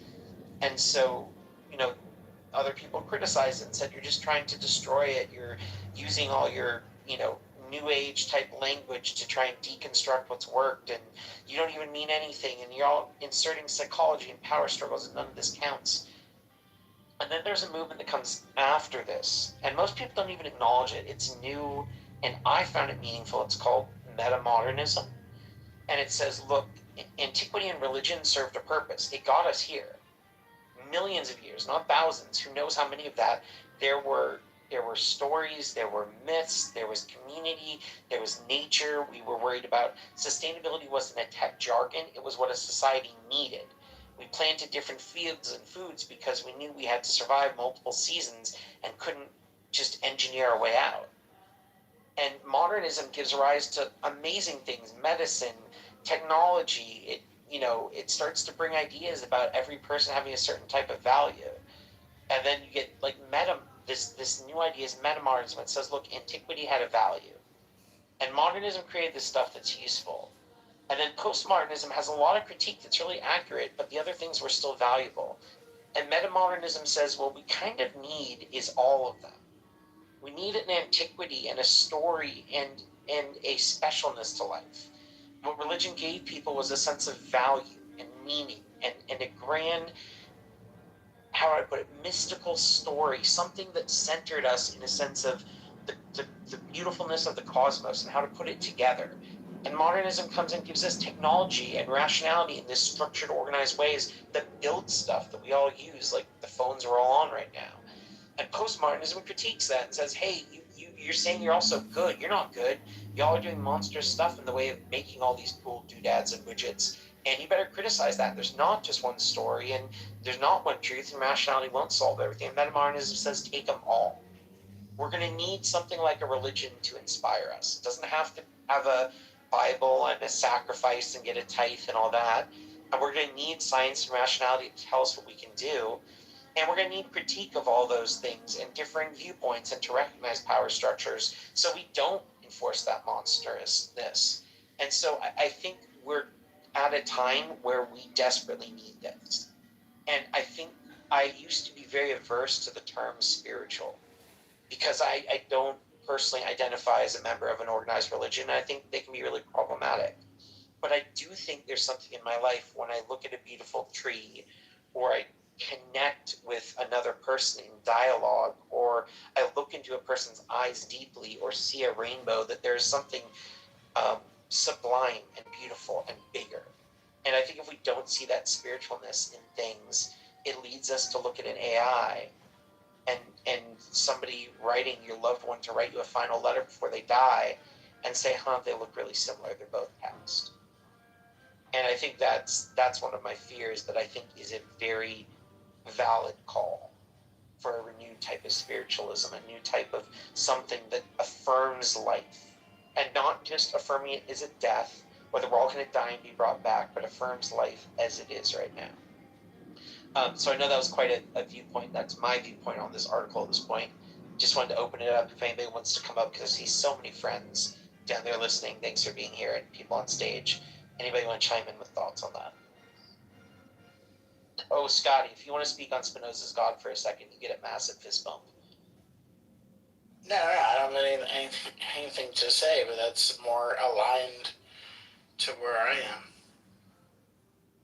Yeah. It's all within us, all within nature, that kind of vibe. That's what I think about. Yes. And I trust Albert Einstein. If that was his God, then I'm like, all right, I think we're on some. For anybody who's not familiar with Spinoza's God, and yes, Einstein was a big fan, he thought God was literally the sum totality of the entire universe. Everything that thinks and feels, but also every star, every galaxy, all of past, present, and future.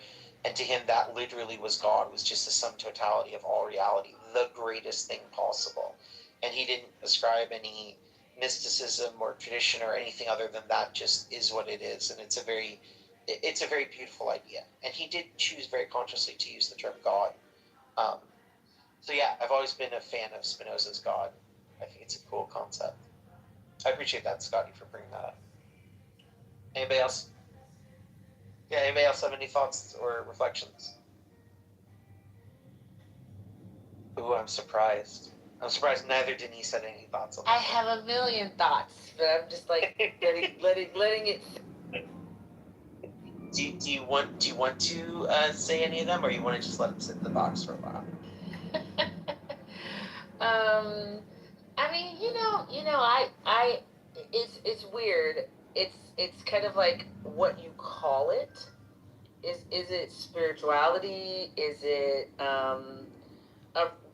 some kind of collective reconnection around our value to each other? I feel like that's what I'm seeing. But it's like it's what you call it, right? It's how what you label it as. And so this idea of like you need all three. I think that's probably true. I think that's right. I think that we talk a lot about what technology gives us, and we are really bad at listing out what it costs us. Really bad at it. And there's the kind of deification that we have of technology in this season, in this time, kind of leads us to hold our nose or look away at expensive flowers, because we've made it in a lot of ways, a lot of people have made it a God of sorts, right? But I really Give it restoration, it says, led the slave to united and to prevent it from that's all that's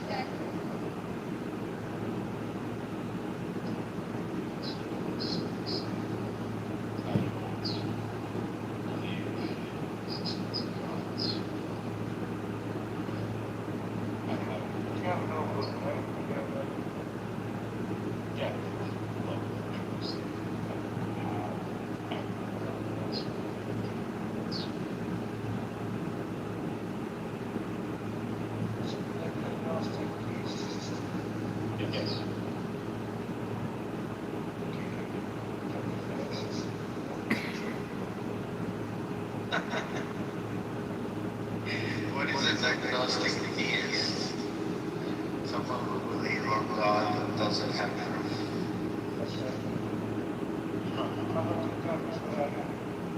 I'm lucky an atheist. Yeah, I'm pretty sure.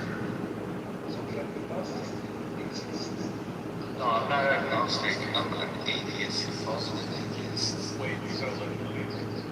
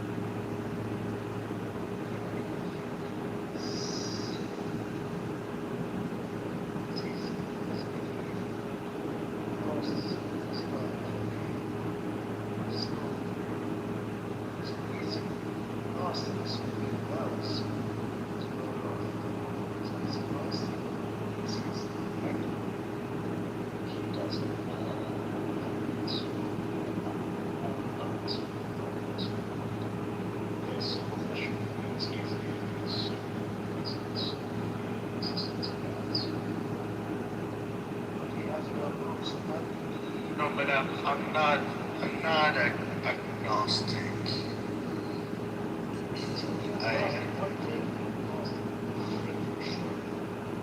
Yeah, because I think that I can be as sure as I can be of all of. I can be as sure that there's not a God as I can be as sure of my other knowledgeable beliefs, right? Like I don't believe that there is, for example, a any law that like they're coming up with, fine, you know. But what happens if there is a election funding? What happens if there is, some issue? Then what are you going to do? What happens if, people are just being misled? Like as happens, all over the world. You think that people cannot be misled? Like what happened in Brexit? There was a referendum, but the people took a really stupid decision. Well-regulated stupid decision. It's a good point, and it was not an informed decision. And that's one of the problems with referenda. So there's very few countries that rely on that as a primary mechanism for legislation. Switzerland's probably a good example of the exception, but they have a very good system, and it's a relatively small country, and doable. Countries the size of France or the UK or US, it's just not practical. So it's like Mahdi. He wants Sharia. He wants Sharia law, have a little commune where you live that way, right? Within the bounds of your commune. But don't think you're gonna run a whole country that way. This is crazy. There are better systems than democracy, right?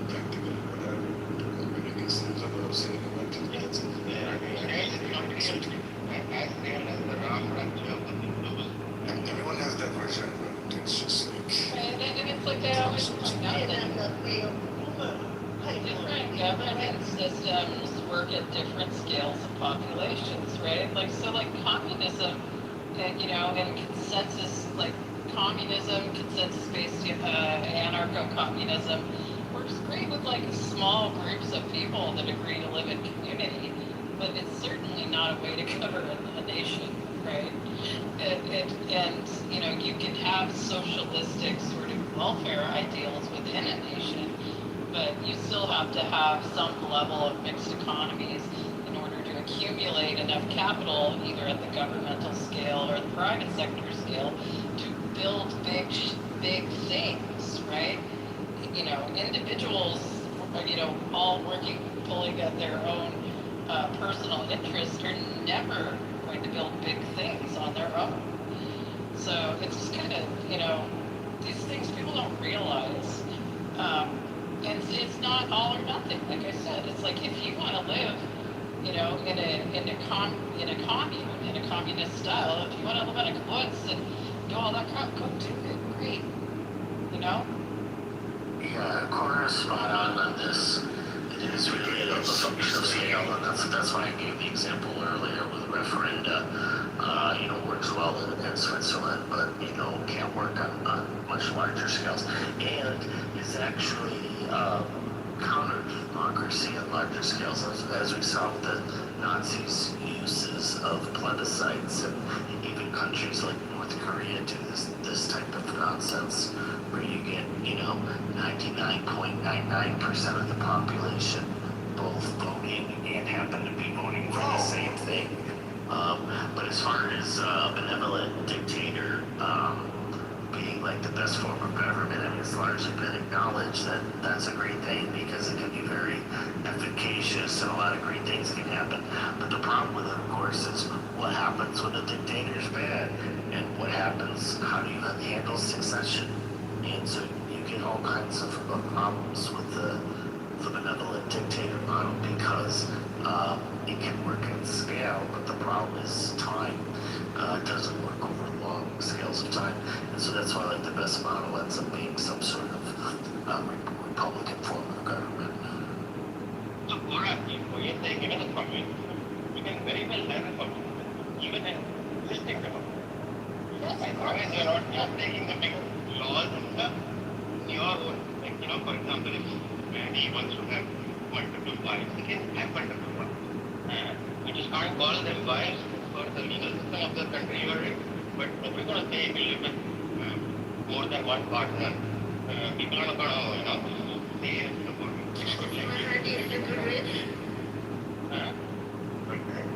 You have to have. Dude, mine can't even get one wife, so yeah, I don't think you have anything to worry about there. No, but I'm just saying that, you know, it can be a person you're assuming that because that maybe humans, but okay, like we would decide that or at least not quitting it. I mean, you have multiple partners, you can live with multiple partners, no problem, right? You can follow your That's what I said. I'll take the Shahada if I can have all the husbands that are. Yeah, the queen bee would have a Yeah, the fact that people can break the law and get away with it, and they can find ways to camouflage it, I don't know that says anything about the Muslim stuff. What was that? Do you have to fix that? I sort of do, but why? How is that relevant? Because we that's it. I've been never said you have to pull that recorder in my very nice body. Yeah, I don't understand that. It's very spicy. It's just spicy woman. Chili. A lot of chili. She said she had lots of chili in her God noodles. And now you have enough marker now. I found a restaurant with the best cow soy in my city. The fermented vegetables in it. Oh, it's so good. You and I should do like a food show together. So.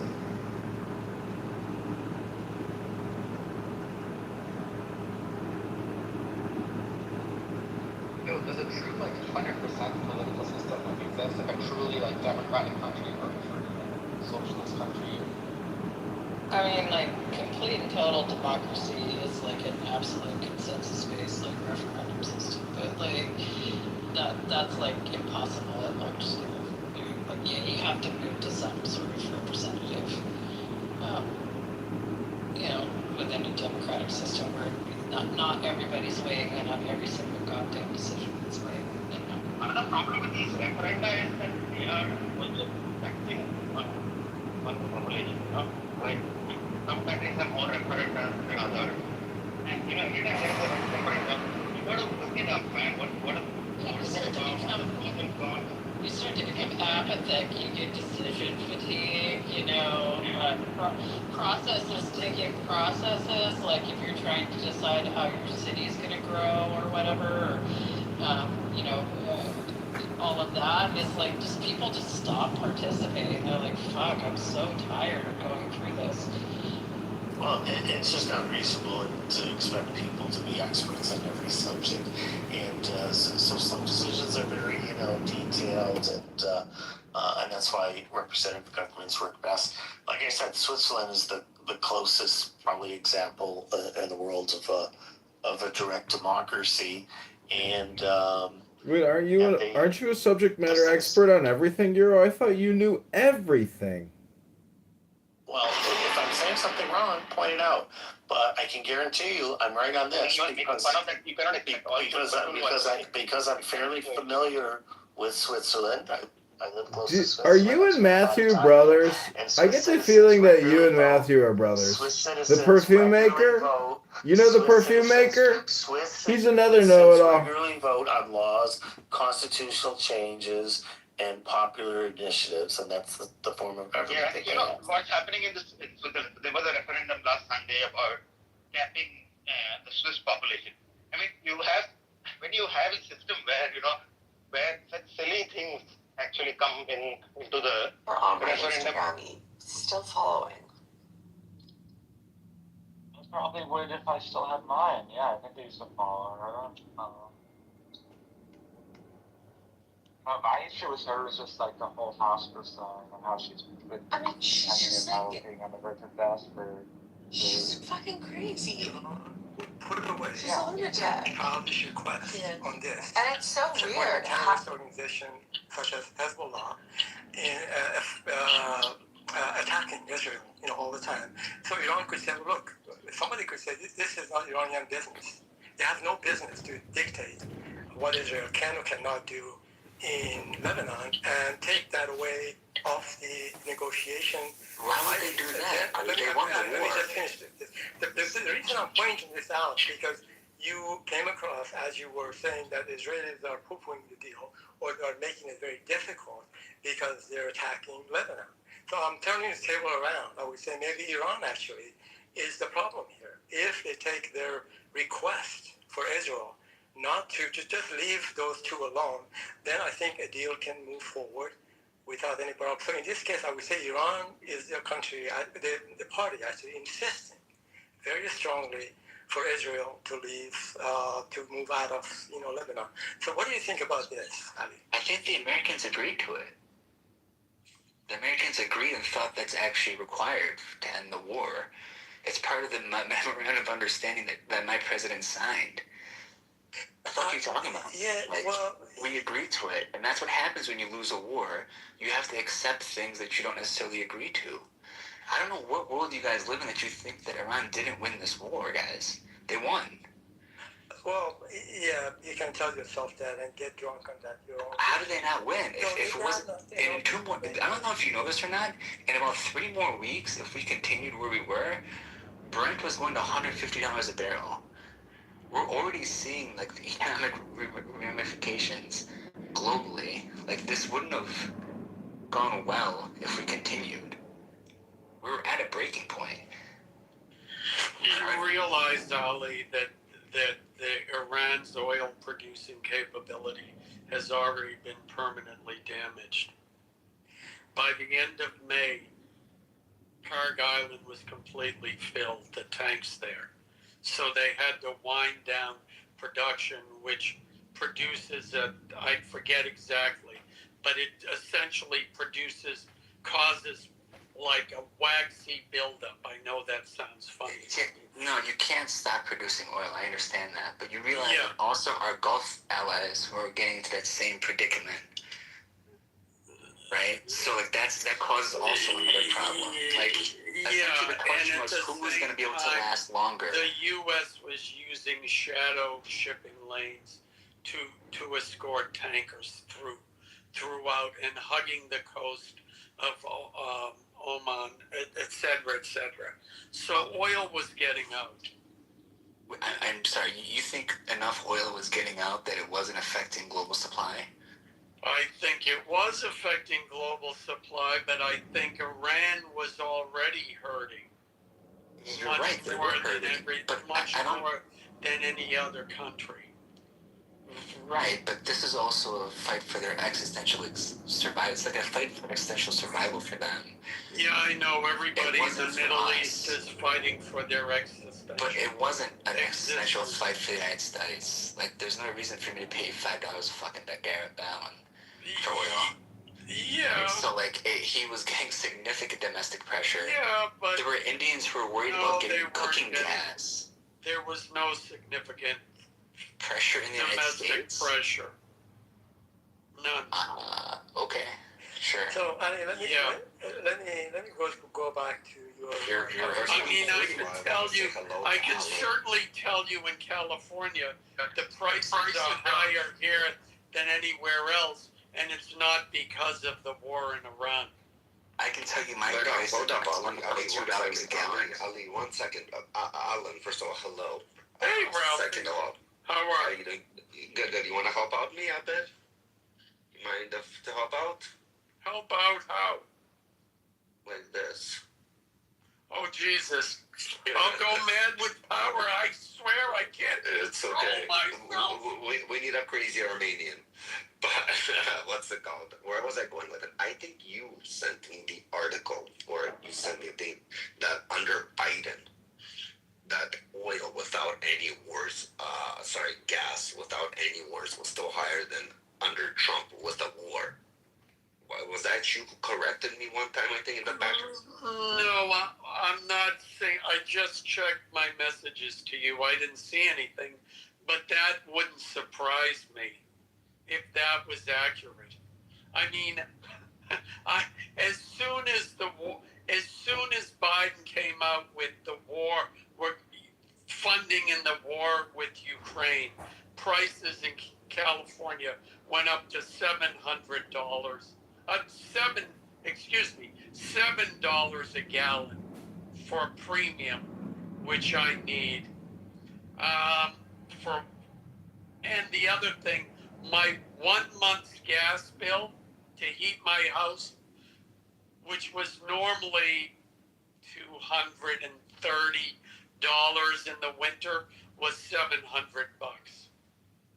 Oh, and I told you gotta sell that Mercedes. I know you Armenians, you love those Mercedeses.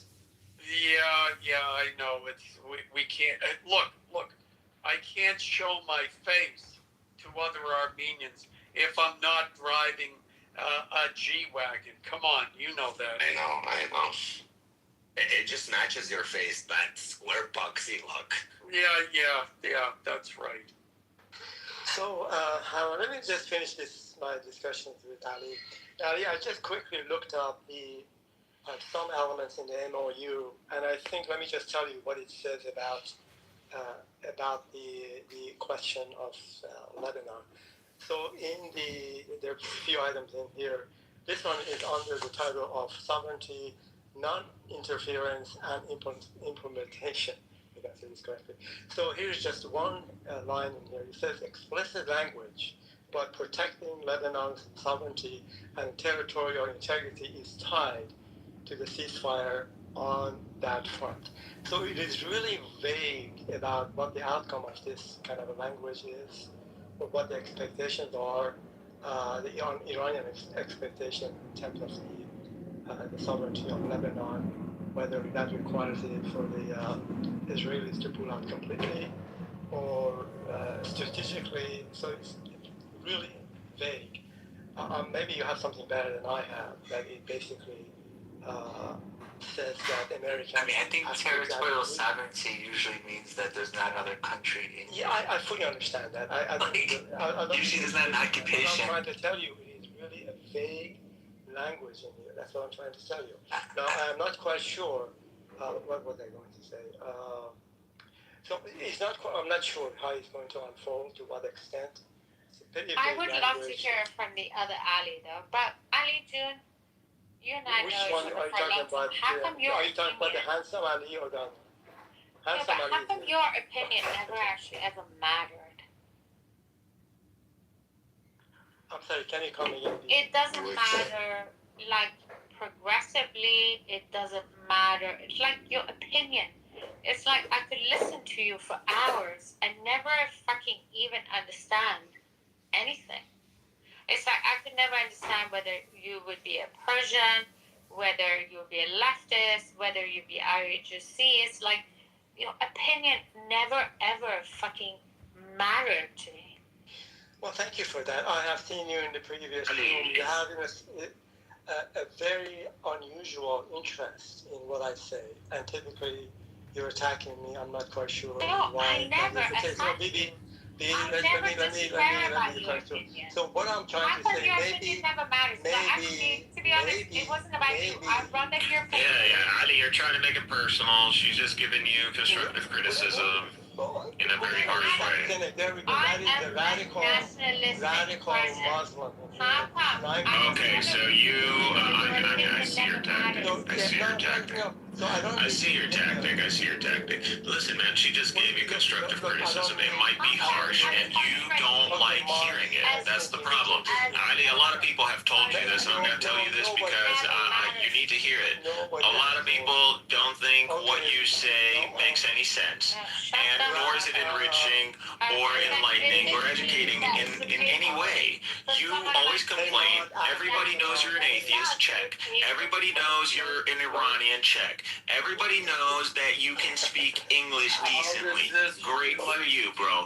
But that's only an accomplishment in Iran, not in the United States or in the Western Hemisphere, in the Western Sphere, the Anglosphere. Here, this is the norm. So if you don't speak English, like, hey, man, like, that's a you problem. But here, you don't get any trophies for speaking English. In Iran, you might get a trophy for speaking English. So I know.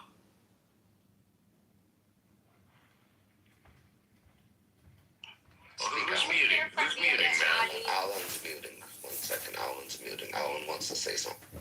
Yeah, how does this relate to the memorandum of understanding? Thank you. What memorandum of understanding? The one we're talking about between the United States and Iran? Yeah, correct. Well, 60 days, it's going to be negotiated. There's no memorandum of understanding other than to stop the war. Yeah, okay. So, I'm sorry, but Ali's particular effectiveness with what he does or does not say is not related to that, nor our opinion about what he says or does not say. That's true. It's up the moderators to decide and moderate the room. That's their. We already know moderators moderate the room, Alan. Can we just not say? Why are you talking about what BB said to him? Because be allowed to say that and people entertained it, Mr. Moderator. No, because BB is drunk. And so if moderators entertained it, that must be the topic of conversation. And now I just Okay, so you went back to, you reset the room, Alan. You could just say, I'm going to reset the room. Yeah, well, I could have said it that way. I said it my way instead. Which is no problem with that, but I'm just for further clarification. Good. I'm building with you. I'm not being an antagonist to you. I know you're not. We're all good. Now I'm going to say something. You know, I looked it up. I looked up what are the points. I read the memorandum. Then I went to Google, and there was one of the things it said was, would you like to see how this compares to Obama's deal? And I said, okay, let me see that. And then I asked the question, is it fair to compare this to Obama's deal, considering the terms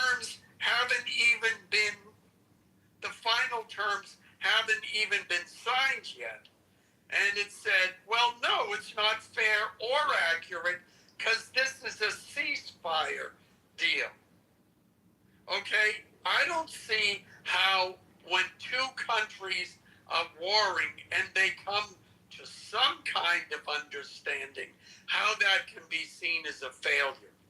Now, I expect that both sides are going to say, ha ha, we won. But we have yet to see what's going to happen in the next 60 days. The only other thing We just completed a grueling 3-day records exam process, defending nearly 20,000 of our signatures. In the end, as I've been saying all along, we're well over the required 25,000 signatures. That people are saying, oh, we're giving it to Iran. 150 billion of that is from private investors, and the rest of it comes from various sources, including other Middle Eastern So countries. before the breakdown, Alan, what are we trying to say? So you agree with me? So I don't that this know. is just a ceasefire. Maybe I You're an do, abortionist, cynic, pro-legal, but all I've abortion, heard and you you're say. You don't trust these That's why I lies. asked the question. So you agree with me that this is just a ceasefire?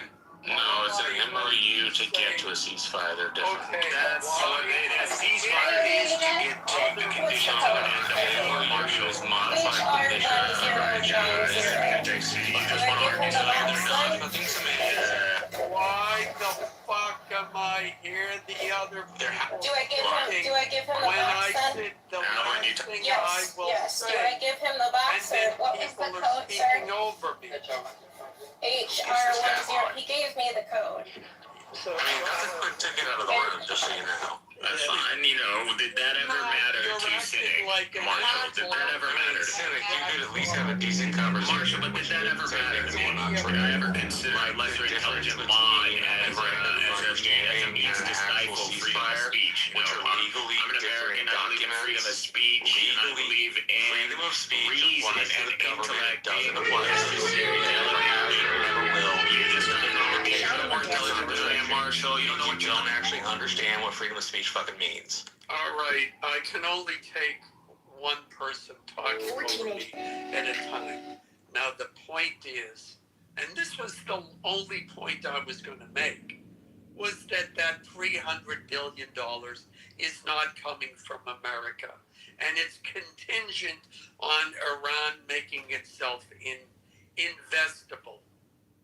Meaning, if it's a war-torn, terrorist-inducing Surveillance country, video inside nobody's gonna Playmakers, invest. Games, Cards, and Collectibles in Hudsonville shows the This is where you'll find some of the best jibaritos in Chicago. A jibarito is a sandwich made with flattened fried green plantains instead of bread. It comes with garlic and a filling consisting of meat, cheese, lettuce, tomato, and more. It's not the sandwiches, burgers, and wings. The jibarito was actually invented in 1986 in Chicago's Humboldt Park neighborhood, and you'll find some of the best ones. Alan, I appreciate you.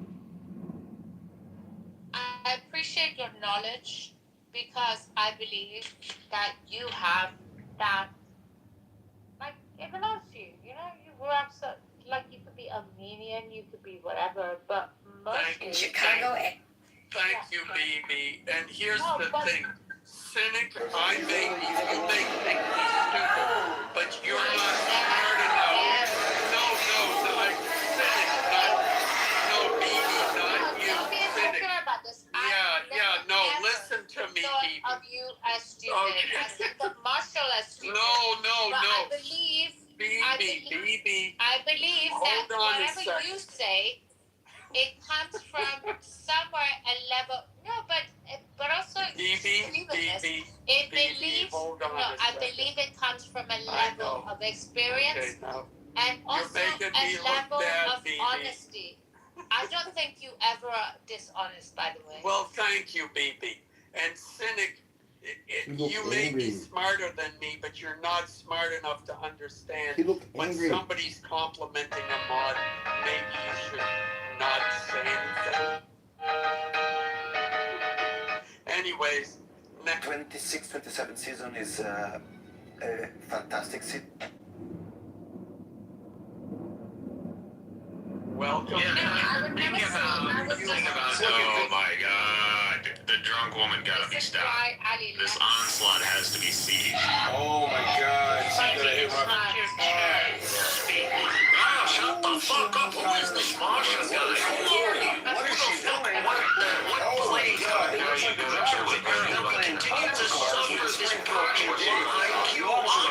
to smash the window. Who the fuck are you guys? The driver speeds away. She comes to a fork in the road and veers right. Then jumps the center median and crashes into a health clinic. An officer opens the door and then this happens. The car door smashes him into the truck. The car crashes again into the health center. She takes off. This time with the passenger side door wide open. Hits a tree. Well, you can't. Israel can't keep southern Lebanon. Everybody knows that. Occupation long term is not going to happen. It already happened before. The definition of insanity is to repeat the same thing, expecting a different result. If Israel occupies the southern Levant, this is what's going to happen. Within the next few years, they are going to coordinate the attacks against the permanent positioning of the IDF over there, and you're going to see high casualty events among the IDF. And then they're gonna post that online, and that's gonna be a psychological angle, and that's gonna be enforcing their base. And the Israelis are gonna continue asking, why are we there? Why are we losing troops? And even though we have no valid claim to occupy the land, and the international community isn't gonna recognize this territory as part of Israel. We're gonna keep it as a buffer zone. You're just gonna lose troops. You're in this high-tech loitering warfare battlefield that we have today. A bunch of drones from Hezbollah will cost millions, yet alone the human life, which is what we're already seeing. You might not be seeing the combat footage, but I keep up with this stuff. I promise you, the game warfare, but the Israelis from opposing. Like, they're just not going to stop. Hezbollah's an existential threat to Israel, so. Hezbollah's an existential threat to Israel? Why? Because they oppose its territorial integrity, which would make them an explicit. They oppose territorial integrity? They literally are within their border. They're funded by the Iranians who want the Iranians. So what? Israel's funded by the United States. Is the United States violating the sovereignty or the integrity of the Arab world? Their budget accounts for What asked you for an explanation of the economics? Say you asked. I'm just going based on what you said. You're saying, Hezbollah's an existential threat. People can comment too. If you don't want to have your shit criticized. No, then why do you run to conclusions so fast as what you're saying is literally truth, common truth, like everyone should get this? No, it's not. You are fringe. You are fringe, Marshall. You're in goddamn Texas. You're Baptist right now, bro. What are you talking about? Your views are nowhere normal. They're not normative. I know they're not. You are fringe. You are on the extreme right side of the aisle. You're an evangelical. You're an evangelical. You are not mainstream. You are not mainstream. Just say I'm not mainstream. Marshall just said that you are not mainstream. And instead of talking about holy shit, this white guy can't accept that. He ain't mainstream. You were redneck. You were redneck. And you were not the actual subject of the room, which again means you've lost the discussion. No, I'm not lost. Look at him. Look at him setting himself up as judge, arbiter, and execution. You are talking about me, Sylvester Stallone. You are not talking about ideas. You're talking about Marshall Lincoln personally. Which means you're nothing. You're nothing, bro.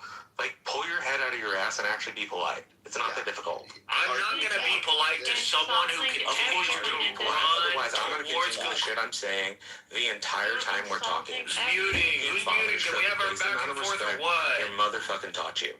It's not that difficult. You don't have to try hard. Just you're a redneck. You're a redneck. Your views are not normal. You cannot justify your views. You just said Hezbollah is an existential threat to Israel. Justify that. You said, they violate Israeli territory integrity. Okay, both of you stop right now. Is Hezbollah...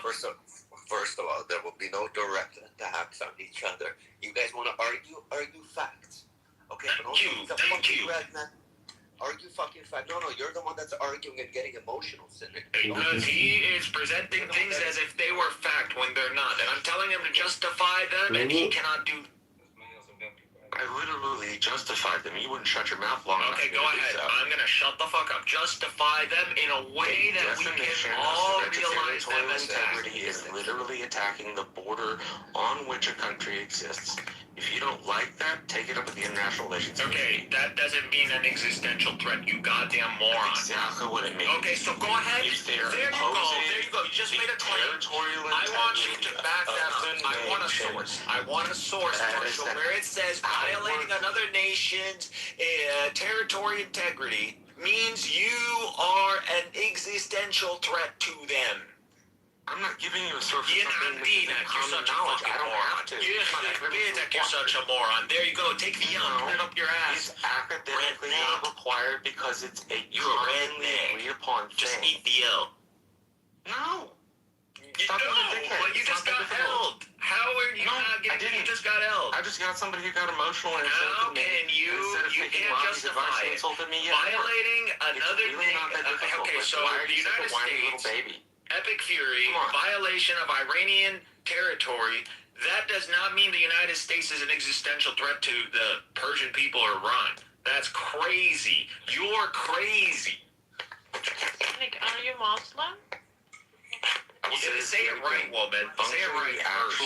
You know, you're not a white person. Masha, you're from goddamn Iran. You live closer to India than I do. If you don't believe You're that, brown. take it up with the international relations community. I can't fucking help you. Marshall, you have things that are actually substantiating with evidence and your statements being backed by some Substantiate things that are in the common parlance per the academic record. You need to show me under international law where violating another nation's sovereign territory means you're an existential threat. Yes, you can't find that because you just spoke out of your ass. Because it's common knowledge. It's common knowledge. Fallacy of authority. Fallacy of authority. Fallacy of authority. That's called a fallacy. That's what station Marshall. You can wear all the glasses you want. You ain't gonna cover that hick accent. I can hear that accent, and I know you're a redneck. Yo, Maz, control this ship. Well, So I have this titanium bar. y'all know You were talking more, Doctor, so I figured you were going to do it. I mean, let's put it. I mean, Cynic is a Muslim fuckhead. That's all. And I saying could it the way figure I out. say it. Well, I'm honored to be a Muslim fuckhead. Mrs. Masha, you're an atheist, brain-dead camel, and Alan is literally he knows better. He knows where the hierarchy is. That's why he's gonna laugh like that. He can call me a dickwad all he wants, but he knows who's making the intelligent, rational points. No, but So you said you're fucking. Hold on. You said you're fucking Muslim, and this is how you speak to a fucking woman. What? Oh my God! Here we go. They want to pass judgment. Who are you, and why do you believe you deserve? Oh, because you're a mod. Oh, because you think some electronic green badge of hierarchy makes you somehow Being a dickhead, the hell up, Josh. better manners. Marshall, you literally don't know manners because you clearly don't know Well, asshole. And Your Muslim ass stinks so bad that all of us, not only Persians, including other nations, I don't know. All I gotta say to everybody else, this are is just disgusted by how talkative you are and how disrespectful. It's not about your again, another opinion that is irrelevant to the conversation that doesn't help us obtain a fact or verify a fact. identity. That word that you're fucking Muslim and then you wanted to fucking attack the woman. Cynic, this is a serious question. Why are you Muslim men like this? Most of you, all the time. You just can't have a simple conversation. He's Muslim though. That's a fucking great way to describe that you're fucking Muslim. I just want to say hi. Really proud.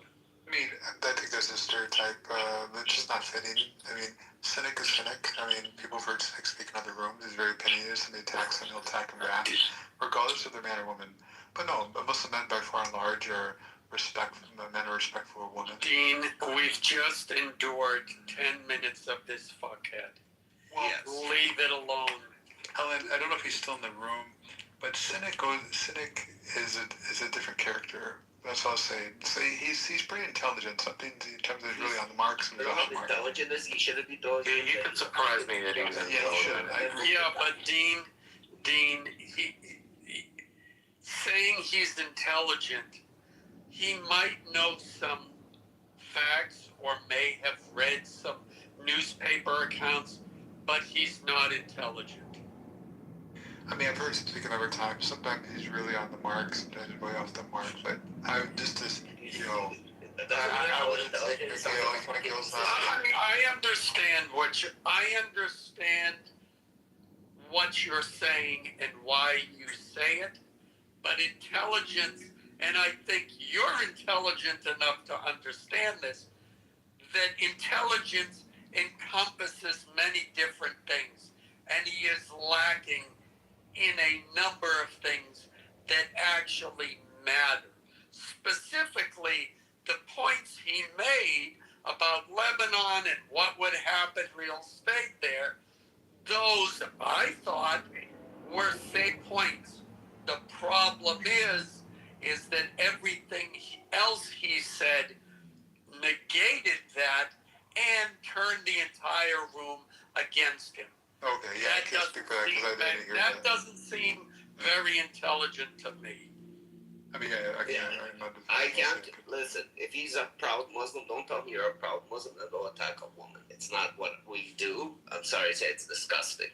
Of course. So if you're fucking having a verbal diarrhea come out of him right now, that's his problem. So they come up and fucking. I need you to stop talking, though. I need you to stop talking. Can you stop talking? I already heard your question a million times. Can you stop talking? No, Marshall, that doesn't mean you're allowed to interrupt. Marshall, I will literally break my foot up your ass. You are not strong. You are not intelligent. I am more educated. I am more powerful. I am stronger. Educated people don't have to tell you didn't even go to the military. Don't sit here act more patriotic than me. You are not more intelligent. You are not more patriotic. You are not stronger. I am better, stronger. Everything. I am he. I would literally say that in your face, and I would literally 9. How old are you, fucking idiot? I'm so fucking sick of this. Cynic that you can't control yourself. He's trying the first sign of man who is controlling your emotions, and you don't. And he's trying to manhandle this, whatever he's trying to do. He's trying to fucking intimidate. Yo, he thinks he's a bad guy. Come, fucking talk to me. Come. You think I'm scared of you, Cynic? Come, you're bigger than me. Come. You never had a fucking bottle broken over your head. Come, speak to me. We can't keep doing this, man. We really can't keep doing this. The only way... No, you want to hear from me. You want to try to prove that you can get me by getting me on some wrong point or a misrepresentation of fact. That's what you want to do. But all you can do is my character, even though you know that requires judgment. Anything requires judgment is subjective. Everything subjective can only be mitigated if we ground it off stage. Everybody shut the fuck up right now. Yeah, okay, wait. Everybody out. Yeah, wait. Cynic came in and started insulting people, and now he's claiming, oh, all you can do is talk about my character. Typical scumbag, idiot, asshole behavior. That's all, Cynic. You're a cunt. Okay? You are an absolute cunt. Now come up if you want. Hold on. Shut up, Phoebe. Please. Don't be like this to Alan. Hold on. Cynic, It's okay. I'm bringing you back up. But stop fucking attacking people. Nobody gives a fuck how big you are, how strong you are. It's not a fucking pissing competition. Go straight to your fucking point. Everybody mute the fuck up, mic up, start speaking straight to your point, and then when somebody else speaks, you mic up and you let them speak and don't fucking interrupt them until they're fucking done. Guys, I can't bring him up. Somebody else tried to bring him up. Straight to your fucking point. Everybody mic the fuck up. Well, before he coming up, I want to ask a question so that he could answer. Okay, you can't bring him back up. Can somebody turn off hand raising? So he can back up on his own. Guys, turn off hand raising. There we go. Yeah, bro, so I'm just gonna read what I wrote in the chat, because, again, I don't waste time, man. Even though they are by no means even close to deserving the merit to be a judge over the matters that require the mitigation of men.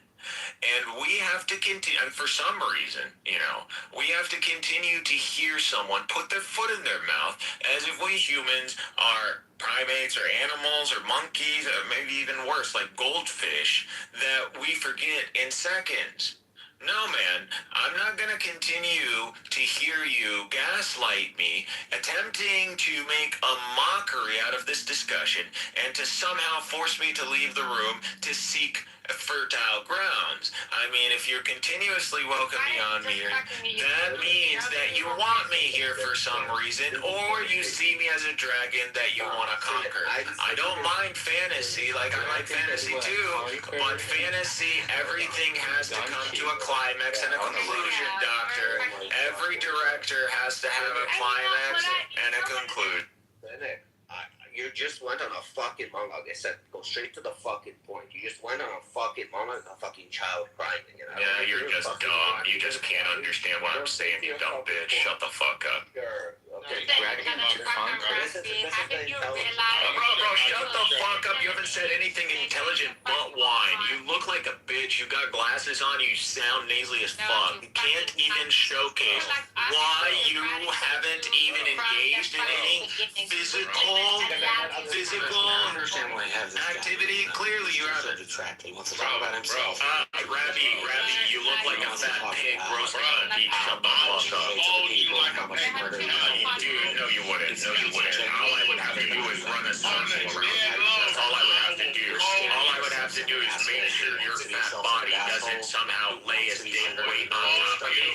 And then you would literally gas out in 15 seconds. That's all it is. And then I would go and just put something around that big fat neck of yours, because your own neck fat will fucking suffocate you already. Because that's all I would need to do is just apply extra pressure on that triple chin of yours, and you would literally die. You would pass out in 9 seconds. You will meet God in 15 seconds. You will begin to showcase signs of blackening in your blood cells in 25 seconds. That's how bad. Okay, I put him into the I wanted to live it. I don't know who came on stage. Dean, you were complimenting how smart he is. This is the intelligence level. I haven't heard nothing smart except attacks. The fuck is a Muslim. I don't give a fuck. He's a Muslim.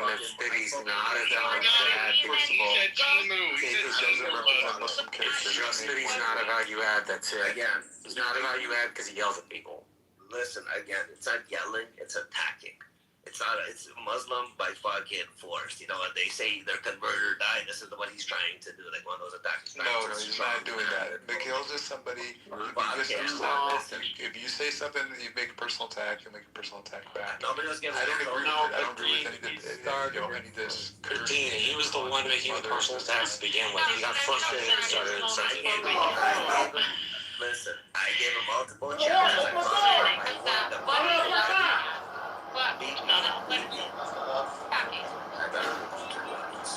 I told him, come on stage. Everybody get the fuck up. Everybody get the fuck up. I'm gonna fucking monologue. I need to try to get fucking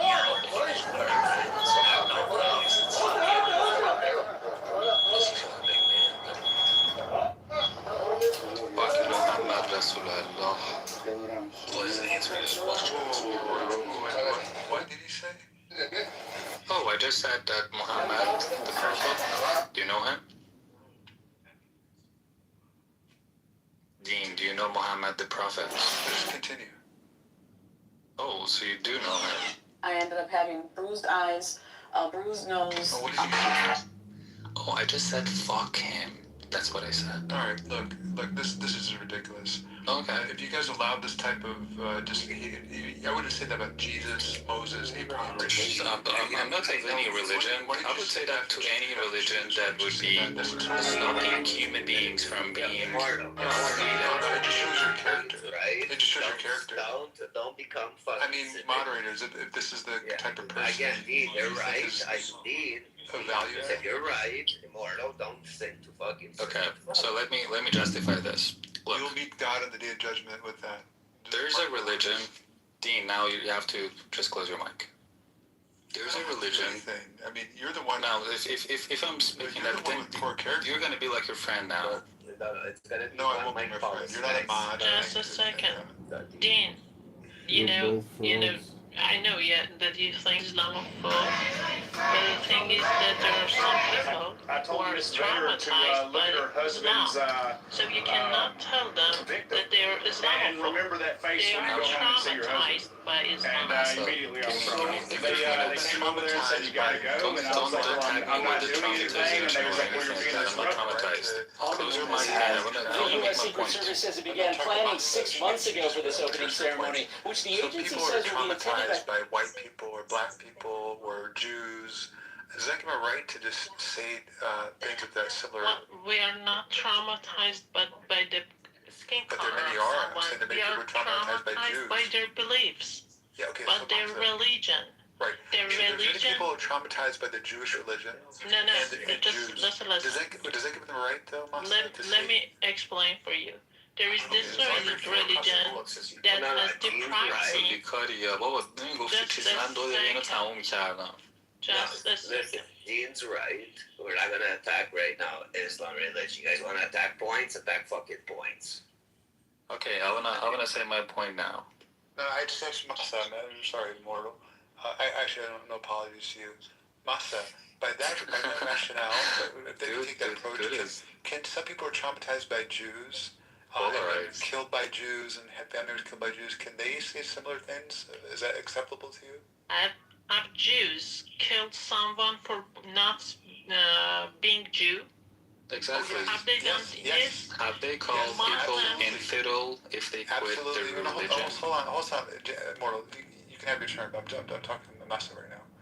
Yes, of course they have. They've killed non-Jews. They've justified killing non-Jews. They've called them animals and trash and so forth. Of course they have. They killed them because they are not Is it in their holy book? Is it something that they have as a rule? Like calling infidel, do you know what is infidel? Not with you. I don't care about talking. If you're not giving enough information, then the information you're providing is biased and you have to be reminded. I have respect for her. I have no respect for you. What do you mean I have respect for her? Hold on. No. Infidels, you are just neglecting the fact that Islam is calling people who quit their religion as infidel and would be able to kill them. Their blood is free to be spilled only because of changing their mind. You're trying to filibuster. You're trying to block me from making my point. I'm not going to let that happen. All right? I'm going to speak to Masa and just hold your horses. It changes how elections are funded, so clean candidates can win without in the name of religion, special interests. Non-Jews. No, I didn't say if they have killed non-Jews. I asked this. Have they killed someone for not wanting to be a Jew? Have they done it? Because Muslims are... Just let me finish. Muslims have been killing us for not wanting to be Muslims. That's it. Yeah, the Christians have done the same, but Muslims have been killing Iranians. When in recent history has a Christian executed anybody for that? Christians Please, have I'll fucking wait. Killed millions upon millions. That's not what I asked, Dean. I asked where in recent history has a Christian fucking done this? Marshall. No, I was really specific. Where recently has this happened? People have put in Jesus on the name of bombs. Okay, that's not an answer. That's you making up an answer. People in the name of Christianity. That's not an answer. That's you making up an answer. Answer the question I asked you, not the one you wish I asked. Is that what you're doing, Marshall? I'm speaking. I want a consistent answer from a person for a question I asked, not a question I didn't ask. You are notified of what Give me a consistent answer. Where in recent history has this happened? Marshall. Then answer the question, Dean. Marshall, no, I'm talking to myself. I can't answer. There's no answer for You don't get to be in the middle of a public where you say something incredibly stupid and expect nobody to respond. about getting shot. Answer the question. Where in This is one of the largest scandals in America. Where in recent history has this happened? Even the same as JFK, by the way. Questions that Where in recent history Some people are writing block that are really fed up. Otherwise, you're pulling shit out of your ass and you're not being honest. Oh my, look, no. Give me an answer. They still act like that, and they still try to justify that. It's hilarious. Somebody's been traumatized by another faith who are killing other people. No, I'm not traumatized. I expect you to give me an answer that matches with the question I asked, not the one you wish I'd asked, because you can't answer the question I actually asked. I continue speaking with you because I mind that you answer the question I asked you. Where in recent history have Christians done will address this? that after I address myself. Where in recent history have Christians done this? Where in recent history have Christians done this? I promise you. Where in recent history have Christians done this? Where in recent history have Christians done this? Marshall, Dean, Immortal. Ellen. Yeah. As a mind. No, yes, I'm going to speak now. All right? I'll make it very simple. In 2020, in the war with Azerbaijan, Muslims killed Armenians, and Jews helped them. And yet here I am on a stage with both Jews and Muslims and Christians talking to all of you. If I can find it in my heart to listen to all the stupid shit you guys are saying and not be triggered and offended, I think everyone else can too. So let's leave the, I'm deeply offended by what people said, because as far as I'm concerned, you're all a bunch of fuckheads. Okay, so, but yet somehow I have the emotional maturity to continue this conversation. So, let's discuss some actual points, because Marshall, Dean is not going to answer your question. Dean, Marshall is not going to stop asking, and Immortal is not going to change his mind either. So I'm going to go on mute. It's up to the other mods. I am done. You guys can do whatever the hell you want. No, if Dean wants to obfuscate in front of everybody else, that says all he needs to say. No, Marshall, I don't have to say that's not anything the else. case. I simply asked because people have been traumatized by people of other faith because have been killed by that. No, you obfuscated. I asked you that question. You didn't give me a clear answer. It's not that difficult. You obfuscated. You moved the goalpost. Now, people have been... No, you obfuscated, bro. If you would just admit you obfuscated. By the way, the fact that I'm Islamophobic is not because of being traumatized. I actually have never been traumatized by this fucking religion. It never hurt me, but the fact that it has continued... You just shut the fuck up when I'm speaking. The fact that it has done this over the history and still doing the same, that is one thing that makes us all Persians hate this fucking religion, and that's exactly what's happening to Iran. And this is exactly why you are opposing the revolution in Iran, because in Iran, Iranians are against this fucking religion. And you, as Muslims, hate the fact that Iranians, as a Muslim country, as a former Muslim country, are now against this. It's still by far tens of millions of Muslims. Your parents, or at least your grandparents and great-grandparents, were probably practicing Muslims, praying and so forth. They love Allah and Muhammad. This is what that has been changing. That's your family. That's your family. I know. You don't have to tell me. This has changed. Yeah. This has changed. This is something you cannot see. This is something that you cannot comprehend because you're not an Iranian. I know. I've spoken to many Iranians. Look, I understand. You spoke to many Iranian. I am an Iranian. You stupid bitch. Look. Can you stop that? First of all, you've never seen my face twice your size. He's an idiot. I've absolutely He's an idiot. Well, Dean, what I will say, Dean, what I will say is, okay, Dean, what I will... Keyboard clubhouse warriors here. Yeah, Dean, I deal with it all the time. You just got to, it is what it is. But, Dean, what I do think you are missing is a significant amount of Shia Muslims that are jailed inside Iran, as well as left and have had multiple generations of assets in England, France, Switzerland, I mean, all over Western Central, and even Eastern Europe. So there's a big population of Shia that don't like these motherfuckers either. Though. A big population. And I would. I understand. I've talked to many Iranians from both sides of the fence. Yeah, Dean. Iranians within Iran. You are talking to many Iranians from both sides of the country, and at the same time, you cannot even comprehend a person as an Iranian identifying themselves as an Iranian with here with about 4 decades of experience, and not only him, but a lot of friends in Iran still, and their family members, telling you the fact that Iranians are past from this stupid religion, and at the same time you were saying that, oh no, there's a lot of Iranians who still are practicing that. I am not saying that they're not practicing. What I'm telling you is that the difference between the new generation and the previous generation is something that you cannot comprehend only because you've not lived in Iran, only because you are not an Iranian. Let me make some examples for you. I'm an Iranian woman, okay? I'm an Iranian woman. In my whole life, I was forced to get dressed the way Muslims wanted me to do. I never believed in Islam. I never wanted to cover my hair. I never wanted to dress that way, but I had to because Muslims forced me. My whole life. Let Dean tell us about his friends that are enjoying that hijab. Come on, Dean. Yeah. Just let her finish. Let her finish. And I'm going to speak. In my whole life, I was the second gender because some Muslim men were ruling that country, and I was seen as the second gender. I was more capable of many other men, but I was the second gender because of Islam.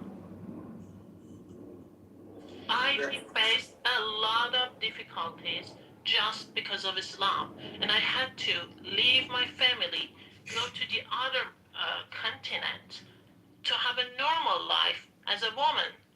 And now you're here telling me, why do you have Islamophobia?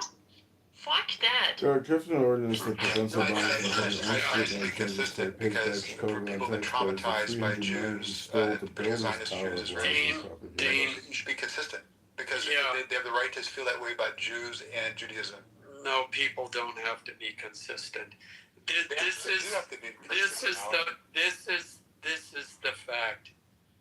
There were 75,000 mosques in Iran. 50,000 of them have closed. Iran was always, while Persians were Muslim, it was also a secular country. And after the revolution, it became the crap fest it is today. And you may have spoken to a lot of people, Dean, who are pro-IRGC. And there were people like Massa, and maybe you haven't spoken to them, but I think that if the religion is thriving in a country, and that's all anecdotal evidence. Yeah, I think the fact that if a religion is flourishing in a country, 50,000 out of 75,000 of those places of worship do not close. I think the number's supposed to go up, not down. So I would tend to think that Massa's sentiment is more accurately reflective of the sentiment in Iran than the people you've spoken to. Well, there's you can see that on my profile picture, Dean. Look at my profile picture. Just 32% of Iranians are identifying themselves as Shia Muslim. Just 32%. Okay? Other people in Iran don't consider themselves as Muslims. Do you understand that? Well, they don't consider themselves because you have to add Muslims. Sunni there, so it's 37%. So nearly 37 points up. There's about 40% or so. Yeah, and 60% are not Muslims. Right. The majority are not Muslims. I know respectable Sunni and no respectable Sunni who prays to Mecca will ever support the IRGC or even look at them or their followers. Look, I never said I supported the IGC. I hear from both sides their reasons, their rationale, and so Look, if we forth. funded $30 billion in And I agree, Chicago, like how you said, much there's is a enough lot for terrible, interest payments? some terrible Which ones stuff. are the primary But recipients for the interest it's payments? complex. A lot of it's also brought in by sanctions. A lot of the frustrations, even if you had. Who says it's complex? It's very obvious. Just bring your points. Your A team. Look, if there's like 5 people against one here speaking, it's not going to be. No, it's not. It's supposed to be free. I'm not saying that, Rabbi. I'm not saying that, but Immortal keeps interrupting me. Don't cry, Dan. Don't cry. Just say. I'm not crying. Just don't interrupt. Just chill. One mic at a time. Yeah, I've seen the survey results, and I know that if you had the best, I said A-team government, Masa, if you had your top 10 people you run in the government, or whatever, your administration, they would still have a lot of the same difficulties if they did not kowtow, bow down to Israel and the U.S. You would still face sanctions. You would still have crippling effects. Instead of producing 2.1 million barrels a day, you'd be producing 700,000. Your oil production would be cut by 2/3. People would be starving. What's it have to do with the fact that Islam is calling Muslims infidels like Persian souls? The sanctions I don't know. crippled Iranian society. Then you know that before Islamic Revolution, Iran was a pretty normal country. We had a good life there. It was a good place to live in. Under the Islamic Revolution. Under the dictator, though, it was a good life. Under the guy that was oppressing the people. Oh my God! You know the one that you're calling a dictator. Were you even there? Were you even there during that time? No, you were there. Were you there? No, you were there. She wasn't. But the funny thing is, she has so much to say about Iran, but yet she ran away from Iran.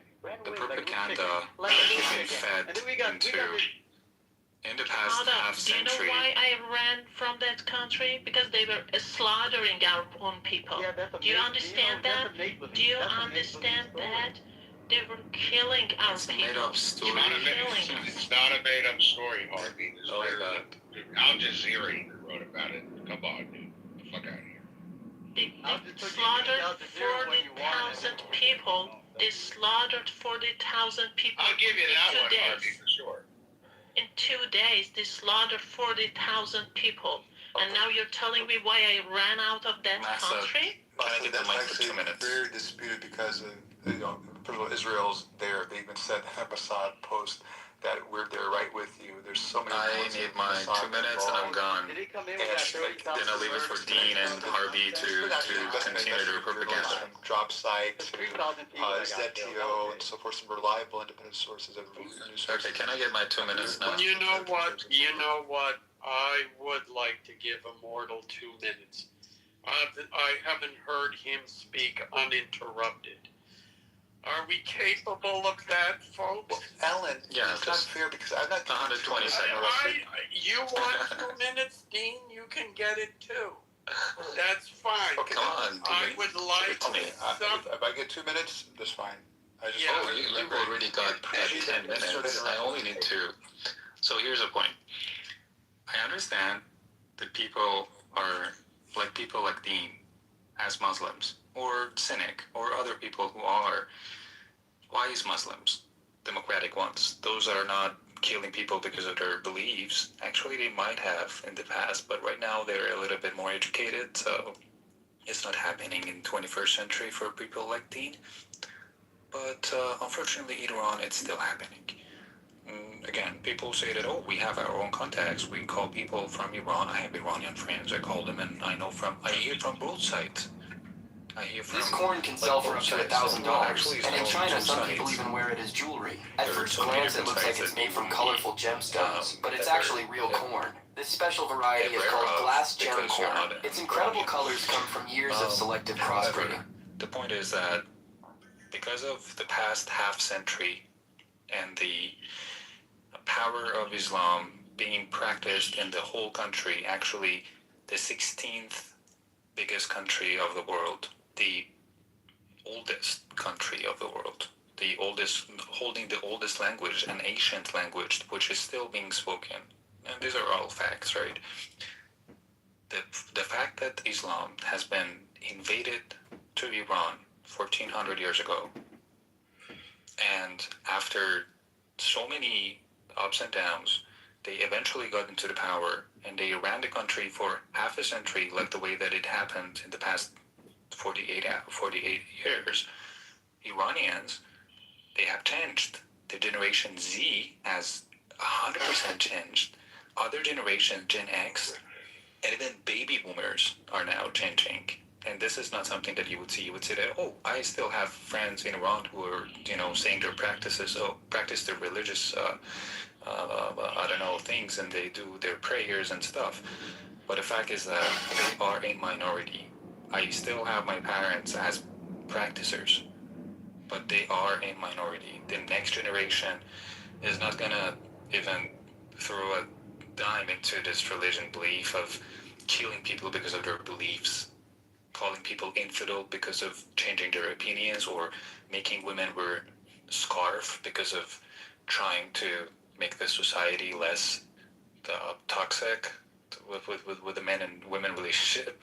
This is not happening. People in Iran, because of these iPhones, because of these VPNs that have been very popular in the past few decades, are now accessed to the media, to everything that has to be given through everything but the propaganda that regime was working on for half a century, are now aware of the rights and are now standing in front of you. And yes, we are only 100 million. You are 2 billion.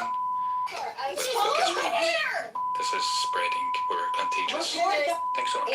Thank you for sharing This is video showing a then 18-year-old Maya Hamilton. I think that was about 3 minutes or so uninterrupted. Well, okay. Well, you're just about in the past 40 years, Islam eventually got in power the past 40 years. Oh, it's Muslim dynasties. Iran has been Muslim, ruled by Muslims since the 7th century. You have the Mayas, the Abbasid dynasty, the Safavid, Zand dynasty, Qajar, and so forth. Yeah.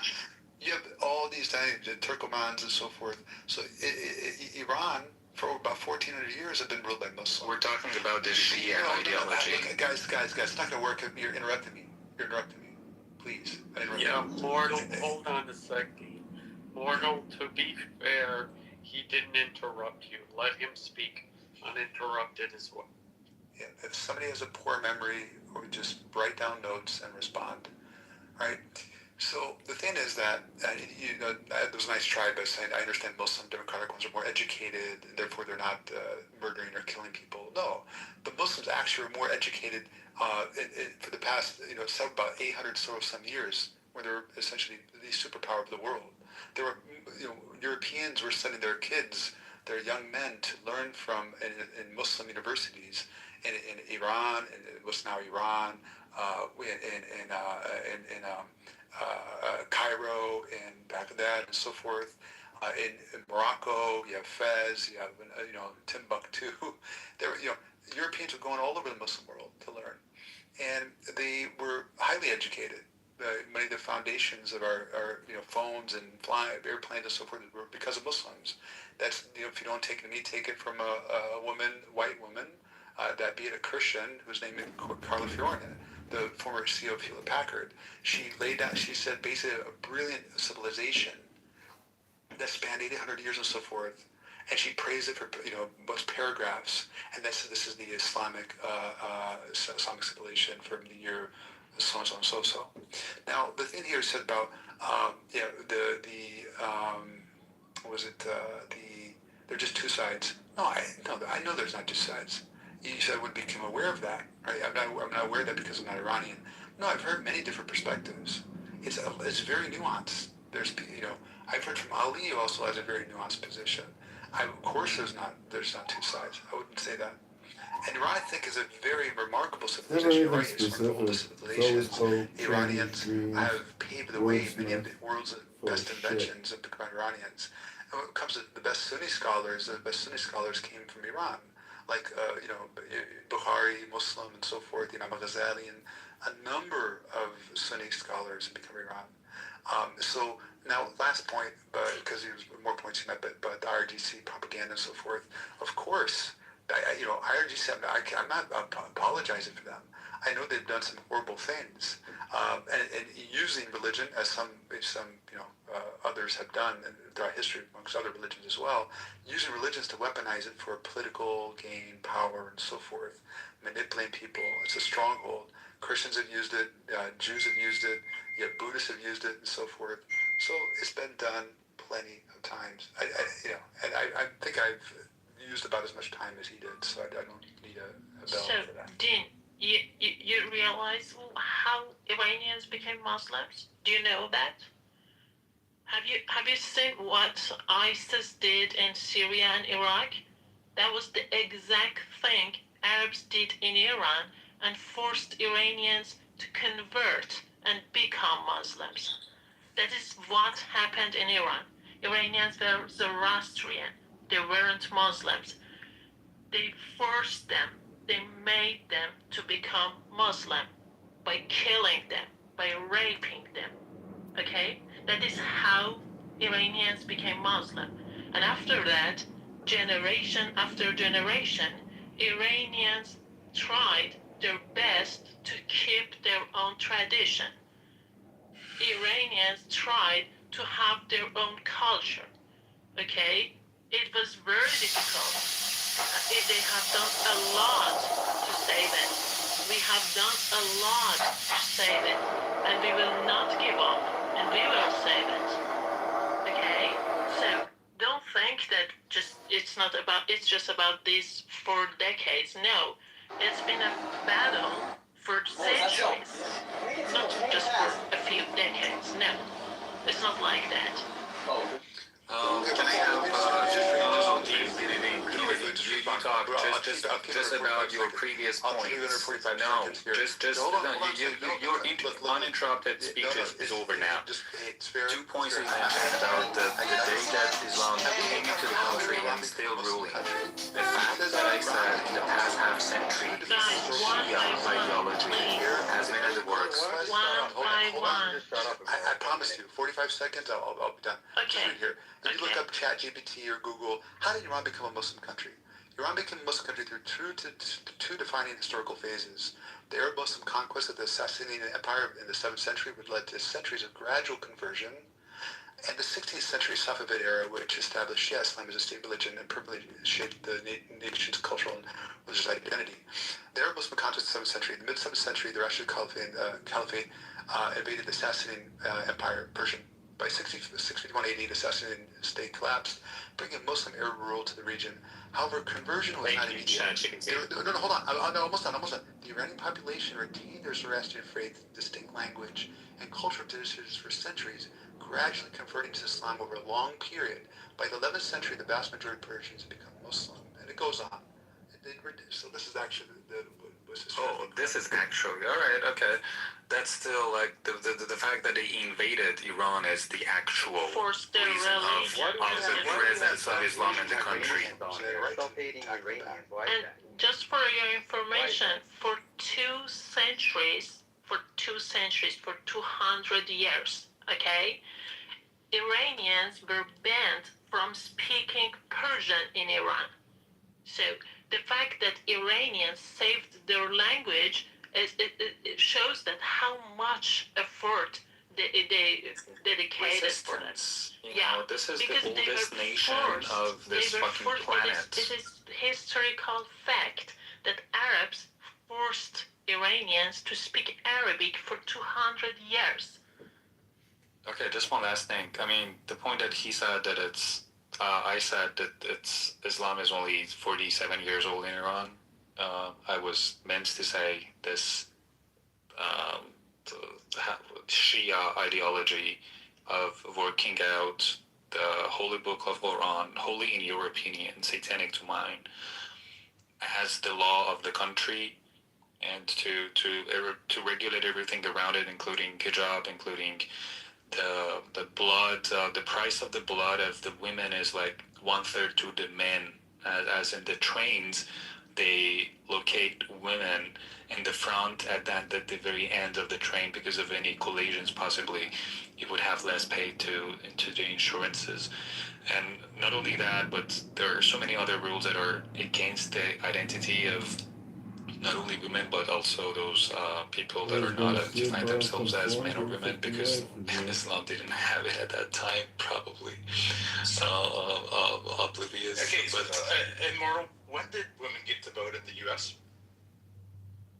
I believe 21, 18, 19, something like that. Yeah, like the first state was like 1896. So it takes whiles for these changes to happen. But as you mentioned, the change of the iPhone, letting people see what exists in the West has caused massive and quick changes throughout the world. And now we have the counter change in the U.S. where we're trying to pretend like science doesn't exist anymore and trying to take us back to pre-1920.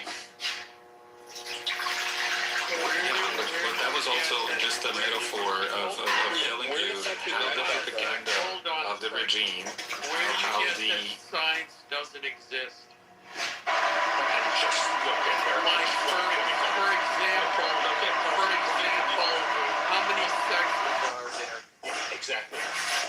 I'm sorry. I'm not going to entertain that with you. No, you made a statement. Back it up. How many sexes are there?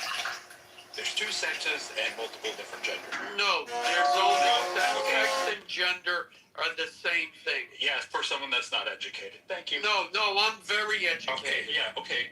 Yeah, I'm very educated. Please, okay. All right. Where did you go to school? I went to school. Where did you go to school?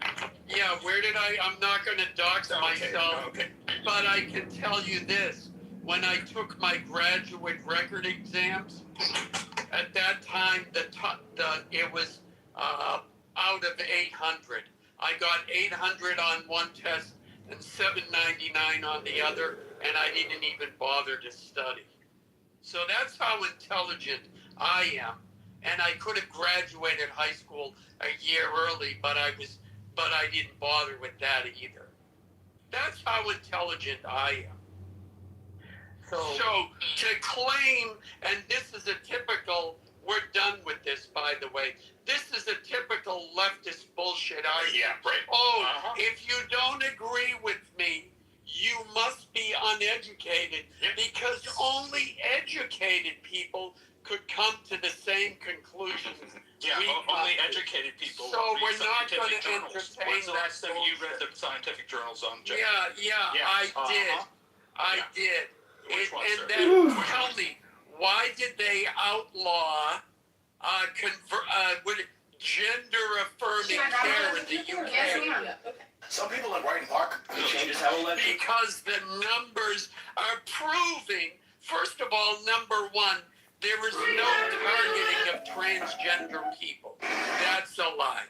Number two, transgender people are not being murdered. That's another lie. Number three, if you do nothing with transgender teens, it will resolve by the age of 21. Those are the facts. Okay, but they didn't outlaw it. They outlawed it for a certain age group, and that's fine. I think I have no.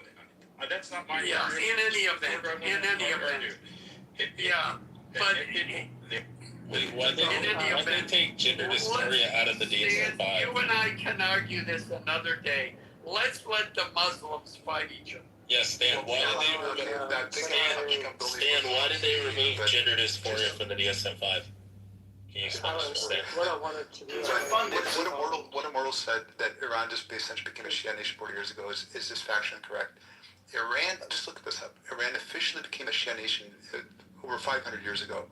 In 1501, when the Shah Ismail, the founder of the Safavid dynasty, declared 12 Shias as a state religion. Prior to this, Iran was a predominantly Sunni Muslim religion for centuries, and then we established that ISIS did not force them to convert, just like, back then Arabs did not do what ISIS did and just force them to convert. The Iranian, again, quote, the Iranian population retained their Zoroastrian faith, distinct language, and cultural traditions for centuries, gradually converting to Islam over a long period. Right? No, No, this is actually referenced. I'm actually looking at reference ChatGPT. You can look up in Google. It happened. Hey, Dean, do you think this all came about? Dean, do you think this all came about because the Sunnis got tired of reading all the dirty hadiths about Prophet Muhammad? And then they were like, we're just going to throw all these out and make our own hadiths and downstairs. There's no dirty, well, I can't say, there's no Sunan Abi 47:17 is graded Sahih. It says, and for the woman who buries alive her newborn daughter, the mother and the baby both go to Jahannam. But that goes for the father too. They go to hell. No. It's a mother. It says, and for the woman who buries alive her newborn daughter, the mother and the baby both go to Jahannam. No. Sunan Abi Dawud 47:17 is grading Sahih. Right. It's Al-Albani. Particularly, no, the scholars address this, and the babies don't go to the hellfire. Yeah, I know, because the Quran says that they're innocent. Yeah, I know. No, yeah, exactly. So you're just saying that the Sahih Al-Albani hadith is contradictory to the Quran? I mean, is that what you're saying? There's hadith that contradict each other. So they contradict the Quran. This is because look, if you want to learn, contradict the Quran. The Quran's it does. Yeah, it contradicts the Quran. No. So because then the hadith contradicts the Quran. Actually, the hadith isn't as important. Yeah, I just said the hadith contradicts the Quran. The Quran says the baby's innocent. The hadith and Al-Albani says that the baby goes to hellfire. Okay. What is a hadith? There's 15. It's a writing. Okay, just listen a moment so you can understand. Yes, there's the hadith that contradict the Quran. Hadiths have different grades. They go from Sahih, Hasan, just hold on. Yeah. How many criteria used are needed to grade a hadith? I don't know. I just know it's graded Sahih. So is Sahih strong chain of narration or no? Very Swiss cheese understand. Dean, let me ask you a question. Is Sahih strong chain of narration? Hold on, listen. I know. I'm just asking you a question. Just listen. Can you give me clarification on that so we can proceed? You can teach me about whatever you. Than I do, that's fine. Dean, but if you want to learn, Dean, if it's graded Sahih, does that mean strong chain of narration? Actually, there's many grades to hadith. Even the ones that are fabricated, known to be lies, are preserved. Yeah, from like all the way from fabrication to the most authentic gradation. And each one of the class Na'ib, Hasan, and so forth, and Sahih have different grades. There's 15 criteria that are established to grade a hadith. Now, sometimes hadith do contradict the Quran, and these happen predominantly be the ones that are lesser grades. The ones that have higher graded hadiths that don't. Any hadith that contradicts the Quran is not accepted, at least either in full or in part. Okay, can you explain why this is graded Sahih? Yeah, I know, but Dean, you're missing why is this graded Sahih then? So, do you want it in the chat? There's other. There's Abu Dawud. Abu Dawud is a scholar of hadith. There's other hadith scholars who. It's in the chat. Can you just click on it? Hold on. Do you know there's other scholars? Okay, it's Sunan Abi Dawud 47:17. Amir reported the Messenger of Allah, may peace be upon him, as saying, the woman who buries alive her newborn girl and the girl who is buried alive both will go to hell. This tradition has also been transmitted by Ibn Masud from the Prophet, may peace be upon him, to the same effect through a different chain of narrators. Yes. Grade Sahih Al-Albani. Okay, so what? The Prophet was wrong. There you go. So the Quran scholars. I don't know if you understand. The hadiths don't supersede the Quran. Let's say the Prophet said that it's irrelevant. Yeah, it's irrelevant. Yeah. Because the Quran supersedes it. Yeah, the Quran. Wait, how about if it comes from the mouth of Aisha? Look, how about Sunan Abi Dawud? It can come from the mouth of the Prophet Muhammad himself. It doesn't matter. You're clearly on a position where you want to listen. Okay, I've studied this, and I've studied the. How about Bukhari? But if you want to Bukhari doesn't learn, matter as much as you want to be stuck in your ignorant view of first of all hadith in general, and this particular hadith, go ahead. Okay. Let's get back to the Sahih al-Bukhari 44:28. The Prophet in his ailment in which he died used to say, "Oh Aisha." We're gonna get back to the This is narrated Aisha. So it says, "Oh Aisha, I still feel the pain caused by the food I ate in Kaibar." Anybody who buries and at this time who kills a child, yes, if they don't repent. No, the baby goes to hell. It says the baby goes to hell. No, the baby doesn't go to hell. No, it says Sunan Abi Dawud 47:17. But again. First of all, the difference here, Ma'uda there's different interpretations of the word itself, right?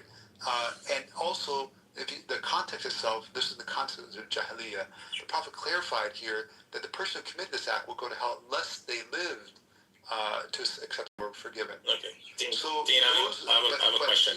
Just for clarification. The Quran specifically, again, like I said. Yeah, the Quran contradiction. I get it. There's some hadith I said that contradict the Quran. The Quran always supersedes it. The Quran specifically, explicitly. So just throw it out if it's Sahih. Should be bones throw it out. Yeah. Allah might have. So how about Bukhari? What is a hadith? It's a writing. We all know. A writing about what? And a scholarly interpretation is the tafsir. We know what it is. Interpretation of what? A tafsir is the scholarly interpretation. A hadith is a writing. What is a hadith? Yes. A writing about what? I've already said it's a writing. Show me tafsir. A writing about what? Okay, Dean, I have a simple. Okay, Dean, I have a simple. Okay, Dean. Hold on. Ali, chill out, bro. Seriously. Like, go beat yourself with a cat of nine tails. I get it. Ali used to do that too. So, Dean, I have a question. If it's Sahih Bukhari and it's narrated Aisha and it's graded Sahih, do we accept that if you're a Muslim? No, it depends because there's some. Well, so just throw Bukhari, Sahih Bukhari. Hold on. Do you want to answer me? The answer? Yeah, it's Sahih Bukhari 4428. Dean, I know you don't want me to read this because this one really hurts. If you want to have a conversation, you have to allow me to answer. Because you keep interrupting. Look, I'm going to ask you a question, and when you speak in 2 seconds, I'm going to interrupt you. That's not how conversations go. That's fine. I'm asking for clarification on those hadith. Physics, because it ties together with the Quran. Talking about politics. You have to let the person answer. I get that. It's just the art of dialogue. I mean, I don't know. Okay, do you want to make dawah or no? Do you want to make dawah or no? People like your professors. Have you been in a job where you speak like this as well? Dean, do you want to make dawah to me or no? In a group of people, Allow the person, especially Dean, I get that, Dean. I get we're both super autistic. I get that. Let me answer your question. So do you want to make? I'll ask you the question. Can I answer your question? And Sir 69, 44 through 46 is LeBron. 3 minutes, and then I'm going to speak. That's fine. Okay, so Surah 69, 44 through 46. Allah says, if I were to find one false word in my prophet, I would seize him by his right hand and I would cut off his aorta. And Sahih Bukhari 4428 narrated Aisha. It says, in his ailment in which he died. She's asked me a question. No, I'm not asking you a question. You can just wait till I'm done. Sahih Bukhari 4428 narrated Aisha. The prophet in his ailment in which he died. Just a second. One by one. Dean, just wait. And also, guys, you have hijacked the room. Like, let the other people not be able to be fairly. I feel like being, not afforded the opportunity. He asked me as a question, jumps to another. No, I'm asking you the question by reading this. Planning a grenade and then he jumped to another question. You don't want me to read this. I get it. It's really, really detrimental to Muhammad. I promise you, I'll address your next question. I promise you. But can you let me answer your first question? The second question you asked. No, we'll move on. I already answered your first. We'll move on for that one. Okay, cool. Okay. So it says. I'll answer your second question. I'll promise you, I'll answer your third one. Had the messenger made up something in our name? Okay, you're just. It says had. Surah 69. Surah 69, 44 through 46. Dean, I get it, bro. I know you don't want me to read this one aloud. It's really hurtful read out loud. to Prophet Muhammad. Your second question. No, I'm showing how Prophet Muhammad's a fake prophet. Bro, I'm literally going to show you how Prophet Muhammad is a fake prophet. I get that, Dean. How about you just stop being, chill it? No, he's not. Jesus is. Jesus is sinless, blameless. Dean, is Jesus sinless? No, I'm not even talking about the Trinity. I'm saying that Jesus is sinless. Muhammad has sinned. Muhammad is sinless as well. Muhammad raped the woman. He raped the little child. Yeah, he did. Aisha was 9. She didn't have her menstruation until after the Battle of Kitover, when she was 15. So did God impregnate her when she was 12? Are you saying that Aisha was lying when she said that she didn't have her menstruation until after the Battle of Kitover? Were they also going to hell? I guess Dean's just saying that Aisha is a liar. Bible? 1 minute. Is that true? Alright, I'll go ahead and just read this. I'll just turn my volume all the way down so I can't hear Dean. Had the Surah 69, 44 through 46. Had the messenger made up something in our name, we would have certainly seized him by his right hand and severed his aorta. That's Surah 69, 44 through 46 in the Quran. And this is the hadith that attaches to it. Sahih Bukhari 4428 narrated Aisha. The prophet in his ailment, which he died, used to say, oh, Aisha, I still feel the pain caused by the food I ate in Taiwan. And at this time, I feel as if my elders being cut off from that poison. And the grading on it is Sahi. Jesus, he's more glorified than anyone in the world. His name is mentioned most. Yeah, Muhammad died for poison. Muhammad, no. Muhammad died for poison 5 years after the Battle of Khaybar, yeah. He fell ill. He fell ill and they carried him around like a gimp. Many of the prophets. They did. They carried him around like a gimp. Hey, guys. The guy that killed, according to Jesus, he was staked to the cross. I mean, that's what the Christians believe. Why are you doing whataboutism all the time, Dean? John, I mean, Rich. Oh, yeah, what's up? Dean, guys, listen. Somebody is texting me, and I told you you had 3 minutes. I've given you 5. Yeah, all right? Go ahead. I'm going to speak, and then you guys can go back to fighting. First of all, I find it silly when people argue over what was written in a book that some people claim was written by God or a prophet of God 1,500 or 2,000 years ago. People are going to believe what they want to believe. Having said that, I want to address the point about Islam's reputation by conversion by the sword. Certainly that took place, but the more effective practice was that, I don't know how to pronounce it. I call it the jizz tax. Yeah, jizzy. Which, first of all, anyone who was poor, who could not afford to pay it, they converted to Islam. Second of all, when you look it up in Google, it said, well, it wasn't conversion by the sword. Islam swept throughout the Middle East because of military conquest. Well, we know once one army conquers a region, then who's ever left over has to do what the fuck that army says. And while Islam certainly didn't say, well, you belong to us, you gotta become Muslims now. They certainly did make it. They made it. Certainly, life was much more difficult being taxed like that. And certainly, we can be sure there were social pressures that put on anyone who didn't convert. So now, I am standing here. It's kind of accurate to say they weren't all forced conversion. Literal forced, convert or die. But then on the other hand, no.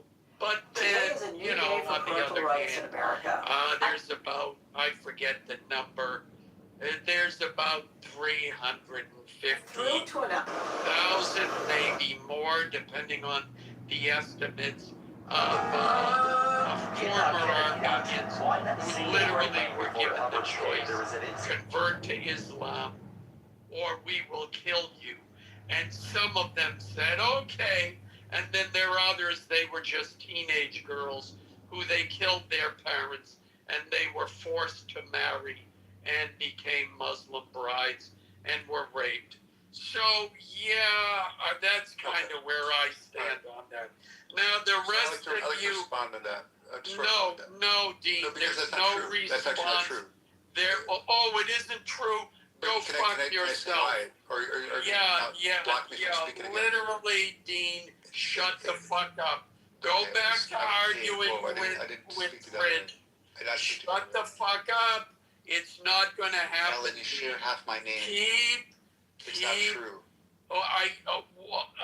What do you mean I share half your DNA? My name, I said, Alan Dean. I thought you said DNA. Go back to arguing with Christian. I could be part Armenian. You don't know that. Doesn't matter. Then you're. I don't know what to say. You could be, but you're not. In any event, go back to art. Okay, no need to go back there. But here, Islam, first of all, the jizya is not a forced convert. Jizya basically is a tax for non-Muslims that would afford them protection from Muslims. Many, particularly Jews, historically, Jewish historians, rabbis, and so forth, they sought refuge in Muslim countries from Christian onslaught, which is 10% tax, and they did not have to fight in the army themselves. But if they were to serve in the army, then they didn't have to pay the jizya. The jizya afforded the religious minorities protection, also access to public works, water, and so forth. So that was a tax, much less than a third or half the salary, depending on how much you make. So that was one. That if we look here, particularly about convert, well, some of the things you said did happen, of course. But if we actually look at the course of history, just how did Islam spread throughout the world? Just quick look, and I could say my own answer, but just look up through Google. Islam spread rapidly across the globe through a combination of early military conquests, expanding trade routes, peaceful missionary activity, and Sufi orders. Rather than rely on a single method, the faith grew over 1,400 years through these interconnected factors, taking deep root from the Middle East to North Africa, Central Asia, and Southeast Asia. The expansion of the religion occurred in several major stages and through different prominent mechanisms. Military campaigns. Following the death of the Prophet Muhammad, peace be upon him, in 632 AD, the Rashidun caliphs expanded outward from the Arabian Peninsula to regions like Levant, Egypt, and Persia. Arab Muslim forces conquered territories by exhausted and weakened empires. These conquests established a vast Islamic empire and an administrative elite class, providing social, economic, and political incentives for the local populations to convert over centuries. Trade and commerce. Far beyond the borders of the early caliphates, Islam spread via merchants and travelers. Muslim traders dominated pivotal commercial networks like the Silk Road in Central Asia, the Trans-Saharan, I'll finish in 30 seconds, the Trans-Saharan caravan routes in Africa, the maritime trading networks in the Indian Ocean. As they established settlements, they intermixed with local populations, naturally introducing Islamic teachings, customs, way of life. You realize that you cannot read what you search on ChatGPT as the fact. Yeah, because ChatGPT is extremely biased. It has a thing called any type of artificial intelligence that you're using. It has sycophantic behavior, so it bases it upon your words and your Just a second, you can continue. Just a second, you can continue. Provide an overview. Just a second. Dean, oh my God. Dean, just a second. I'm letting you to speak. Just a second. I want to just mention one thing. For what I said, I have books.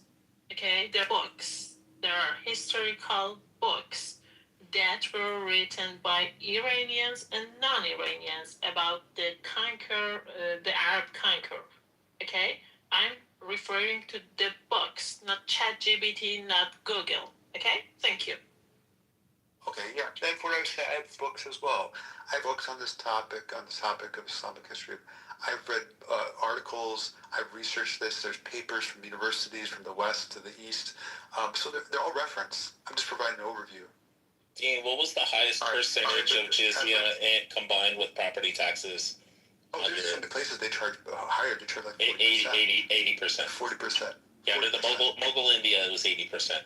Mughal India. Land and jizya tax combined, implemented by the Muslim. How much did Mughal India? Yeah. All right, let's look at. If that would. It says Mughal India, the combined burden of jizya tax, land tax, was said to exceed 20% in annual farm produce. Some extreme later accounts even mention as high as 33 to 80%. Oh, as high as, yeah. High as 33. So it seemed like it was below 30, but they mentioned as high as 33 to 80%. No, the jizya was a flat 20%, and then the land tax was between an additional 13 and 60%. Hey, there's people, again... It's a tiered system is why. Yeah. So there's governments... So the bigger your property, the more tax. There's governments, like... So do you think those people decided to...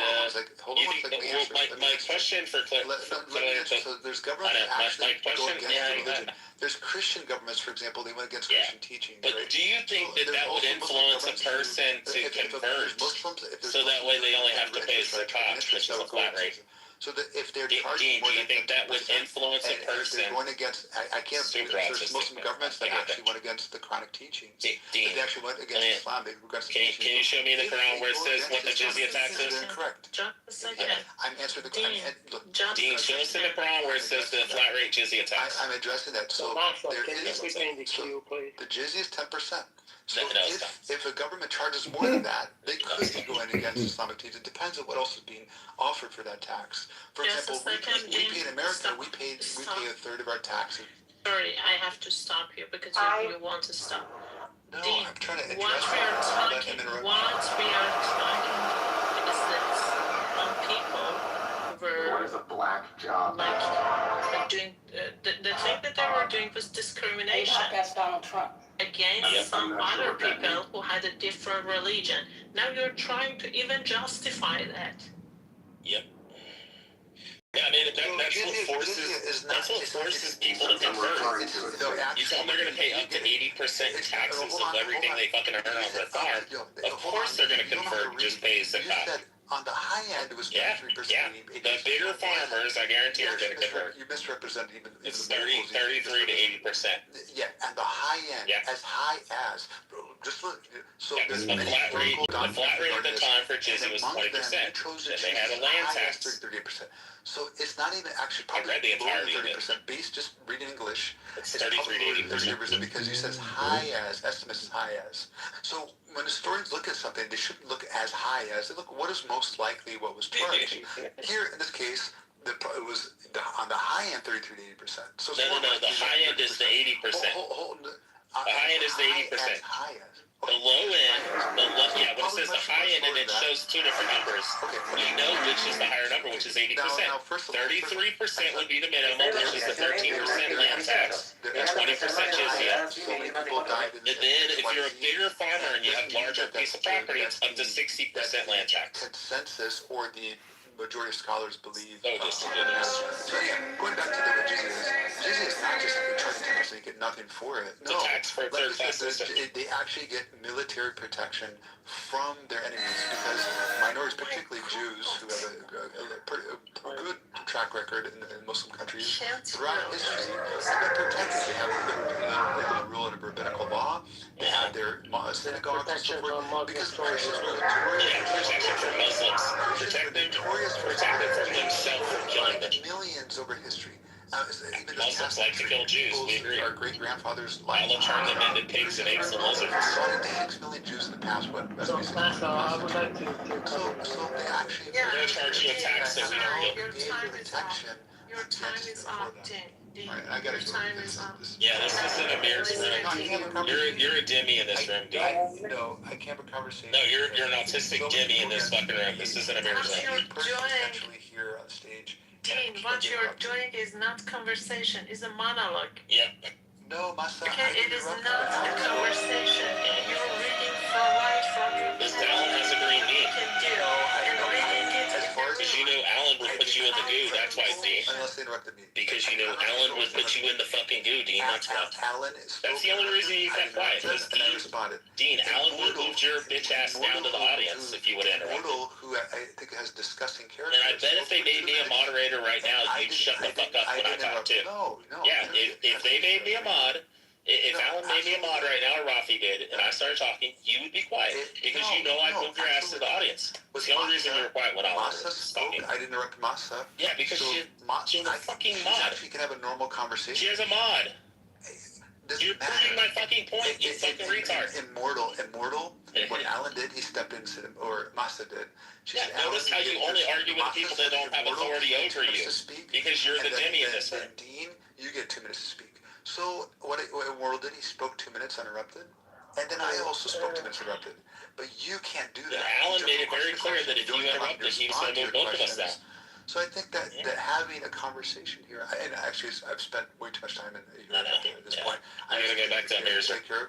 No, I have to. You gotta go suck Amir's Indian Pakistani dick off. You have no clue what I'm doing for people. You know? And I thank Allah. Dean, can we talk about how Prophet Muhammad sucked his grandson out of Hussein penis? Alan, Masa. Dean, can we talk about how Prophet Muhammad sucked his grandson out of Hussein penis? How's his rental car business doing? Dean, can we talk about how Prophet Muhammad sucked his grandson? Or when he, oh, he ran late. I really wanted to talk about when Prophet Muhammad went down to the river with a bunch of little boys to do wudu and prayers, and when he came back up, it says that Aisha had to clean the cum stains off his clothes. Jesus Christ, really? Yep. What the fuck? Yeah, it says that Prophet Muhammad went down to the river with a bunch of boys to do wudu, his washing, to cleanse himself, and then do prayers. And then it says that when he came back up, Aisha was frustrated because she had to clean the semen stains off his clothes. Why is he going down the river with a bunch of little boys coming back with semen stains? And that's in the Quran? No, it's in the Hadith. These are the writings of like people like Aisha. This is why all the Shias reject all the Sunni shit, because they open it up and they read about like the book of Suckling. They read like the book of Suckling that says that if a man and a woman aren't related or they're not married, that the man and woman should be put to death if they're alone together. So Aisha goes and she's on a caravan and she goes behind a rock to go pee, and when she comes back out, the caravan's gone. And this young strapping like 18, 19-year-old dude rides up on a horse and he picks her up and he brings her back to her hometown. When she gets there, everybody starts screaming, "Crucify! Kill them! Kill them! We have to stun them to death." Well, Muhammad shows up the next day, and he's like, "What's going on?" And they're like, "Oh, we're gonna have a trial. We're gonna put these two to death because they were alone together, and he's not her husband." And then Muhammad magically wakes up the next morning and says, "Allah says that if a woman breastfeeds a man 9 times, he becomes like her child, and then they're allowed to be together." And then they aggregate it to 6 times. And the book of Suckling was actually destroyed after Prophet Muhammad died, and it says that a baby goat went into Aisha's bed and went underneath the bed and ate the book of Suckling. You want to know what really happened? When Muhammad died, he was actually begging for a pen and paper, even though he was illiterate, and he wanted to write shit down. They told him no. And then after Muhammad dies, where he died from poison, it says that what I guarantee happened is they picked up this book and they're like, "Bro, what the fuck is this?" And the book of Suckling, you breastfeed a man 6 times, and then he becomes like her child, and then they're allowed to be together because family is allowed to be together. And then I guarantee they just threw the shit in the fucking fire. They're like, "Bro, we gotta fucking destroy this shit." So there's also another example of another guy named Zayn who was his adopted son, and he had this beautiful wife named Zainab. And he comes to her and he says, "Oh, Prophet, I'm not happy with my wife. Her and I are fighting, and I'm just not happy with her. I want to divorce her." Well, he instructs him, "Go ahead and divorce her." And then Muhammad turns around and immediately marries her. And then he realizes that Zayn cannot be around Zainab. I mean, this is my interpretation on it. So he then abrogates and removes adoption, because he was his adopted son, which would make him like his son, his blood son, through adoption. Then Zayn, who's his adopted son, would be the stepson of Zainab, which is his ex-wife, which means he could still be around her. Now, what's going to happen when the husband leaves his wife and then he's still around? You know they're still going to have feelings and they're still going to fuck. So Muhammad says the only way I can get out of this is to abrogate all adoption.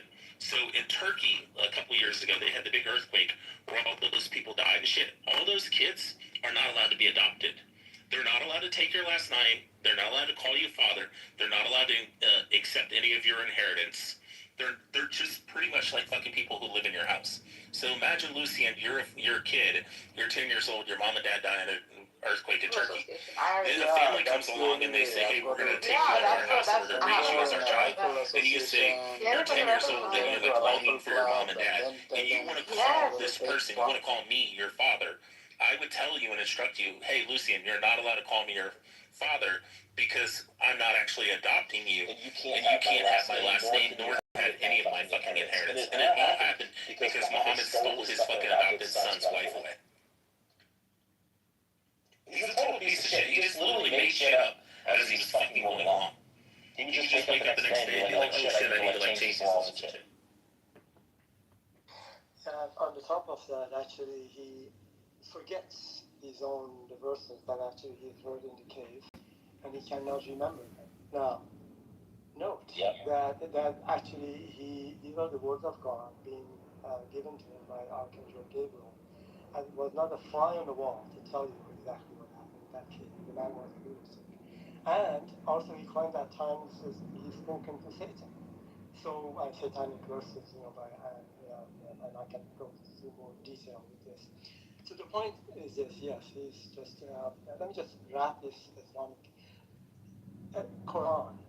The book has does not have a single thing of value in it that has not been thought about, written, behaved, and practiced by others way before Muhammad. But it is full of menacing ideas, fatwas, Sharia laws, honor killings, and killing the apostates and the rest of it.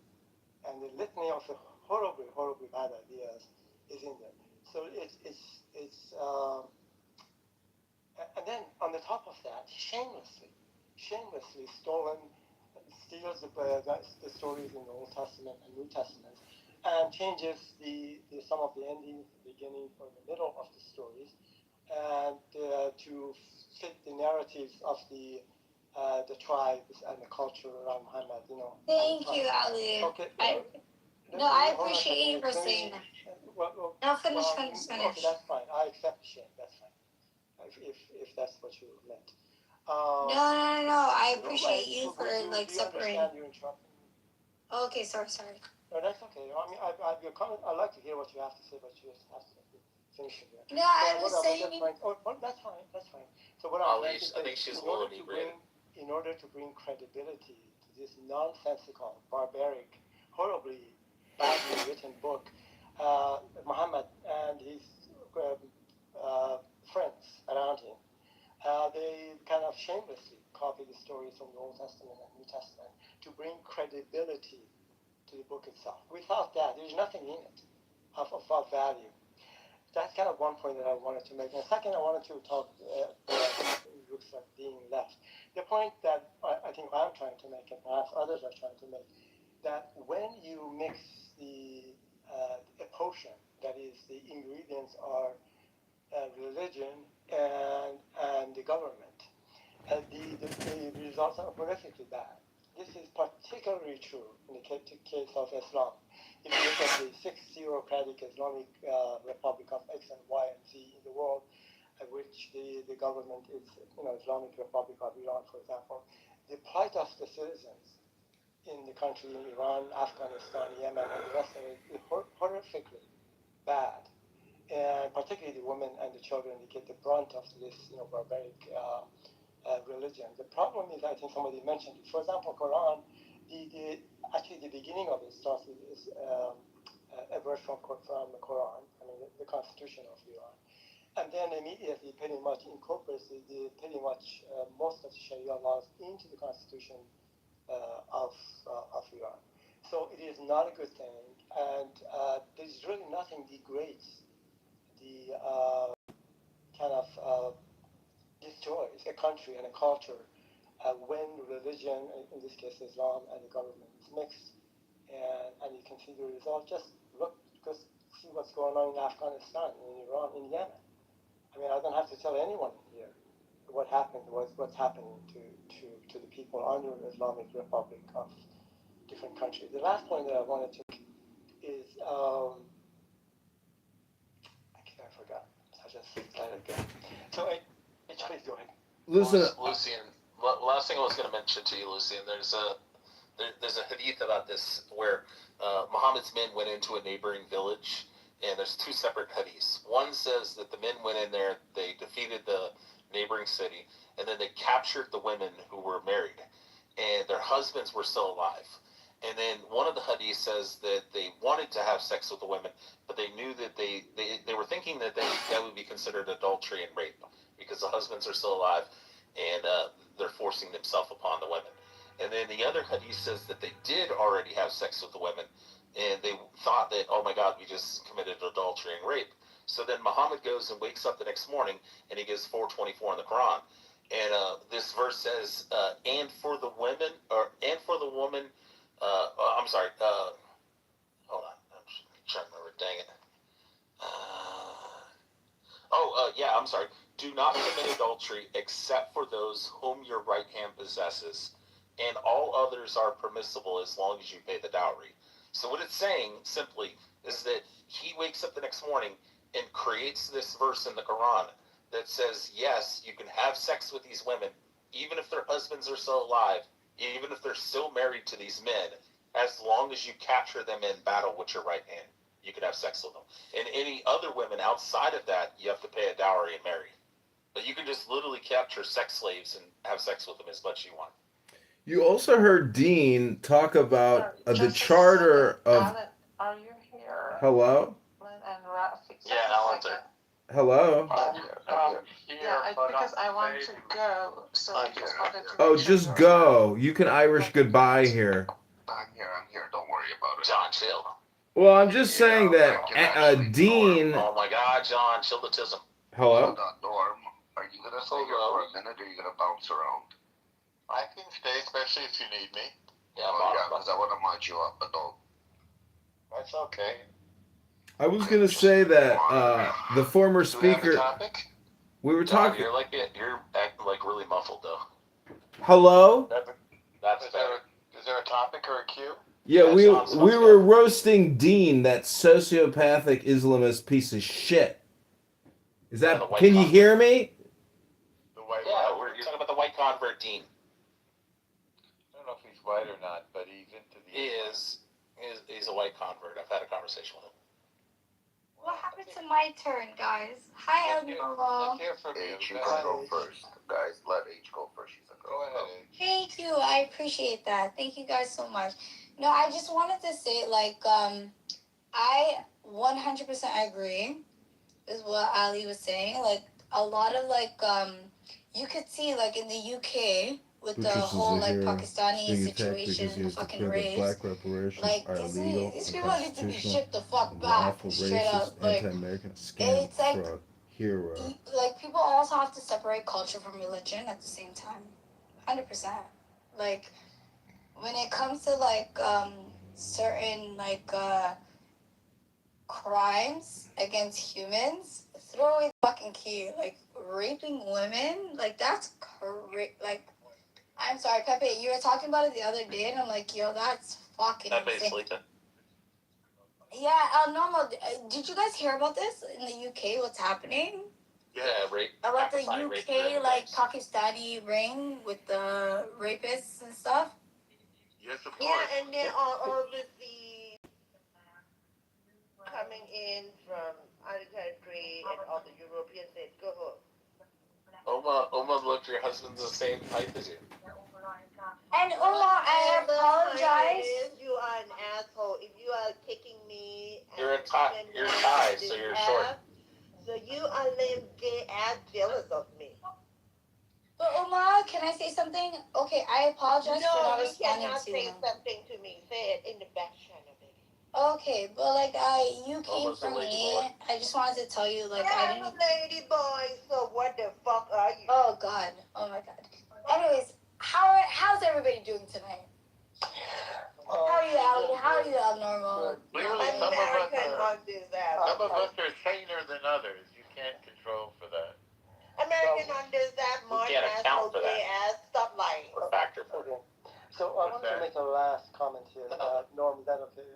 I was making a couple of comments, and this is the last one I wanted to make, and I forgot to make it. Oh, hi, And Dean actually was saying that, and Muslims do this all the time. They said, look, don't blame it on Islam.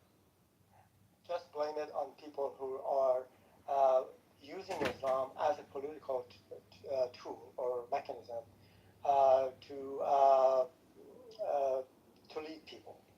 And so, in a sense, they are saying, you know, the Islamic Republic of Iran and Hezbollah and Houthis and what is it, ISIS. These are bad actors. These are people, they're not good Muslims, they're bad Muslims. And then the point is that I've always asked them, as a matter of fact, if you talk to, for example, a Hezbollah leader, if you talk to an ISIS leader, if you talk to a Houthi Yemeni, they will tell you actually that, tell the Muslims that their interpretation of Islam is not correct. So we're always left with the silly answer that the bad actors, they had the wrong interpretation of Islam. And so they can never answer this. This is the first kind of point that they go to in terms of defending the common comment, the question that I just made. And actually, Dean made, the same, comment. Anyway, it just never works because every one of these groups that I've mentioned, they think they have the correct interpretation of Islam, and they blame others for either being too soft, well, typically all the time being too soft, and not being a good, strong Muslim as they should be. That's my third comment. But Ali, if you look on the basis of the Quran, the Hadiths, and Tafsirs, the ISIS terrorists and the Hamas fighters are actually fulfilling what the Quran and the Hadiths and Tafsirs instructed to do. No, they make their own religion. Brother, No, I am it's of not. Islam. They make their own religion. There's like 99 sectors of Islam.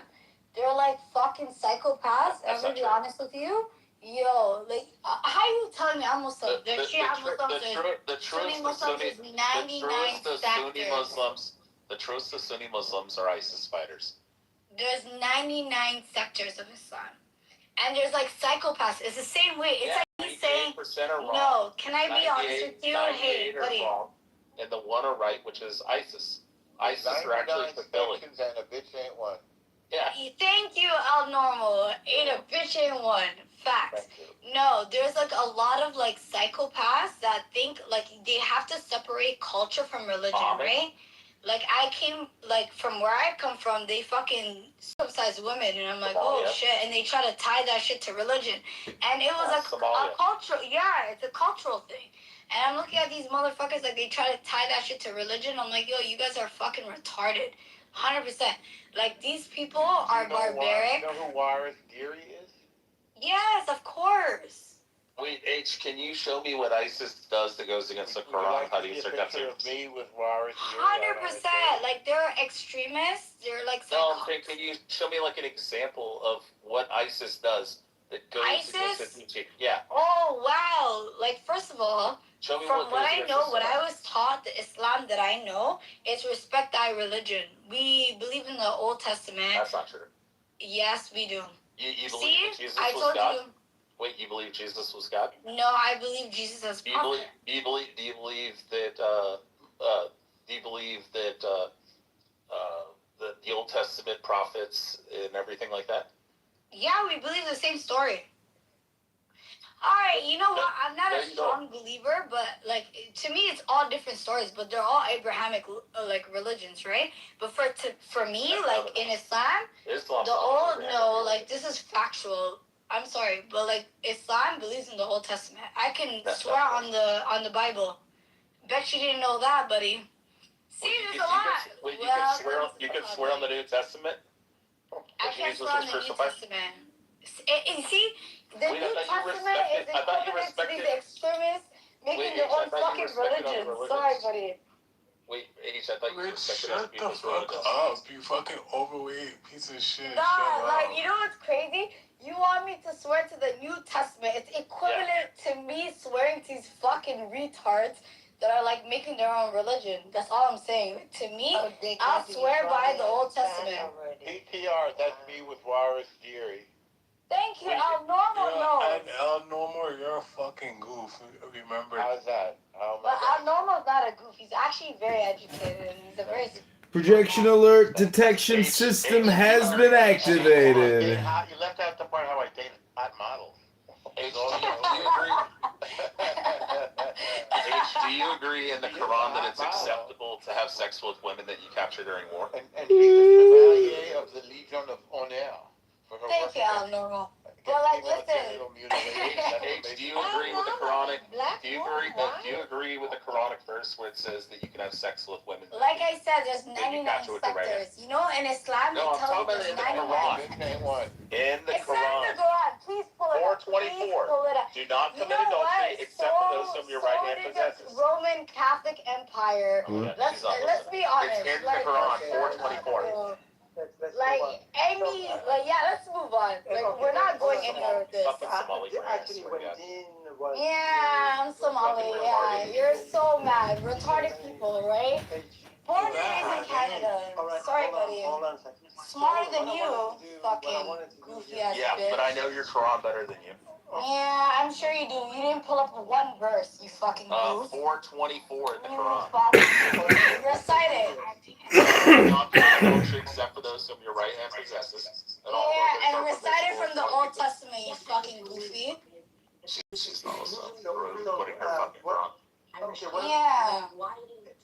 hold on. So what I wanted to do... Go ahead, Ali. I wanted... Something is on here.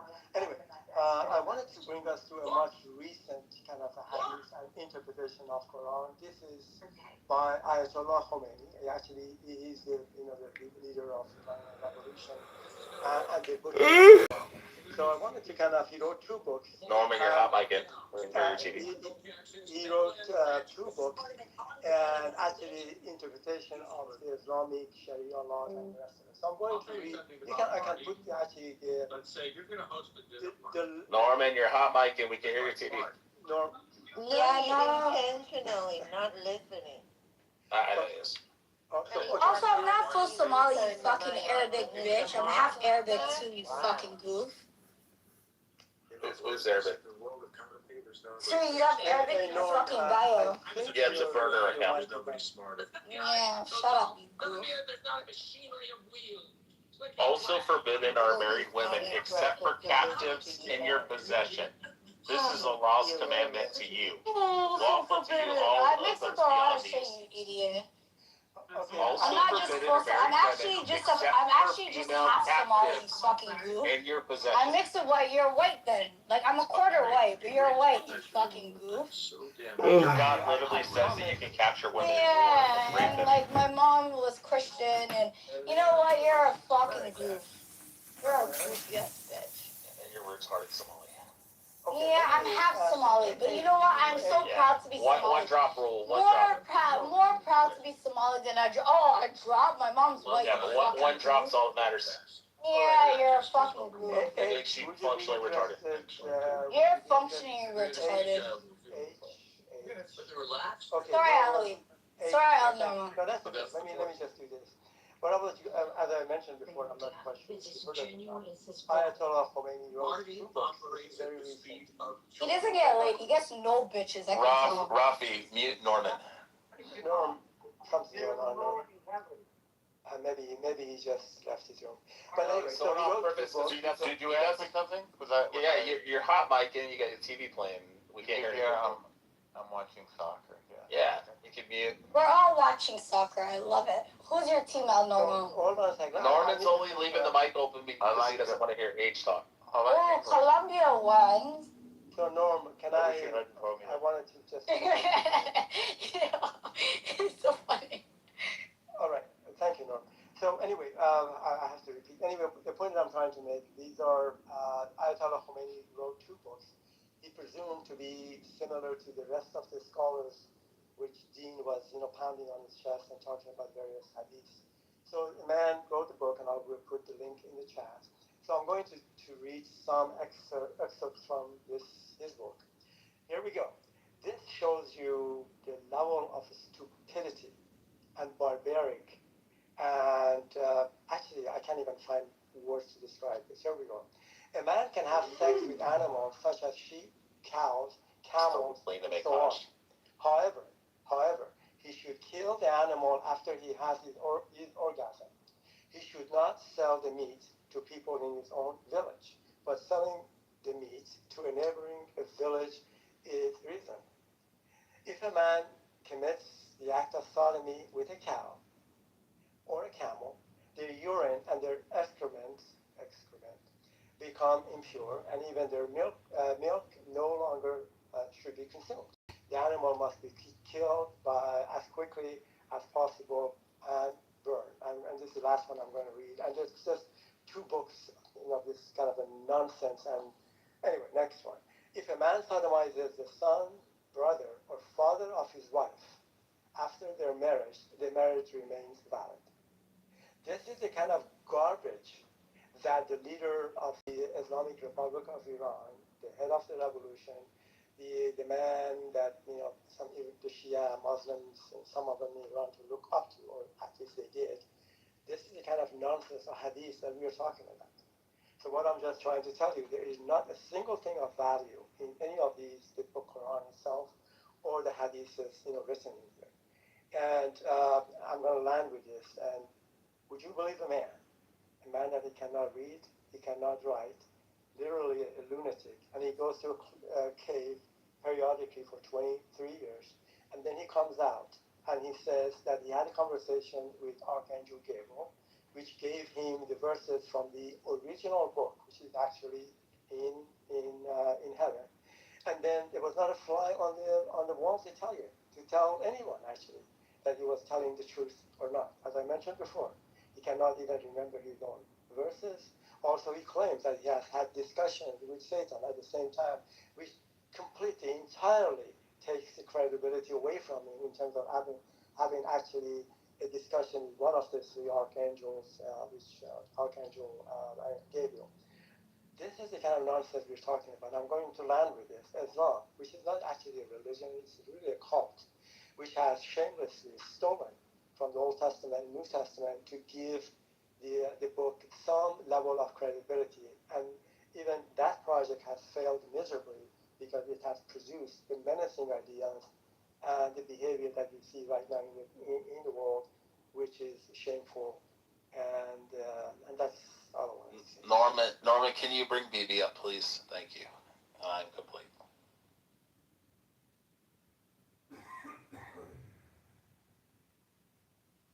Norman. Nigga, shut up, bro. You and Galaxy, shut the fuck up. I hope you die, babe. Fucking goofy ass niggas. Like, I can't fuck with you guys. Like, Go ahead, honestly. BB. You want to respond to H? Stupid ass nigga. Also, We're not big on the N-word in here. I don't give a fuck what you're big on. You're a goof. Alright, so in Quran chapter 4, verse 24, also forbidden are married women except for female captives in your possession.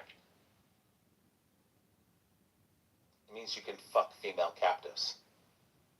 Oh, take it easy there, Rich. That's what it says in the Quran. I'm literally reading the Quran. Be profane. Okay, it says also forbidden are married women except for female captives in your possession. What do you think that means?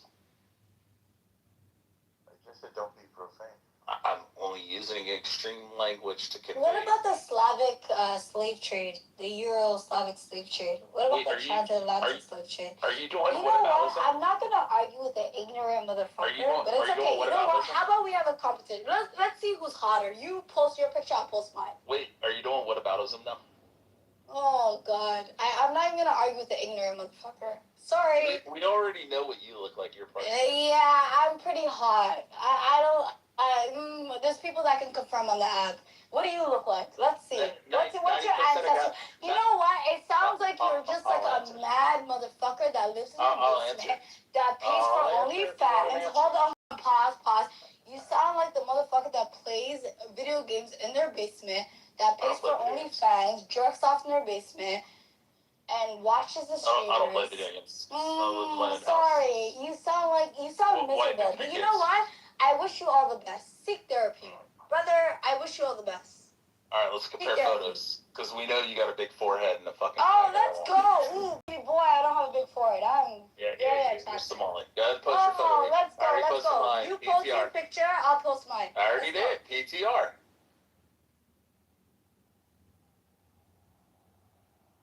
Go ahead. Alright, let's go. I'm gonna post my real picture. Is that your real picture? My photo. Yeah, that's good. Alright, so swear to your mom. Swear on my mother's wife, yeah.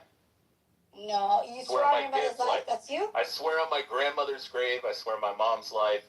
I swear on my kid's life. I swear on my wife's life. I swear on my... Okay, awesome. So I'm gonna post mine. Let's see who looks better. Why is it everybody thinks that... Is my picture attractive enough that everybody thinks that it's not me? They're like, that's not you. It's not attractive at all, but it's... Yeah, right. Uh-huh.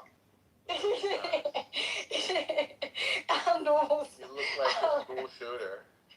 Uh-huh. You do look like a school shooter. A little bit. But you're like cute. I'm not a hater. I'm not a hater. Put your You're like a cute school shooter. Put up your I am the captain photo. Alright, say less. I'm gonna post my picture. Did you say less? She did. Yeah, I did. Okay, that's funny. You know, the real MVP is Al Normal. Like, that's my friend. Like, I like like Al Norma because he has like a good sense of humor. You need to learn from him. DJ Music. Yeah, I'll follow you back. Norman's a Jew, though. I love Jews. My daughter's best friend's a Jew. Gross. Like, my best friend's a Jew. I love my Jewish community. I grew up in Kosher City. Gross. Oh, Jews. Yuck. Oh, wow. What do you mean, yuck? That's fucked up. See? The Jews You're are gonna live terrible. a They just very... complain all You the know time. what? You're gonna live a very, The Jews love to argue. See? He's gonna live a very boring life. Yes, you know the when you're Jews love to racist, you're argue. gonna live No, a they very... don't. Jews are the nicest people. Norman said no, they don't. No, they don't. They're so kind. Yo, you're gonna live a very boring life, bro. Thank you. We are very kind people. I agree. Oh, so you're Jewish too? Yeah. Okay, so why didn't you lead with that, you fucking idiot? Yeah, that was the whole point. Wow, you have a lot to learn, buddy. I'm still waiting for a picture. Ali, you've seen what I look like. But now that he added me, I'm gonna back channel him. Well, I'm waiting to see your picture, actually. You've seen my picture, Ali. No, I couldn't. No, but you seen my picture before. But I'm not gonna put it on the full fucking stage. I'm gonna exit the chat and then you guys can see it and then I'll come back in. Cool? Okay.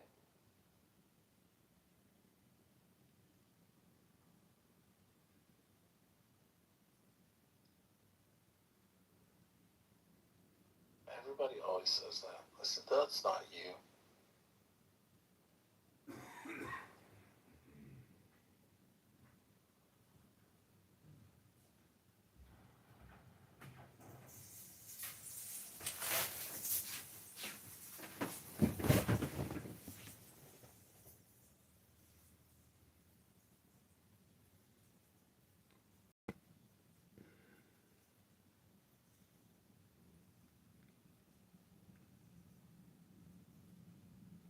Hello? Hello, Norman left.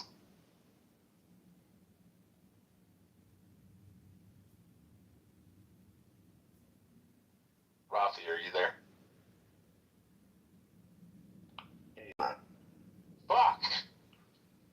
I lost my. I was gonna have. Thank you. Oh damn it! I was gonna. Since Norman left, I thought Rafi was. Hey, what forehead? What fucking forehead, you fucking goofy ass bitch. Yeah, look at the forehead. Look at the big ass forehead. There's no forehead. Sorry, buddy. A giant forehead. I swear to God, I had a forehead, you dumbass. You can play a fucking movie on that thing. Sorry, you sound like a hater. But anyways, I'm going for a smoke. Are you guys gonna keep me company? Yes, I'd like to discuss the... Rafi will, because Rafi's smoking right now. Whether this is your picture or not, I like the curve. I would like to discuss... More. Don't worry. Hello? I'm gonna have John read the Dowday John. Hello? He's such a hater. See, Hello? I have to admit it. Go have your smoke, sweetheart. Go on mute. Go on mute and go have your smoke. The Dowday John. No, I'm here to discuss the 10 most commonly cited controversial aspects of Sharia based on global debates, human rights reports, and scholarly discussion. Number 1, hudud, corporal punishments, amputations for theft, flogging for adultery or fornication, and stoning to death for adultery. Traditional interpretations prescribe these for certain crimes against God. High proof thresholds, you have to have multiple eyewitnesses, make them rare, but they are seen as cruel and unusual by modern standards. Number 2, death penalty for apostasy. Leaving Islam. If you leave Islam, you will be killed. Classical jurisprudence in major schools often prescribes death for adult male apostates, with variations for females or repentance. This directly conflicts with freedom of religion. Enforcement varies. Some countries apply it, others do not. Number 3, blasphemy laws. Insulting Islam, Muhammad, or the Quran can carry severe penalties, including death. This restricts freedom of speech and expression. Number 4, gender inequality in family and testimony law. Women often receive half the inheritance of male siblings. A woman's testimony may be worth half a man's. Show me Uzbekistan versus Colombia. FIFA. Critics see symmetric subordination. Supporters cite contemporary roles in financial protections. I thought it was over Dial de la FIFA 2026, but I'm not. I told you should have done the Dow de Jong. This Colombia game right now. You don't listen to him. The Dow de Dong. Number 5, male guardianship and mobility restrictions in strict application. Saudi Arabia historically, Afghanistan under Taliban. Women may need a male guardian's approval for travel or work or marriage or certain medical decisions, limiting autonomy, education, and employment. Basically, women are slaves. Number 6, harsh. Oh no, that's propaganda. I was in the Middle East. I went to Saudi Arabia. I was partying. I could show you videos. Okay. This is from Somalia. He's reading. Please hold your comments till we're finished. Go smoke your cigarette. I love it. Number 6, harsh treatment of LGBTQ plus individuals. Same-sex acts are criminalized with severe punishments, including death if you suck a dick or put a dick in your booty hole. I've seen a guy Under traditional interpretations, viewing them as sinful. Number 7, child marriage and restrictions on women's divorce. Permissibility of marriage to prepubescent girls based on Aisha's marriage in Hadith. And barriers for women initiating divorce contribute to concerns over consent, child rights, and gender-based violence. Number 8, discrimination against non-Muslims. Historical dhimmi status involves special taxes, jizya, restrictions on building places of worship, and unequal legal. Smoke your cigarette, honey. Go on mute. Modern applications vary, but critics point to second-class citizenship. Number 9, jihad as armed struggle. While jihad broadly means striving, including personal improvement, rules for offensive, defensive, holy war, and classical fiqh are controversial in the context of modern international law and terrorism justifications. This is the last one, number 10. Overall supremacy and incompatibility with secular law and democracy. Some interpretations hold Sharia as divine and superior to man-made laws, including leading to debates over integration in pluralistic societies, theocratic governance, and conflicts with constitutions or human rights treaties. Important context. Many Muslims and reformers advocate contextual, modernistic interpretations aligned with human rights, emphasizing justice and mercy over literalism. Harsh penalties are often not enforced due to evidentiary bars of secular reform. Public opinion among Muslims... Where are you reading this from? I'm reading it from Uranus. Please finish smoking your cigarette and go on mute. I finished smoking, but where are you reading this from? All jokes aside. I just told you I'm currently on the planet Uranus.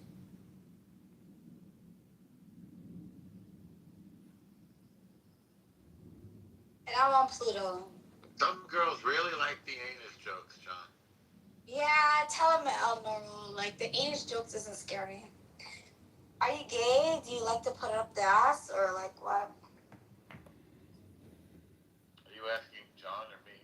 I'm asking Book. He said Uranus. So I want to know, what's your fascination about the anus? Oh, there's no fascination. We're into astronomy. Oh, is he being serious? It's a planet. Oh, I see it as Uranus. Like, you know, your actual anus. So you're obsessed with anus. Hey, man. I'm obsessed with whatever. I hear you. Well, you know... Some women can derive great pleasure from that. El Normal, you know what they say? If she smokes, You know what? she They have pokes. nerves over there, and I can see why men are into it, and they fight with their sexuality, like Book. Just say you want to fuck a bitch in the ass. Just say that. Well, if she smokes, she pokes. I don't smoke weed, buddy. I know. It only takes a cigarette to poke. Right. Whatever you say, Book. Well, all communication is projection, so without further ado, if she smokes, she pokes. And hypnosis. Don't forget, all communication is spam. We're living in the worst communication spam epidemic we've ever seen. Every single day, The Democrat industrial complex puts out 100,000 tons of lies and propaganda and spam. It's so unbelievable. I'm 100% convinced that politicians are just video creators. They don't actually do anything. They lead nothing. All they do is create spam videos all day, every day, and they release it on a calendar, on a schedule, all day, every day. It's nothing but spam, and it's destroying us. Every day. John. Well, it takes one to know one. It takes one to know one. Yeah, actually contributed to that. That's one thing I'll agree. The politicians are like fucking retarded. Like whoever listens to them are like super retarded. And there's like people that are super passionate. They're like, yeah, Republican this, Republican that. They're all in bed together. Sorry to break it down to you guys.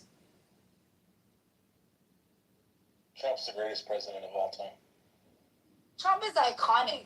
The man wants to be on the $200 American bill. I rate that. Actually, his signature is going to be on all U.S. currency. Iconic. Did you see we have a new Federal Reserve chairman? Chairman Powell is no longer with us.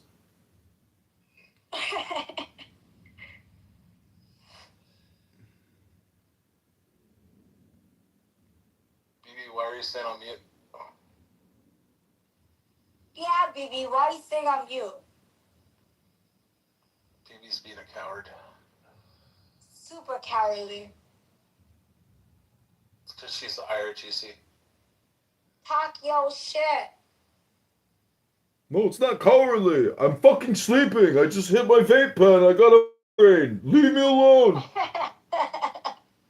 You guys are stupid.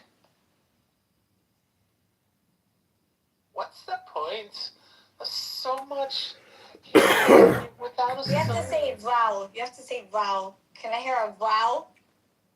Yeah, but how's it gonna make a difference whether I'm writing or if I'm talking? Oh, I thought this wasn't. Never mind. Anyway, BB, how do you feel about Somalia?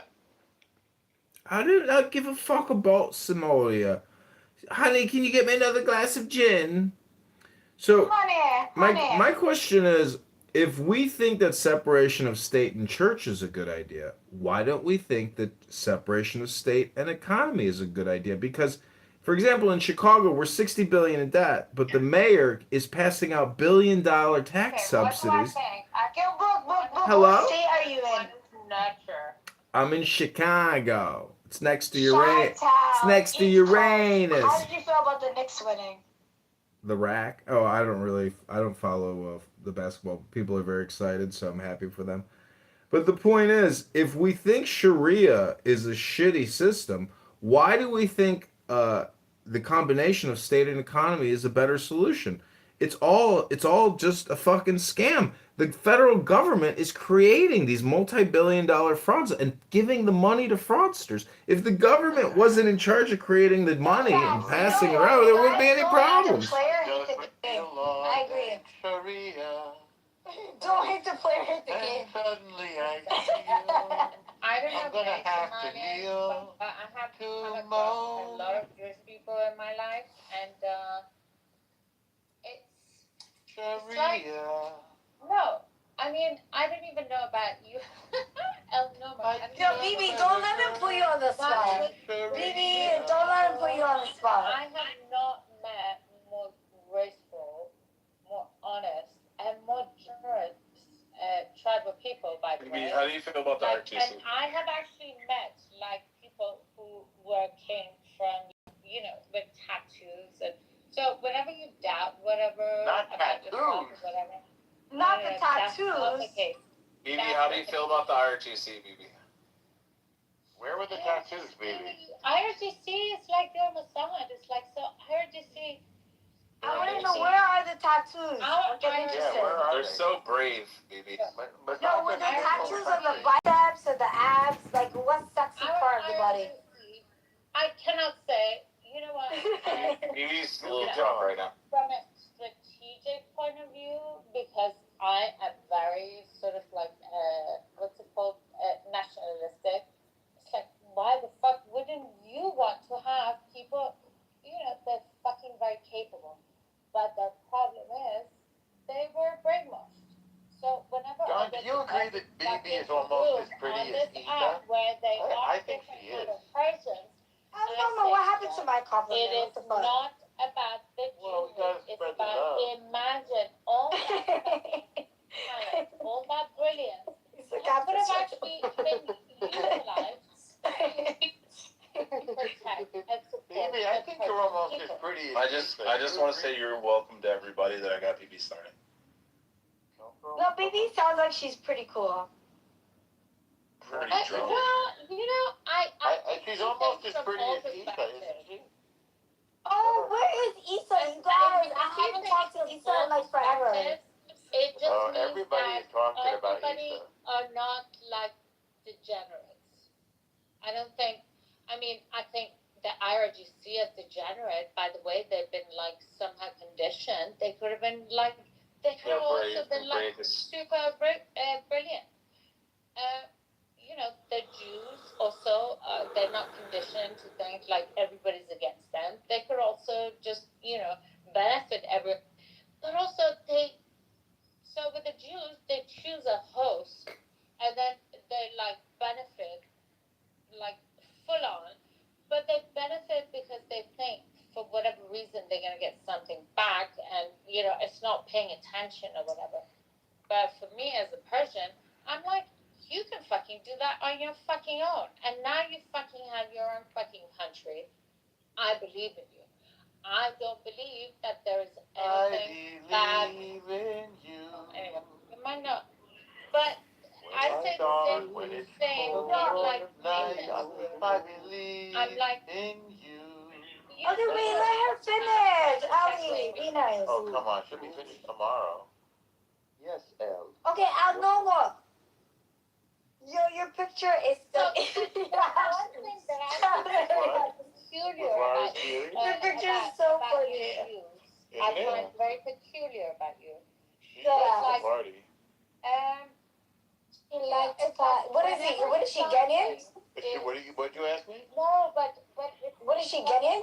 She's Somali. It's kind of like your dichotomy.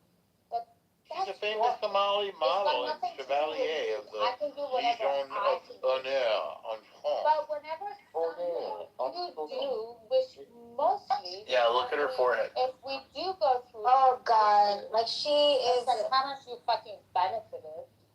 It's they pick whatever people from the village from. Somehow lies within. Ali, nice try. You did it. I don't have a forehead. Your forehead is probably bigger than mine. But you were always bigger than smarter than everybody else.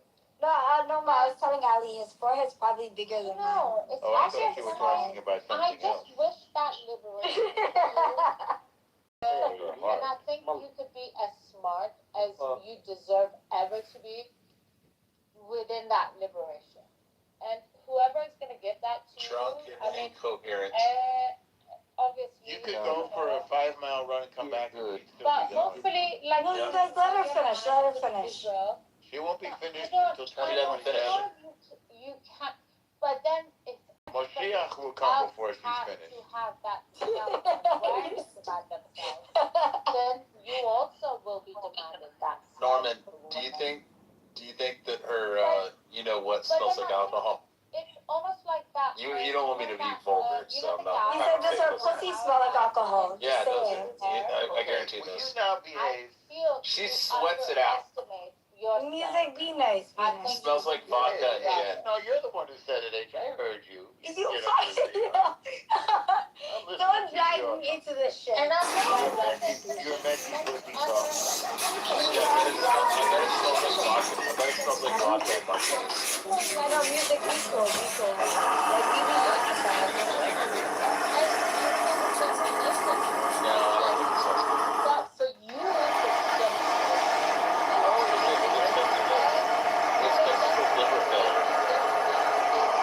It just bypasses the liver and goes straight to there. Okay, be nice. It smells like rubbing alcohol. What do you guys think of the flat earther size?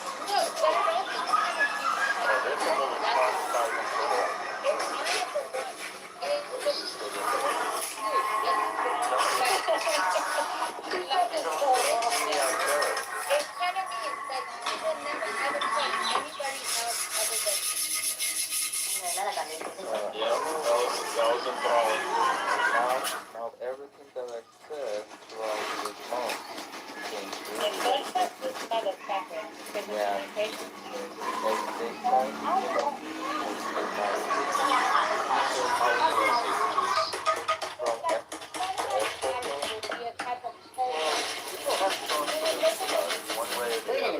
Shalom Aleichem. Like God loves us very much. The people who don't love God, they don't like us. Yeah, God loves anybody who loves God. I'm not gonna describe that way. Right? I saw abnormal people. Yeah. We were hanging out. He's actually still alive. We went to Coney Island. He's on the island somewhere, right? Coney Island, yeah. We're riding on the roller coaster together. You guys, can we move on from this? Like, can we have a fun conversation, guys? Yeah, they was probably touching each other arse, you know? They're, oh, yeah. No, let's move on. Like, this But is we were boring. thinking of yours, though. Yeah, Elmer, how do you feel about losing the war?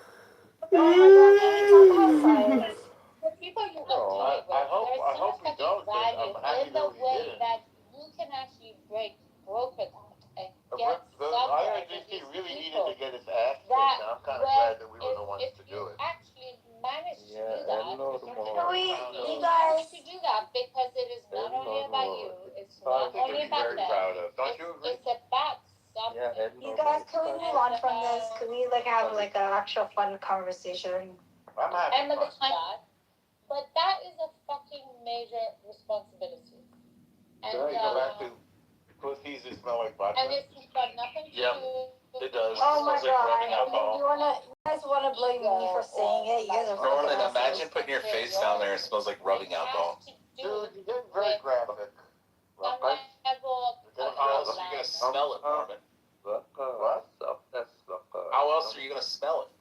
Oh my God! Can we have a fun conversation? Like in all honesty. We're having fun in case you didn't know it. This is how we have fun. I don't know. This is fun. I feel like you guys are like, you know, like making BB feel like. You want to have fun? All right. BB, can you tell us about when the IRGC beat the bottom of your feet? Oh my God. She was at a party or something. BB likes it when we talk about Ethan. That's her secret crush. Let's talk about Ethan. Okay, so, anyway, which team do you think Ethan likes in soccer? Celebrate, guys. Celebrate Which team do you think Ethan likes in soccer? Switzerland? Either Spain, Switzerland, or where the fuck she from? Or Guatemala. Guatemala, yeah. Yeah, if you say where you come from, you can say Panama, immediately. Colombia. Guatemala, yeah. Yeah, Israel is the most what the fuck country ever. It's a great, yeah, what the fuck? It's so amazing, I agree. Yeah. Like, what the fuck, man? I can't believe this place is so But amazing. Ali, it's not that I don't like it because it's more that I don't like it because I don't like it for myself. I don't think Israel is the second greatest country on earth beside the U.S. You guys, can we like have a different conversation? Because this conversation is churning people. Unsustainable. It depends on the day, though, Rich. Okay, fine. I'll come back later when you guys are having a fun conversation. Okay. It depends on the day, Rich. Sometimes I feel like Israel's better than the U.S. No. Come on, tell us. Music, I'm American normal. Yeah, but this Ali, BB. country We all like be cool. We're the coolest. Yeah, Ali, can you see the We Iran's all like terrible? have a normal conversation. We're the cool cats of Clubhouse. Yeah, but like between Ali and I mean, we'll disagree around majors actually. Yeah, but we both. Ali, I love the fact that Iranians are begging to get bombed. It's amazing. We're God, such see? Ali, you're I'm such a gonna come back. pacifist. You're such a pacifist cuck, Ali. Yeah, shut the fuck up, boy. Such a pacifist Rich, cuck. where do you think we should hit them next? Still talking. Everywhere. Well, let's start someplace. Thermonuclear weapons. But it doesn't mean that I don't Your love shit is all Ali, but like man. his, You like lost this it. is Okay, you guys, what happened to peace? as far as like What happened to music? What happened to peace? Oh no, what happened to peace? Ali, Oh what happened no, to peace? I want to carpet bomb Gaza with their buy nuclear weapons anyway. Oh my God. In every other Muslim country in the world. Maybe I can convince him that maybe I They want to wipe 1.8 billion people off you the face take of the it earth. so far. That's and then like, the other that is that can terrible. take it a little And bit okay, further. so I do not believe that's your real picture. It is my real picture. But you shouldn't be like talking like racist and shit like that. Come on, Racist. brother. It's not racist. Islam's not a race. Okay, whatever. It's like Okay, let's make this conversation fun. Let's move on to Lebanon and Israel and the demands of the Memorandum of Understanding. Hatred. It's not an irrational fear. It's obvious that Israel will never stop attacking the terrorists in Lebanon. They like start freaking out. Hello? Hello? Hello? Hello? Hello? Hello? Hello? I don't get mad. But you guys. Hello? Hello? Stuff like that. Hello? Hello? Hold on, baby. Hello? Book music. Hello? I wish I had Hello? Thanos' gauntlet, Hello? and I would snap my fingers. Hello? Hello? Hello? Hello? For me, I Hello? don't get upset. I Hello? don't get angry. Hello? For me, how I see Hello? people. H, I have a question. What if I didn't harm any of the Muslims? He's a What if I had? But hold on. Hello? What if I had Thanos? Music, let me Baby, hold on. What if I had Thanos' gauntlet and I could snap my fingers and Muhammad never existed? You want to collect all the infinity rings? Okay. No, I just that's fine. I snap my Ugh. fingers and Prophet Muhammad never existed. Okay. Imagine how great the world would be. You know what's crazy? All the Everything Christians you're would saying. You know still what's be in crazy? Iraq and Syria and Lebanon and Egypt. Music. Can I tell you something? No. You know, No. like, Go on mute. for me, Go on mute. I Go smoke actually, another like, cigarette. feel Hello? bad for you. You do? Hello? And What? why would you because feel bad for me? That I hate because I Muhammad? want you to be seasoned. I want you to understand the world. I want you to travel. Oh. I want you to music. It's not even that. Music. I want you to meet people. I want you to understand. No. You're not understanding. I want you to meet people. I want you to travel. I want you to understand. I've been to 11 countries and lived in 4. You see, then maybe you didn't have a good experience. Hello? No, I had Go an around amazing the locals. experience. I lived in Hong Kong, Singapore, and the Philippines for 3.5 years. Hello? See, but you didn't go to the Muslim countries. No, I went to Colombia, I went to Japan, I stayed I away went to from Malaysia Singapore. and Indonesia because I hate Muslims. Hello? See, but that's the thing. Like, you're like I isolating hate yourself. Islam. Music, you know what I call it? I don't get mad because I call it like just ignorance. Hello? You know? How is it ignorance? I know the entire religion inside You out. just said you avoided all the Muslim countries. No, because you do not expose yourself I enough hate Islam. around, but that's the thing. Like, you didn't expose yourself around. I'm not saying I hate people. the people who are Muslims. I'm saying I hate Islam. Hello? No, but that's the thing. You haven't exposed yourself around. Hello? I have plenty of, Ali, by the way. I have plenty of Muslim friends. Music, but if you did, out of respect for them, you would have Hello? like, out of respect for your friends, you would have been like, yo, You you think I'm know? like closed-minded and shit? Music, you are close-minded. No, I'm not closed-minded. Hello? Because you know why? If you had friends, you guys, all jokes aside, if you had friends, right, out of respect for them, you would have been like, alright, you know what? No, because Like, here's the reality. there's a couple of retards. There's a couple of Here's the reality. When the Mahdi comes to the earth, every Muslim, including your entire family, is going to want to kill us all. Oh my God! See, like propaganda. Can I tell you a The story? Quran says it. Okay, The Quran music. says. I'll tell you a story. The Music, I'll tell you a story. Quran says that when Hello? the sacred months have ended, Okay, it music. says lay in wait and besiege and kill all the ones who Music. disbelieve in In all Allah. honesty, can I It say says something? kill all the polytheists. Hello? The Hello? Hello? The Jews. Hello? Hello? Oh my God, Rich, here we go again. Get a fucking life. Get a fucking life. Get a fucking life. Get a fucking life. Do something with your life. This is not fun. This is a waste of time. Oh my God. Hello? Hello? Hello? Between the points of the pentagram, starting at upper right,